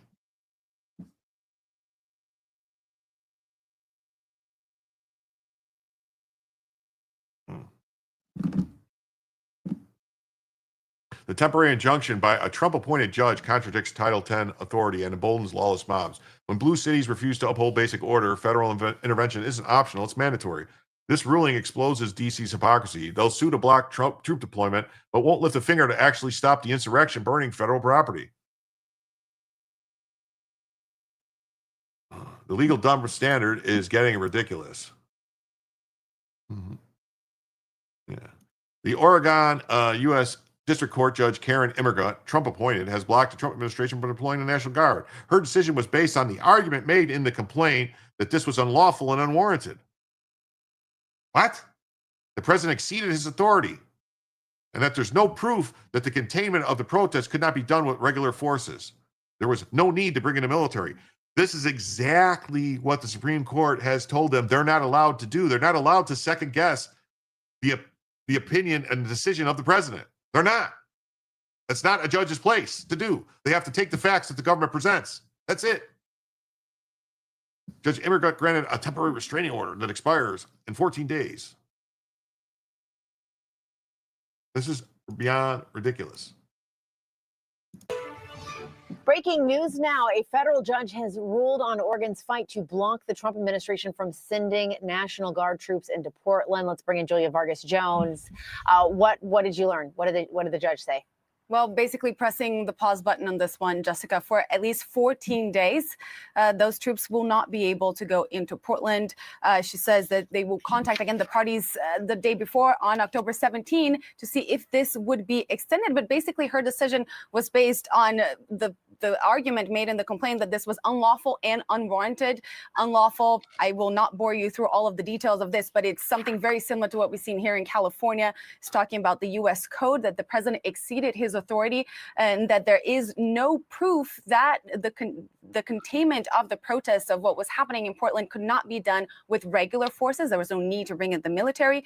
That the standard for rebellion, which is what the Trump administration was using to justify this deployment, was not met, that the protests were too small and mostly peaceful, about 20 people, more or less, by late September, this complaint says, the decision says. And then that it was also not respecting the 10th Amendment, the sovereignty of each state. And then this judge, who was a Trump appointee, as we had said earlier, she made some really interesting point about, the U.S. being a nation of constitutional law and not martial law, and that courts must police the line between what is civil and what is military power, saying that that is the very foundation, Jessica, of the United States of America. No, it's not. She doesn't know what the fuck she's talking about. She's nuts. Yeah, that's an insane question. Who would replace Trump should the worst come to pass, or if it had? Right. Yeah.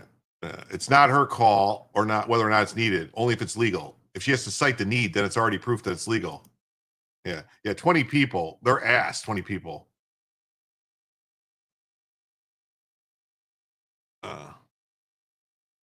Once Scott said the district courts couldn't do that, anyone that did it should be jailed and impeached and removed. At the same speed they wrote their shitty injunctions. Yeah. Yeah, we're all mostly peaceful until we're not.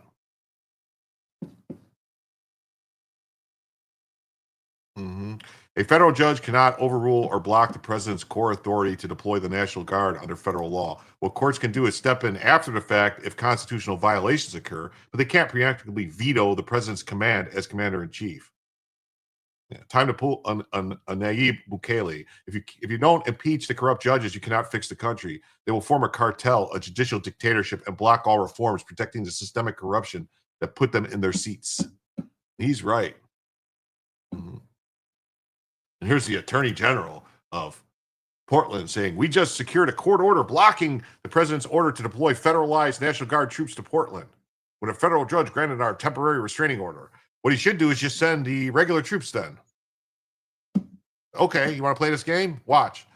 Because technically he's already called them up and nationalized them. She can't undo that order.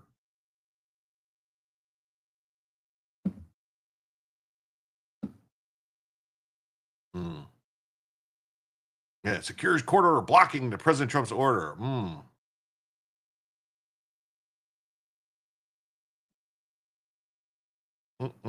This is nuts. You're not protecting the people you were elected to protect. You took an oath, and by denying the people protection, you're standing with Antifa. You're committing treason. The fascists of the future will call themselves anti-fascists. That's true. They will. They will. They will. They will.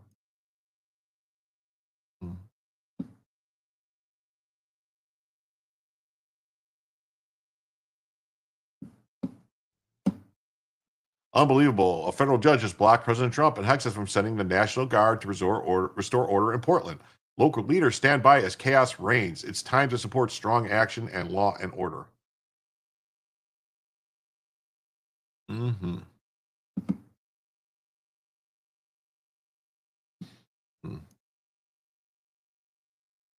Here's in the Oregonian, it says, Judge blocks National Guard troops from deploying to Portland. U.S. District Judge Karen Emergut ruled that President Trump illegally seized control of the Oregon National Guard troops. Yeah.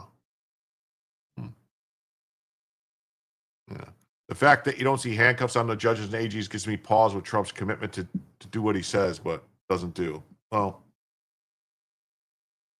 a judge ordered that the Trump administration to halt its mobilization of the 200 Oregon National Guard troops to protect ICE. Hours later, the Department of Justice lawyers filed a notice of appeal to the Ninth Circuit Court of Appeals. The fact that the judge didn't give him a stay either is kind of crazy. And here it is here. Judge temporarily blocks the order. Judge Karen found that Oregon and the city of Portland are likely to cede on their claim that the president exceeded his constitutional authority and violated the 10th Amendment. What? Are you nuts?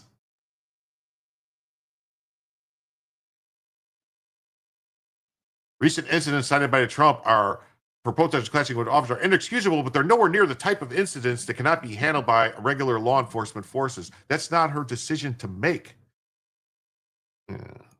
You idiots need to wake up. We're in a civil war. It hasn't been declared yet, but we are. Oh yeah, it's and we're being fought on all fronts by leftists on the inside and on the outside. They made a range of arguments that, if accepted, risk blurring the line between civil and military federal power to the detriment of this nation. Judge wrote, that's not her fucking decision to make. Holy shit. The administration called for the federalization of 200 members of the National Guard, who officials have previously said were in training. We're still in training as Friday evening and not in Portland. They were just going to protect the facility. That's it. Holy shit. The state and city officials applauded the judge's ruling. This is like literally, this is actually and literally what happened. Like, oh shit, we went 4 hours. Hold on. Said Instagram just disconnected. Oh man. Hold on. Edit. I gotta remove Instagram. I'm gonna remove X too. If you're on X, come on over to Twitter, Twitch, Kick, Rumble, YouTube, Facebook. All right, there's that. I can do this. I gotta go here and then end the live video there. Sorry. Take a second. Oof, oof, oof, oof, oof, oof, oof, oof.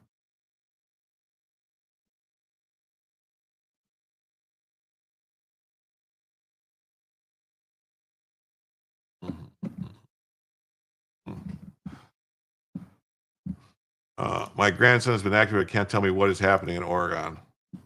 Yeah. I mean, he should. You know what he should do? They should just say, oh, fine. And they should just send regular troops in. We say, okay, we're just going to send regular troops in then. Today's ruling is a healthy check on the president's power. It's not the court's responsibility to check the president's power. You must have actual facts based on reality, not social media or gut feeling if you want to mobilize the military. Oregon's governor called the judge's decision a step in the right direction. We hope that President Trump respects the court's decision and rule of law. We hope he reverses course. Well, he's not gonna. What's going to happen is you guys are all going to suck on an egg because it's coming. Trump administration has been pointing towards renewed unrest in Portland, Chicago to justify deployment of federal troops. Trump has authorized 300 members of the Illinois National Guard to protect federal officers and assets in Chicago after protests at an immigration facility near the city led to more than a dozen arrests on Friday. Portland attorney argues perception versus reality problem. Portland officials gently sued Portland, Oregon, saying that the state says the order is illegal and called the president's portrayal of the city wildly hyperbolic. I said from the very beginning the number of federal troops that are needed or wanted is 0. It's not up to you. You don't want any federal troops, you motherfucker. Holy shit. Arrest this mayor immediately. They've started weeks-long demonstrations framing them as violent riots. Well, they have been violent. Yeah, it's exactly the federal states are refusing to follow federal laws. Same thing that happened in 1863. Exactly the same. Judge Emmergant held nearly 2 hours of testimony over the legality of the National Guard deployment to the city. UPD U.S. Deputy Assistant Attorney General Eric Hamilton cited a variety of incidents. Hamilton accused demonstrators of blocking the entrance to the ICE facility, following ICE agents home, throwing incendiary devices. The facility closed for 3 weeks over the summer because of the violence. But an attorney for the city said what happened ultimately is in Portland is a perception versus the reality. The president's perception is World War II out there. In reality, it's a beautiful city with sophisticated police force that can handle the situation. Okay. They sided with, and the judge sided with Oregon's attorneys because she's from Oregon and she's a fucking leftist, just like them. It doesn't matter who appointed her. She wouldn't have got appointed. She couldn't get through the blue slip without them. Holy shit. And the substantial evidence that the protests at the facility were not significantly violent.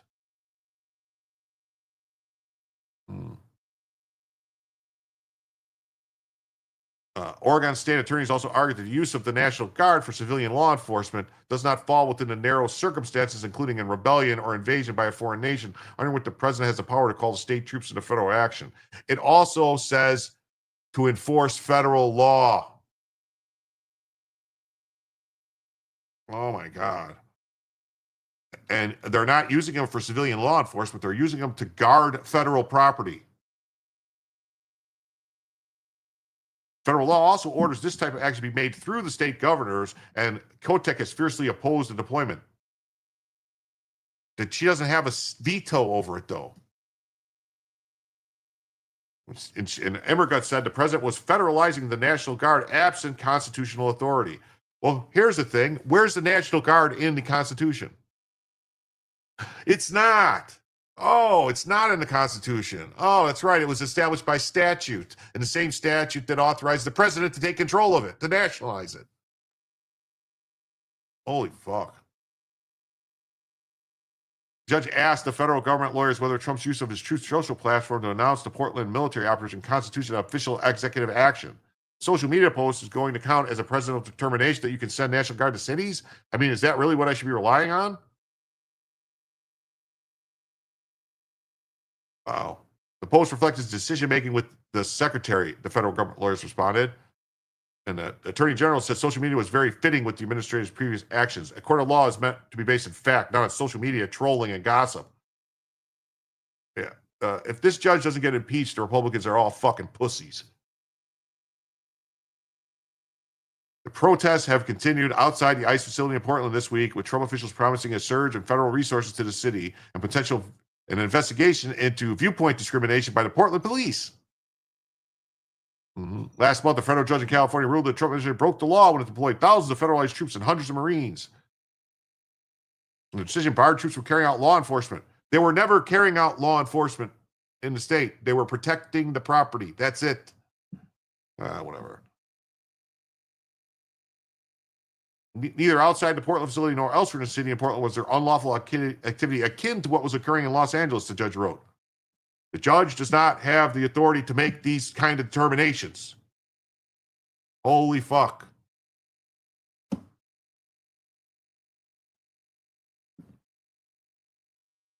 Wow.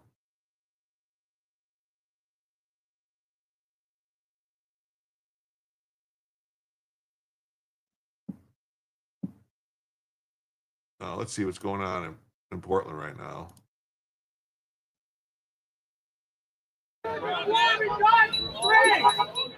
Yes, sir. Yes, he is. That's okay. Hey, come back when you're talking about who you are. Oh my God.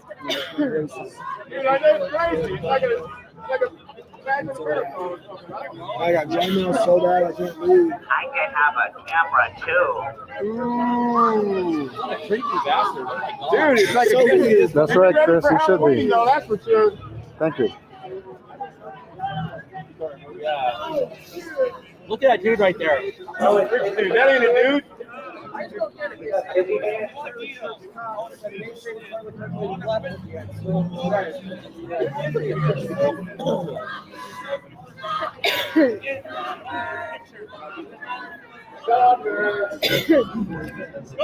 Oh yeah.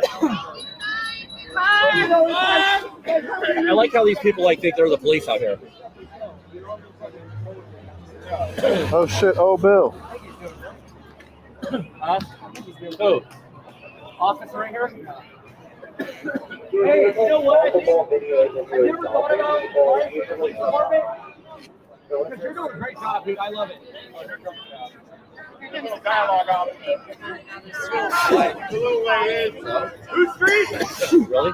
Who's street?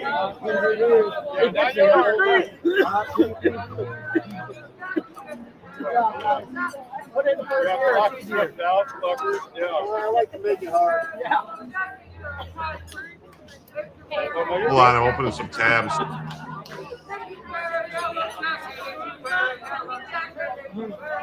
USA! USA! USA! USA! USA! USA! USA! USA! USA! USA!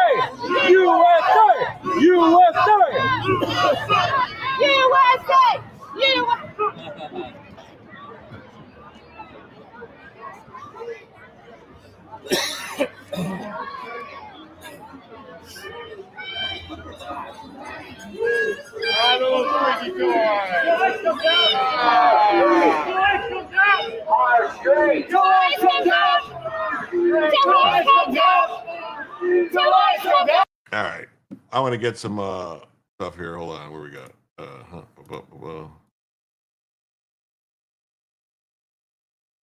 All right. On to some more stories. We'll talk about some illegal alien crimes. All right.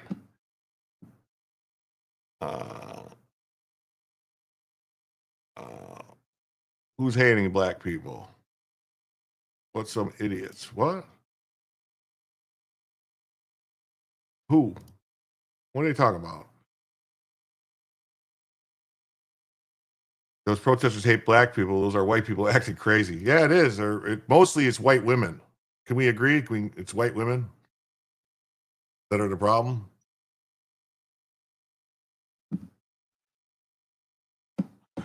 Jamaican man on a Biden autopad temporary work visa was just arrested for raping a child in the sanctuary state of New York. This is who the Democrats are importing for votes.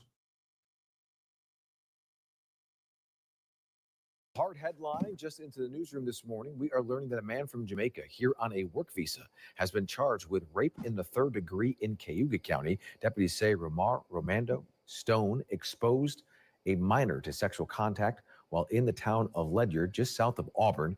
He's in the Cayuga County Jail and ICE has been notified. Hard headline just.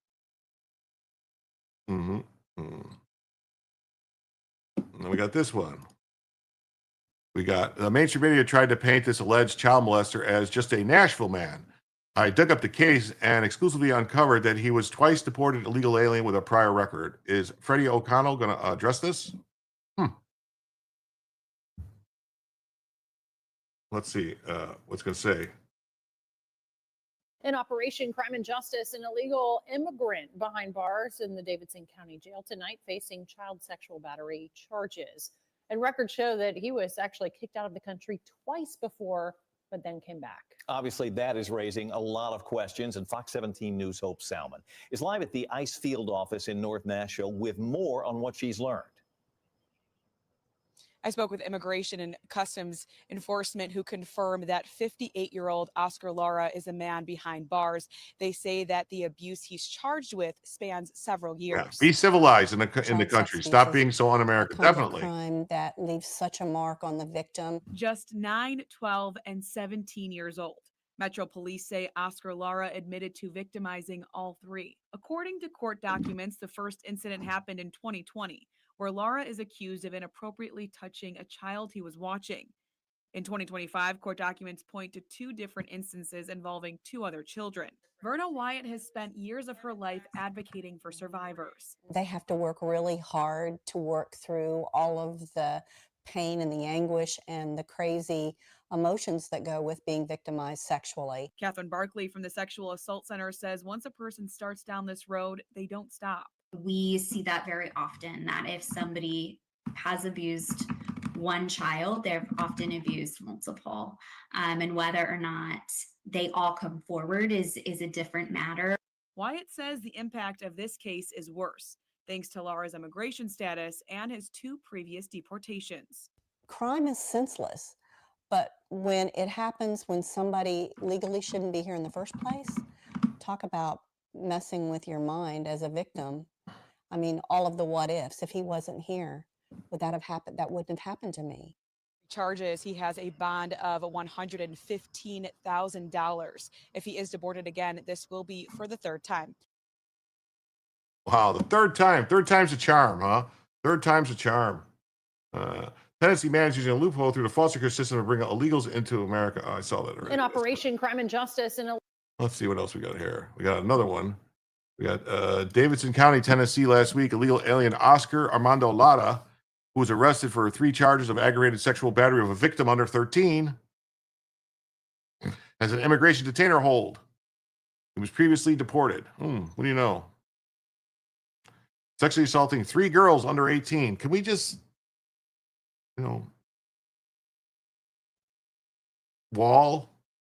wood chipper? I mean, I don't know. Which way, Americans?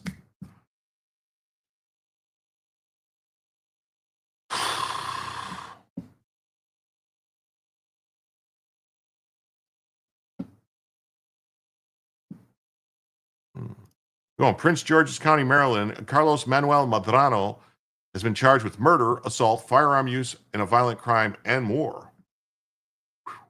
He was originally arrested in Davidson County, Tennessee, where he was on an immigration detainer hold. I posted documents at the time about his arrest. I'll add them in the replies. Maryland court search does not provide access to the charging documents, but it does have the offense date listed, August 17, 2025. Although I cannot definitely confirm this is the murder Madrano is accused of. Victor Bastardo Reyes was found with a gunshot wound in Prince George's County on the date and later died at the hospital. So he was arrested and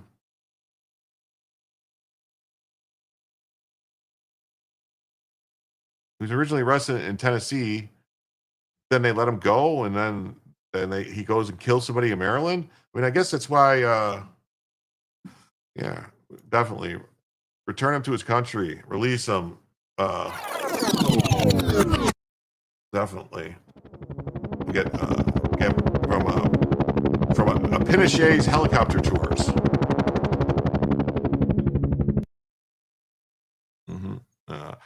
From his arrest in Nashville with an immigration detainer. Detention facility. Oh, he's a white guy.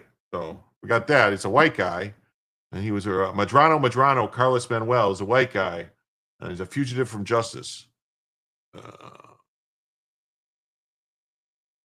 Attempted to drive a motor vehicle without a license. Bastardo Reyes. That's what the county reported it was.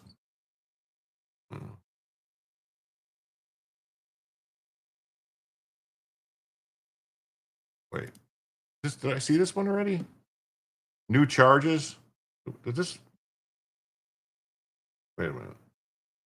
In Operation Crime and Justice, an illegal immigrant. I spoke with immigration and to victimizing all 3. In Operation Crime and Justice, an illegal immigrant behind bars in the Davidson County Jail tonight facing child sexual battery charges. And records show that he was actually kicked out of the country twice before, but then came back. Obviously, that is raising a lot of questions, and Fox 17 News' Hope Salmon. Did we see this already? Ice field office in North Nashville with more on what she's learned.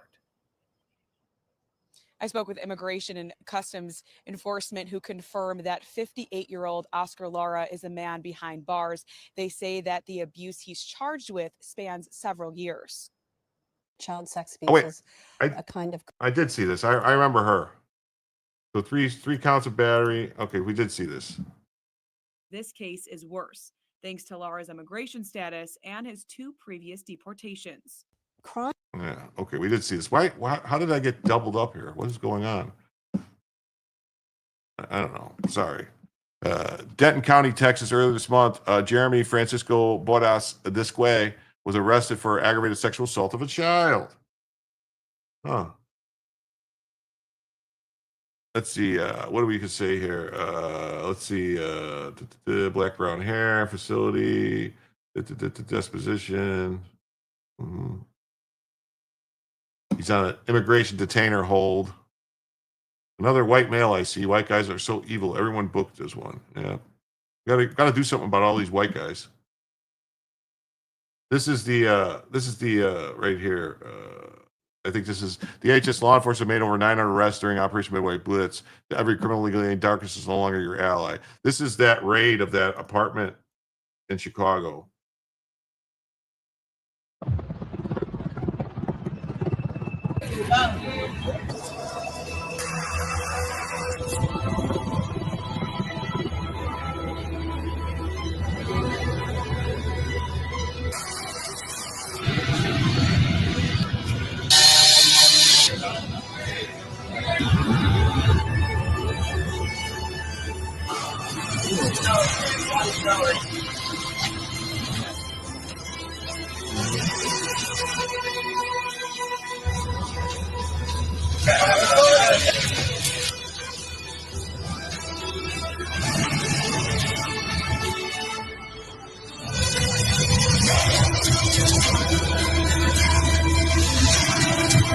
Wait, dude. Now I want to point out something. You remember earlier in the show we were talking about this, and we had it pulled up, the people complaining about the raid and all the news reports, and they were saying it was that they had all the black people outside all locked up, that they arrested all the black citizens, the African Americans. Did you see any? Because I haven't seen any. Maybe I missed them.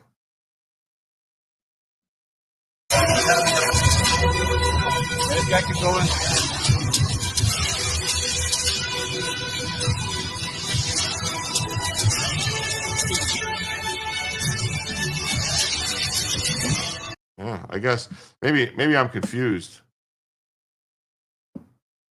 Yeah. Over 900 arrests in Operation Midway Blitz proves ICE isn't playing games. These aren't traffic violators. They're predators, gang members, violent offenders exploiting sanctuary loopholes. DHS released lists statutory rapists, murder suspects, trendy Arago operatives hiding in plain sight. Chicago's leaders enabled this chaos by prioritizing politics over public safety. Enforcement works when bureaucrats get out of the way. The CBP Home app streamlines deportations for those who comply voluntarily. But when criminals resist, this is the result. Every arrest protects citizens from the Katie Abrams of the world. Weak politicians scream overreach while ICE cleans up their mess.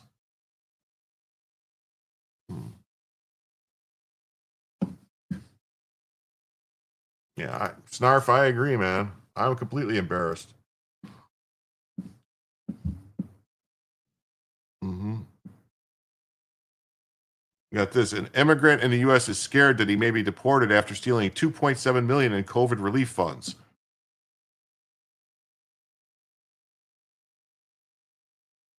Sylvester Adequane walked out of Baltimore's federal courthouse to an uncertain future. Sentenced to a year and a half behind bars for his role in one of the nation's biggest COVID fraud schemes, his lawyer told the judge of the millions stolen, Adequane personally received very little and stands to pay a heavy price. He's on the verge of losing everything and possibly his life for $6,000, she said. He will likely be deported to Cameroon. It's a country that embraces torture and murder, and a country he fled facing death threats years ago. Adequane had been living legally in the U.S. under resident alien status. My prayer is I shouldn't be deported because I really want to stay together with my family, be with my family, and be my family because I've learned a lot from this, and I've learned to become a perfect You gotta go, buddy. The indictment says Adequane and two other defendants obtained Social Security numbers and birth dates of unwitting victims, then applied for unemployment benefits at the height of the pandemic. The benefits would come in prepaid debit cards. They would often be mailed to vacant apartments the defendants could access. Video shows Adequane. You guys, how much you guys want to bet that what else was probably mailed to those addresses? Probably ballots, mail-in ballots. What do you want to bet? Mail-in ballots was probably mailed there too. How much you want to bet? Pretty good bet, when you say.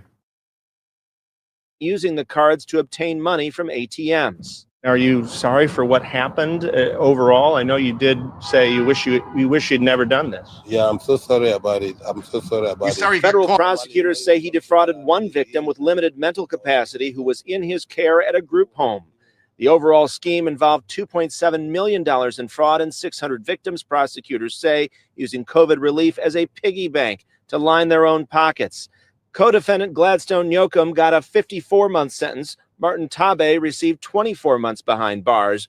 Prosecutors say Nyokum stole one person's identity while falsely claiming to sell puppies. If you find yourself among a bad company, you can always find yourself in problems. Maryland federal judge Richard Bennett called the abuse of pandemic aid programs nationwide shocking, saying the whole thing opened up a cookie jar for people to raid at their pleasure. I've been working, I've been struggling. It's too much opportunity for you to better yourself. Yeah, too much opportunity for you to better yourself by stealing.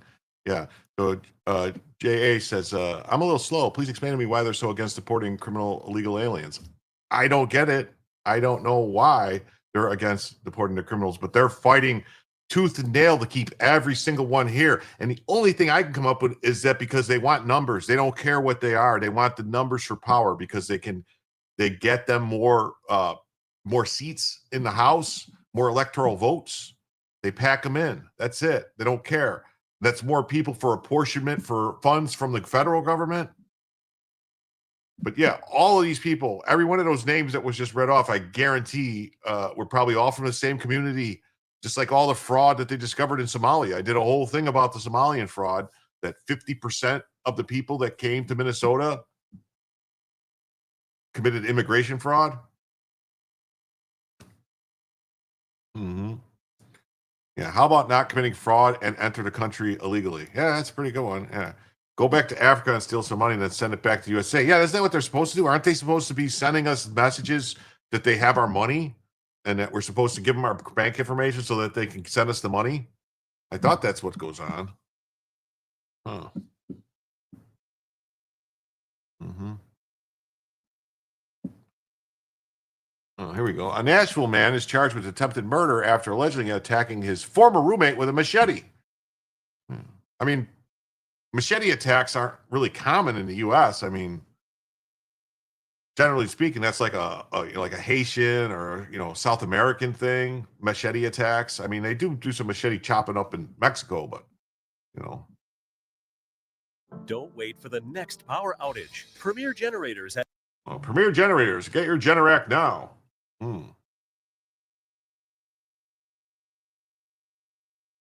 A Nashville man. It's a Nashville man. Of course, he's a Nashville man. Are there any gaps in that rack? What the fuck is this? Right. This is a fucking people playing pool. What does this have to do? You motherfuckers, you. A Nashville man is behind bars after he allegedly attacking his former roommate with a machete. Alvarado Herrera Pacheco, 34, was booked Wednesday into a downtown detention center in connection with the attack. The police say it happened Tuesday morning. He's charged with attempted criminal homicide.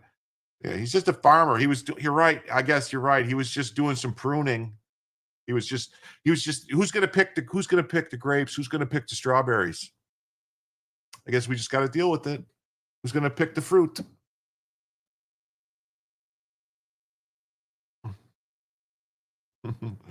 They're $4.59 at Walmart for a machete.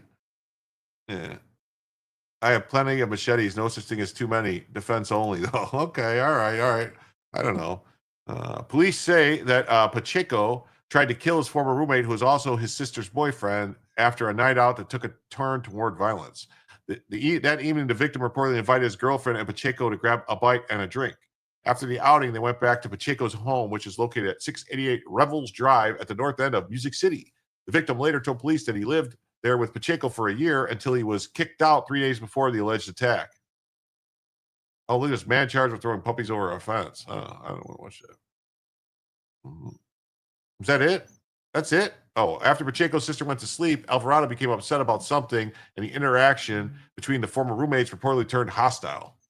Alvarado was threatening to shoot him, but he did not have a gun. Alvarado went to the closet and grabbed a machete and told the victim, "This machete is for you," in Spanish. Oh. The suspect allegedly began to hit the victim on the head with the machete, telling his former roommate something along the lines of, "You're going to die with this machete." The victim later told the police. In the midst, wait a minute. I thought he died. Did he not die? How did he tell the police? Did he not die? Man charged with attempted murder. Okay, it's attempted murder. Yeah, there was this story with the guy with the machete that chopped off the landlord's head. Yeah.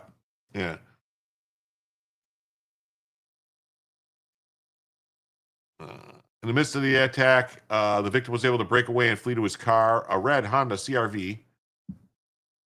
Make sure you get those facts right, I guess. He drove to a nearby gas station, and for help, police met the victim there, according to the affidavit. The victim stated he's really sure why the defendant got so angry. The victim also advised that it had nothing to do with the defendant's sister. The events leading up to the violence are unclear. According to police, the sister did not respond after detectives attempted to contact her 3 times. I'm just going to go out on a limb.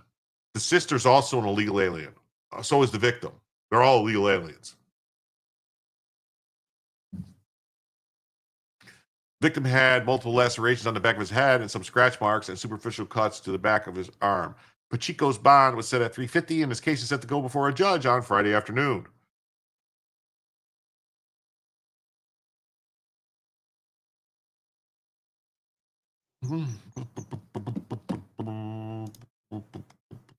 Oh, this story drove me crazy. Talk about crazy stuff, man. That our Secret Service is still fucked up. All right. An NYP detective on sick leave allegedly snuck into the Ryder Cup with a gun in full tactical gear, claiming he was Trump's security, according to the New York Post. Detective Melvin Ang successfully made it into the tournament by claiming he was Trump's security. Ang also claimed he was working for the feds. What if he was looking to hurt someone? He got in there with his gun, past the Secret Service, past the state police. Ang was discovered and kicked out after he dropped a magazine on the ground. The detective is now facing an administrative charge for theft of services. Yet another security failure. Trump is not safe.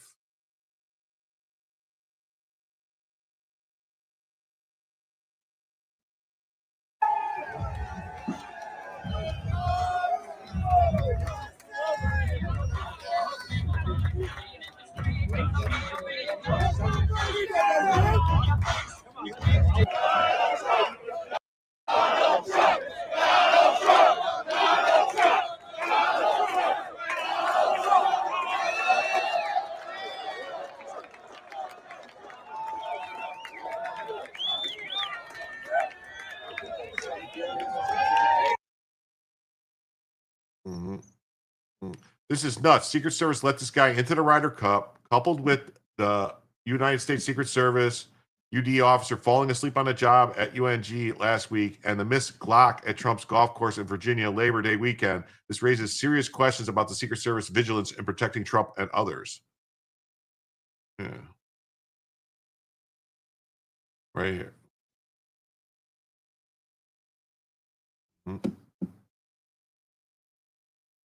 Mm-hmm.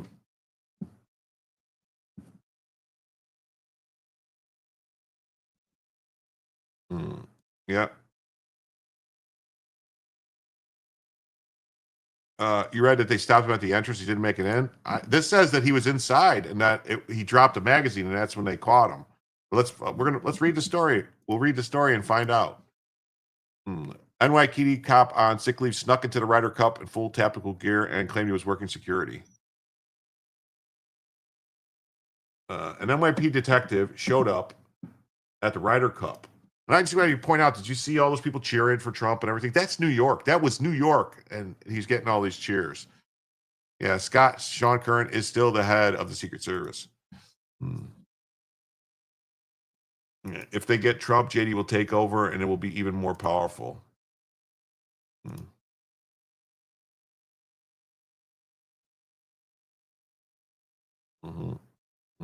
Sean Curran, I believe, is still the head of the Secret Service, I think, right? Is that the guy that Trump appointed? So Detective Melvin Ang, who is facing administrative charges for theft of services, may have gotten away with the golf course ruse had he not been spotted and grilled by state troopers who were the real security. During questionings, Ang provided conflicting information about the reason he was at the golf course.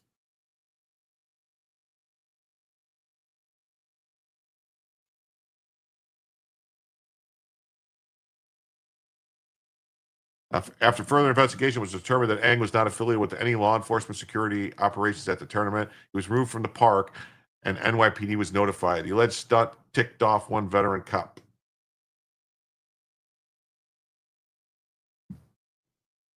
You're out sick. What are you doing at the Ryder Cup? The cop said. You can't do that, and it's theft of service because you went there for free and then you lied. State police said the incident unfolded on Saturday, just one day after Trump made an appearance at the event. So it wasn't the day.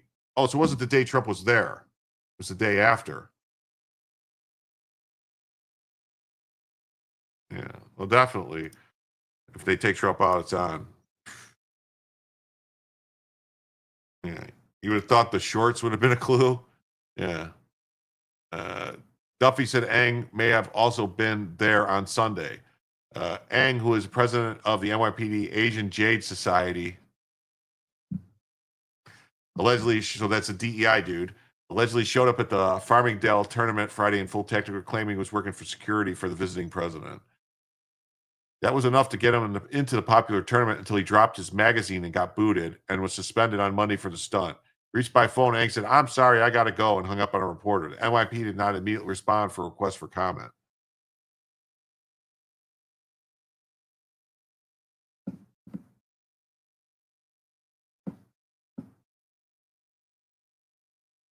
So Fox News says the NYPD suspends the detective who snuck into the Ryder Cup pretending to be on Trump's security detail.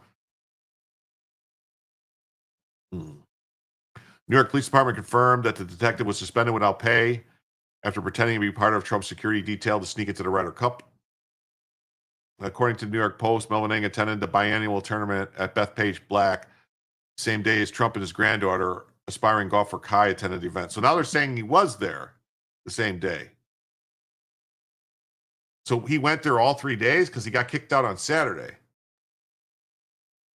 And something about Sunday. Wait, what is going on? Why can't they get the story right?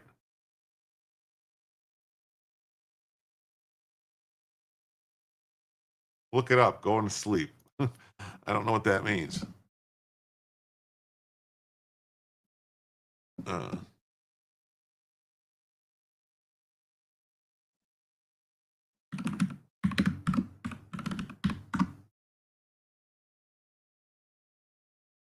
Yes, Sean Curran is still the head of the.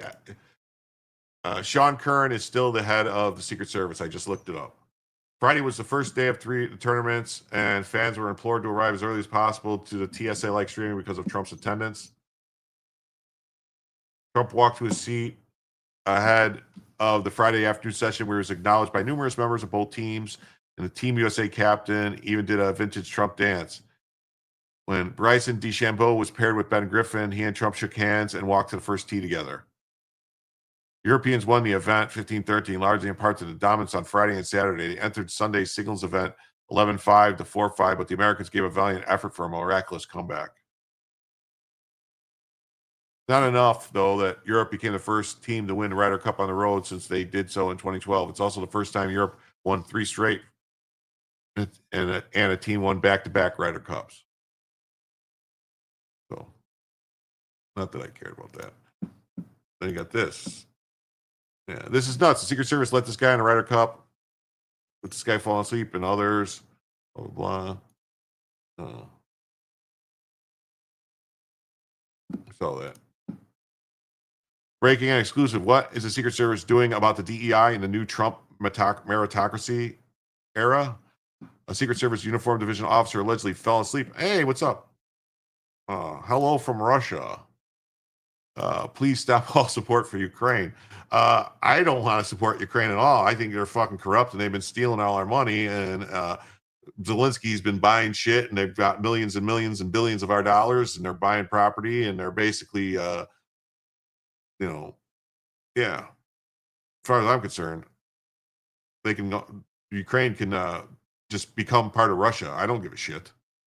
I always thought they were Russia. I think people always get amazed when I say, well, Kiev was originally the capital of the Russian, the empire years ago when it was the Moscow Empire or whatever, or the Moscovich or whatever it was, or pre, the Tsarists or whatever. I don't know. Something.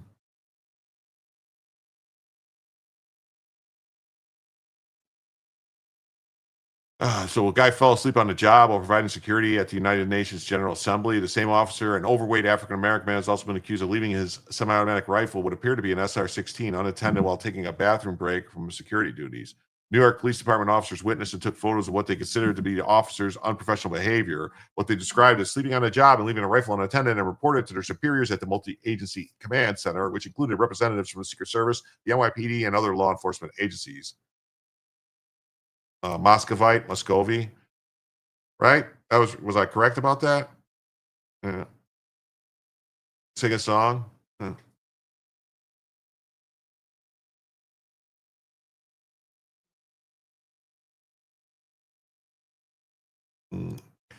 Pick a lane, pick a name.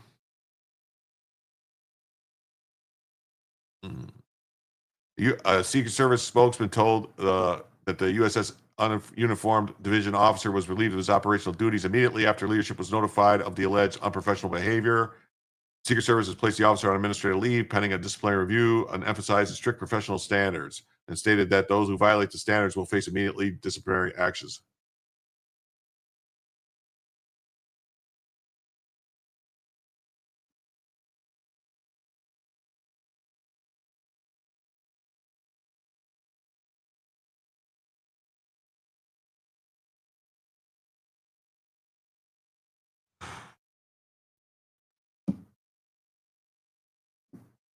Romanovs?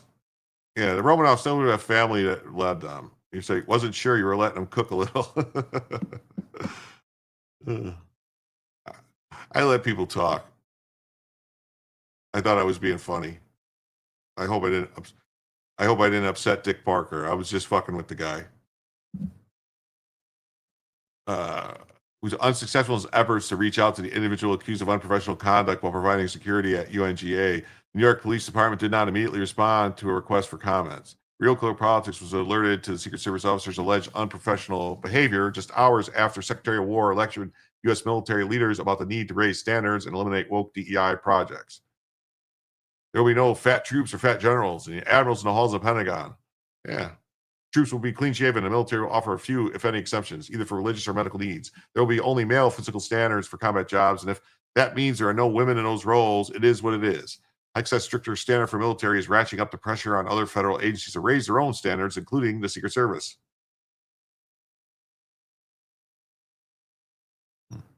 Even before the Butler assassination attempt against President Trump, the Secret Service was facing congressional scrutiny over its DEI hiring and vetting policies during the Biden administration. Since Butler, one Secret Service agent, Rashid Ellis, has come forward publicly to blame last year's agency failures during the Butler Secret Service DEI priorities. Many other agents and officers have made the same accusations to me anonymously.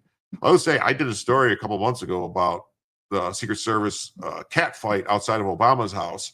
There was two female Secret Service agents who, use your imagination, got into a fight because one was late to relieve the other one. And so the Chicago police had to come and separate them and arrest somebody. Was watching a woman land to the green helmets for helping Antifa, but not her when her nose was broken by a protester. Oh, what? Where's that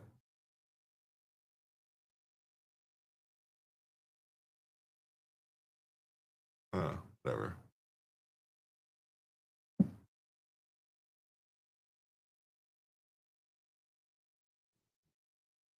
Didn't see it. It's unclear what action Secret Service Director Sean Curran has taken to address the DEI concerns beyond placing a number of Secret Service officials who worked on the U.S. Secret Service DEI programs during the Biden years on administrative leave earlier this year in compliance with Trump's anti-DEI directive. The Secret Service has not responded to repeated questions from Real Clear Politics on the topics. No, I just don't support giving any of our money to anybody. You know, that's my thing. I don't want to give money to Ukraine. I don't want to give money to Israel. I don't want to give money to any country. I think we've given enough, way too much. I don't want to give money to the UN. I don't want to give money to NATO. I don't want to give money to USAID. I don't want to give money to Egypt or you name it. No one. Nothing. Zero. Zilch. Nothing to no one. So I don't know if that makes people mad. I mean, that's just my, I'm done. I'm done helping any other country. You know, there's a time when, you know, if you're in a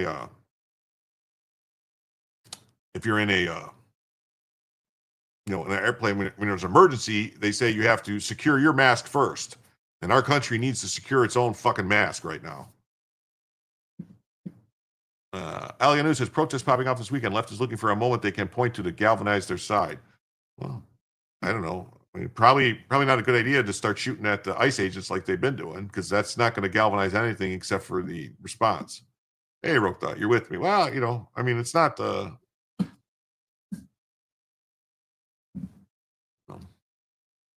So this guy, he left his unprofessional behavior, leaving a firearm unattended. The officer was relieved of duties immediately and returned to Washington, subsequently placed on administrative leave. The Secret Service has strict professional standards that all employees are expected to meet, and individuals who are found to have violated these standards will face disciplinary action. So here's the photos. So here's the guy sleeping with his rifle, just kind of like sitting there, falling asleep. And then he left his rifle there and just left. What?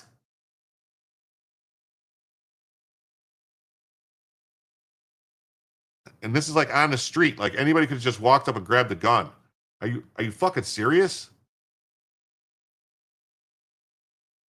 More photos of the officer accused of unprofessional behavior.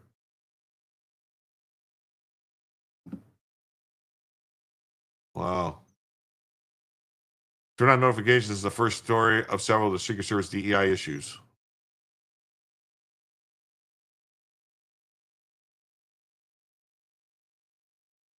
Oh, so here's this guy. Let's see.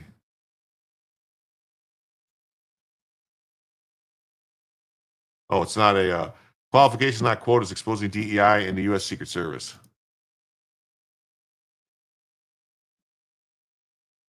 Let's see what this is. Democrats are demanding things that most people that are saying won't want, and patriots won't do. They want us to take care of illegals. They want us to take care of people who could absolutely get a job. That's not what this is all about. Well, let's see what Trump's saying. It's politics, and they're doing things and asking for things that you wouldn't want, and most people that are sane wouldn't want, and patriots wouldn't want. They want illegal aliens to get taken care of with health care. And it's not, look, I have a bigger heart than they do, but it's not even that. Everybody in the world is going to enter our country and say, give us free health care, give us this, give us that. It's going to ruin all of the things that we have, all of the plans that we have. Obamacare was never any good, but it subsists. It's there. And everything will be destroyed because no country has enough money to take care of that. So they want the illegals. They refuse to get away with open borders. They want to do open borders. If they ever got in, they'll open up the borders. We have closed borders now. You only come into our country legally. But they would open up the borders in 2 minutes. And you understand it better than anybody because you've covered it so well for so long. Even though you're a young guy, you've covered it very well. They want transgender for everybody. They want men and women's sports. They haven't learned what happened in the last election. I think they forgot. And it's pretty amazing, actually. But in terms of the dollars or the money that we're talking about, they want us to take care of illegals. They want us to take care of people that can absolutely get a job. They're healthy and strong as you can be and young. And this is not what this was all about. That's not what it's all about. That's right. It's not what it's all about. Yeah, they want a response to get a Floyd moment. That's what I'm thinking too, but I don't think they're going to get one. They're going to end up screwing up. They're picking the wrong battles. The Biden administration's open border policies created a humanitarian and fiscal disaster, flooding Medicaid rolls with millions who never paid into the system. This isn't about care; it's about structural theft. Every dollar spent on non-citizens is stolen from veterans, seniors, and working Americans who funded these programs. The collapse isn't theoretical. States like Arizona and Texas now ration care for citizens because D.C. prioritizes illegal inflows over sovereignty. Real border security means ending the incentives, deport fast, restore order, and make taxpayer-funded services exclusive to those who contribute legally.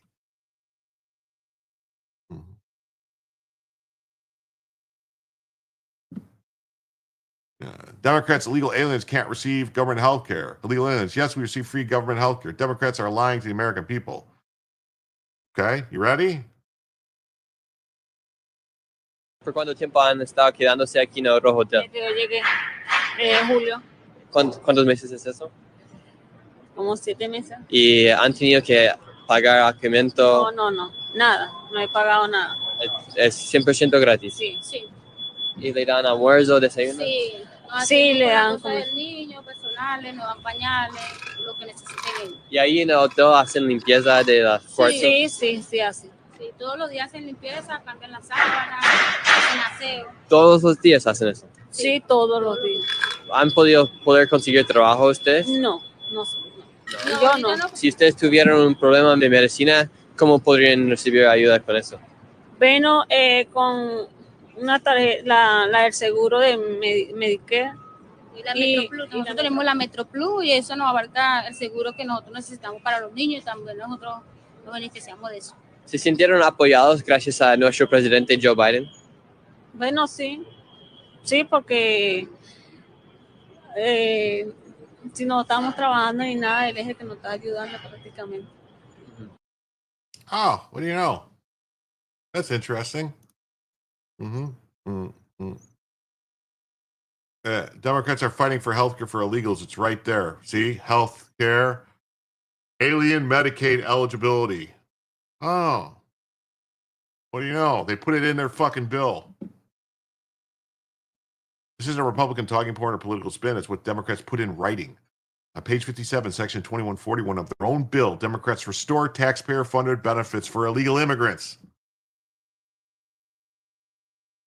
Now, why are we saying that they want to return and restore taxpayer-funded benefits to illegal aliens? Because that's exactly what they did. When they rejected the clean CR that we sent over, the Senate Democrats, Chuck Schumer, filed a counter proposal. Now, what was in that counter proposal? You can see it for yourselves. In fact, if you're watching at home, go to my website right now, speaker.gov. Go to the press releases tab and you'll see it. It's listed right there. Just click on it. I'd like you to turn in your hymnals to page 57, okay? Section 2141. It is there in black letter. They filed this. This is not a talking point. This is what they proposed. Now, why are we saying that they want to return and restore?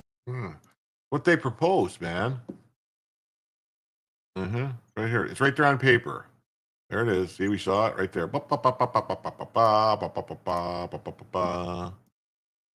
I got Democrat Senator Jeanne Shaheen. I haven't heard anybody in my party saying illegals should get taxpayer-funded health care.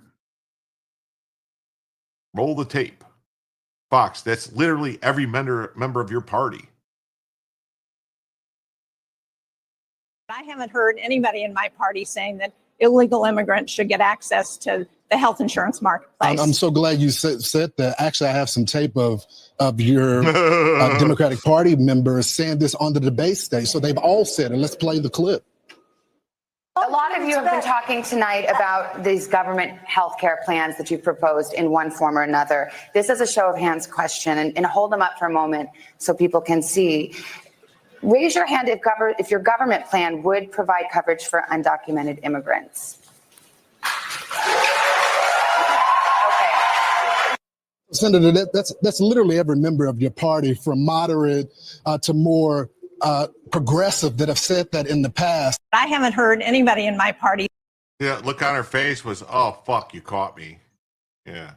Democrats claim they're not pushing taxpayer-funded health care for illegals. Let's unpack that. Medicaid's collapse isn't just bureaucratic waste. It's millions added to the rolls through loopholes, ER mandates, and state-level fraud. Every illegal immigrant accessing care steals resources from citizens who paid in the system. Citizens like you. Vance nailed it. The left's denial ignores the compounding crisis of untracked usage and the systemic abuse. Taxpayer-funded health care is a promise to Americans, not a global handout. Cutting off illegal access isn't cruel. It's basic fairness. The real question is, why do Dems prioritize non-citizens over veterans and working families? Why do Democrats now like illegal aliens better than they like the black Americans? Why? I've seen the tapes.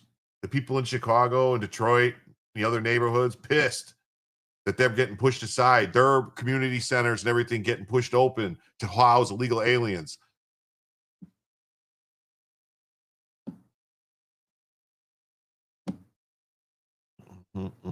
Because it's their future voters. Well, that's what they think. I don't think, honestly, Liberty Twitcher, I'm pretty sure there are probably people who are voting for him right now.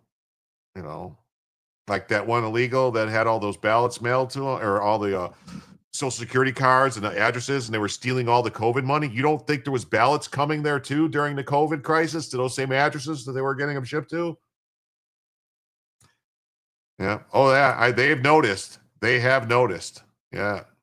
Yeah. Good point. Yeah. They're voting already. Or someone's voting in their name. Looks like Shermer, AOC, and Jeffries lied to the people. They're going to fund illegal invasion, hiding it in the bill. Let's call it a coup by mass invasion. Yeah. Not today. Not today, Satan.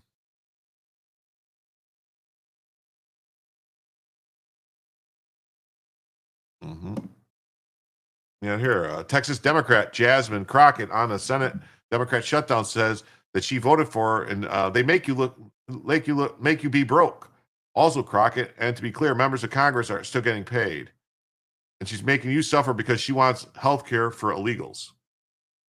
You know. So as I've been telling people, your payment is on layaway. Yeah, that's basically what that is. Now, that is for those people that are deemed essential. You have a number of people in the federal government that are not deemed essential. So if someone's not deemed essential, then they're sitting at home waiting to get called back to work. And even if they're sitting at home, they are not allowed to go out and get another job. Yeah. They make you be broke until they get their stuff together. And to be clear, They make you be broke. By members of Congress, they mean her. we still get paid. I just want to put that out there because I like to be fully. Yeah. She wants to be fully transparent. She's still getting paid. She's still getting hers. She's still getting hers. Yeah. Just because someone has committed a crime doesn't make them a criminal. Jasmine Crockett. Slavey Crockett. White House Press Secretary Carolyn just dropped a mic on this reporter. It's against the law for illegals to get these benefits. Hey, you know what else it's against the law for? It's against the law for them to be in the country illegally. It's against the law. It's against the law for them to work without documentation, but they work. It's against the law for people to work without paying taxes, but they do it. It's against the law for them to register to vote, but they do it. It's against the law for them to vote, but they do it.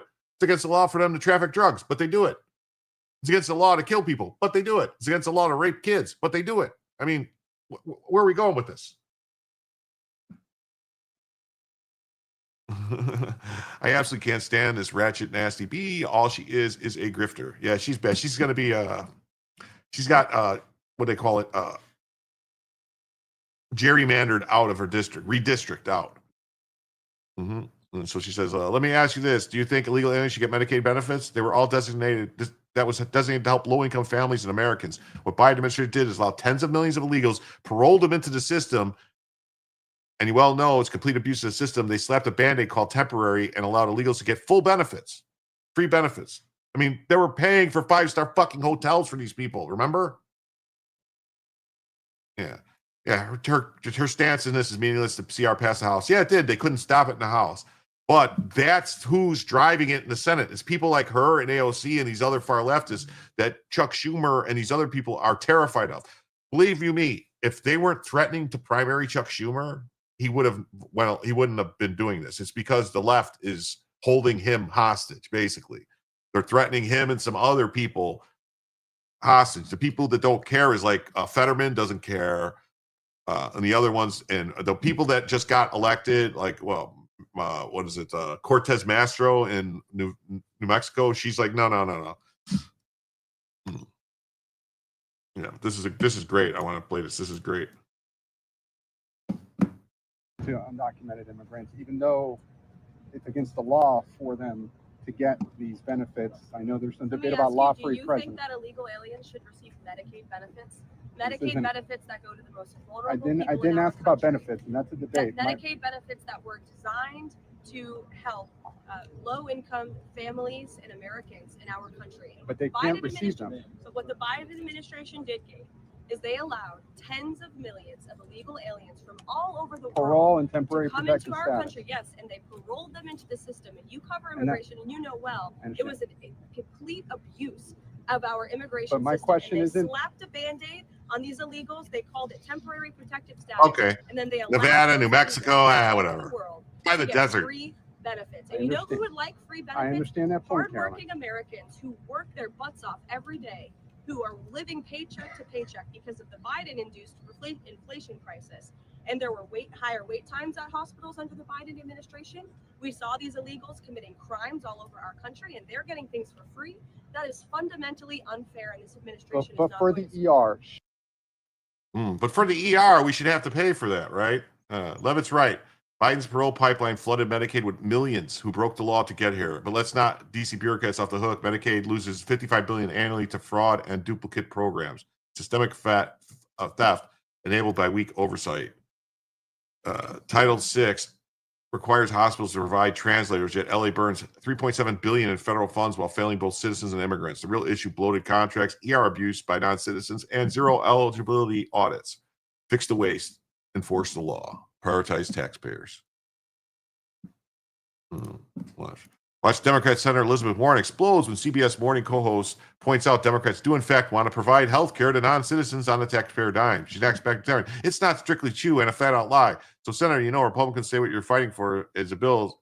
Oh, excuse me, not strictly true. It's not directly true, but it's a flat-out lie. The way they frame it, there's nothing in Medicaid, nothing in Medicare that permits undocumented. Zero. Let me finish the question. Of course. But the counter proposal, there's a restoration of Medicaid benefits for certain non-citizens. what's happening, we're saying that whenever hospitals give care, they're going to be at a level of reimbursement, and Republicans say it's going to be a low level. Democrats say we want to give them a higher level. The Republicans, holy shit. Fighting for is taxpayer dollars for, as they put it, illegal aliens. I know that's not strictly true, but there is a provision. Excuse me, not strictly true. It's not It is true. a- Sorry, in the Democratic counteroffer, the proposal for funding, there is a restoration of Medicaid benefits for certain non-citizens that it had been taken away in the big beautiful bill, as the Republicans put it. Republicans don't think those people should be getting health care on the taxpayer dime. I'm not asking on the merits. Politically, putting that in there exposes you to this talking point, this lie, as you put it. Why put it in there? Why is it worth it?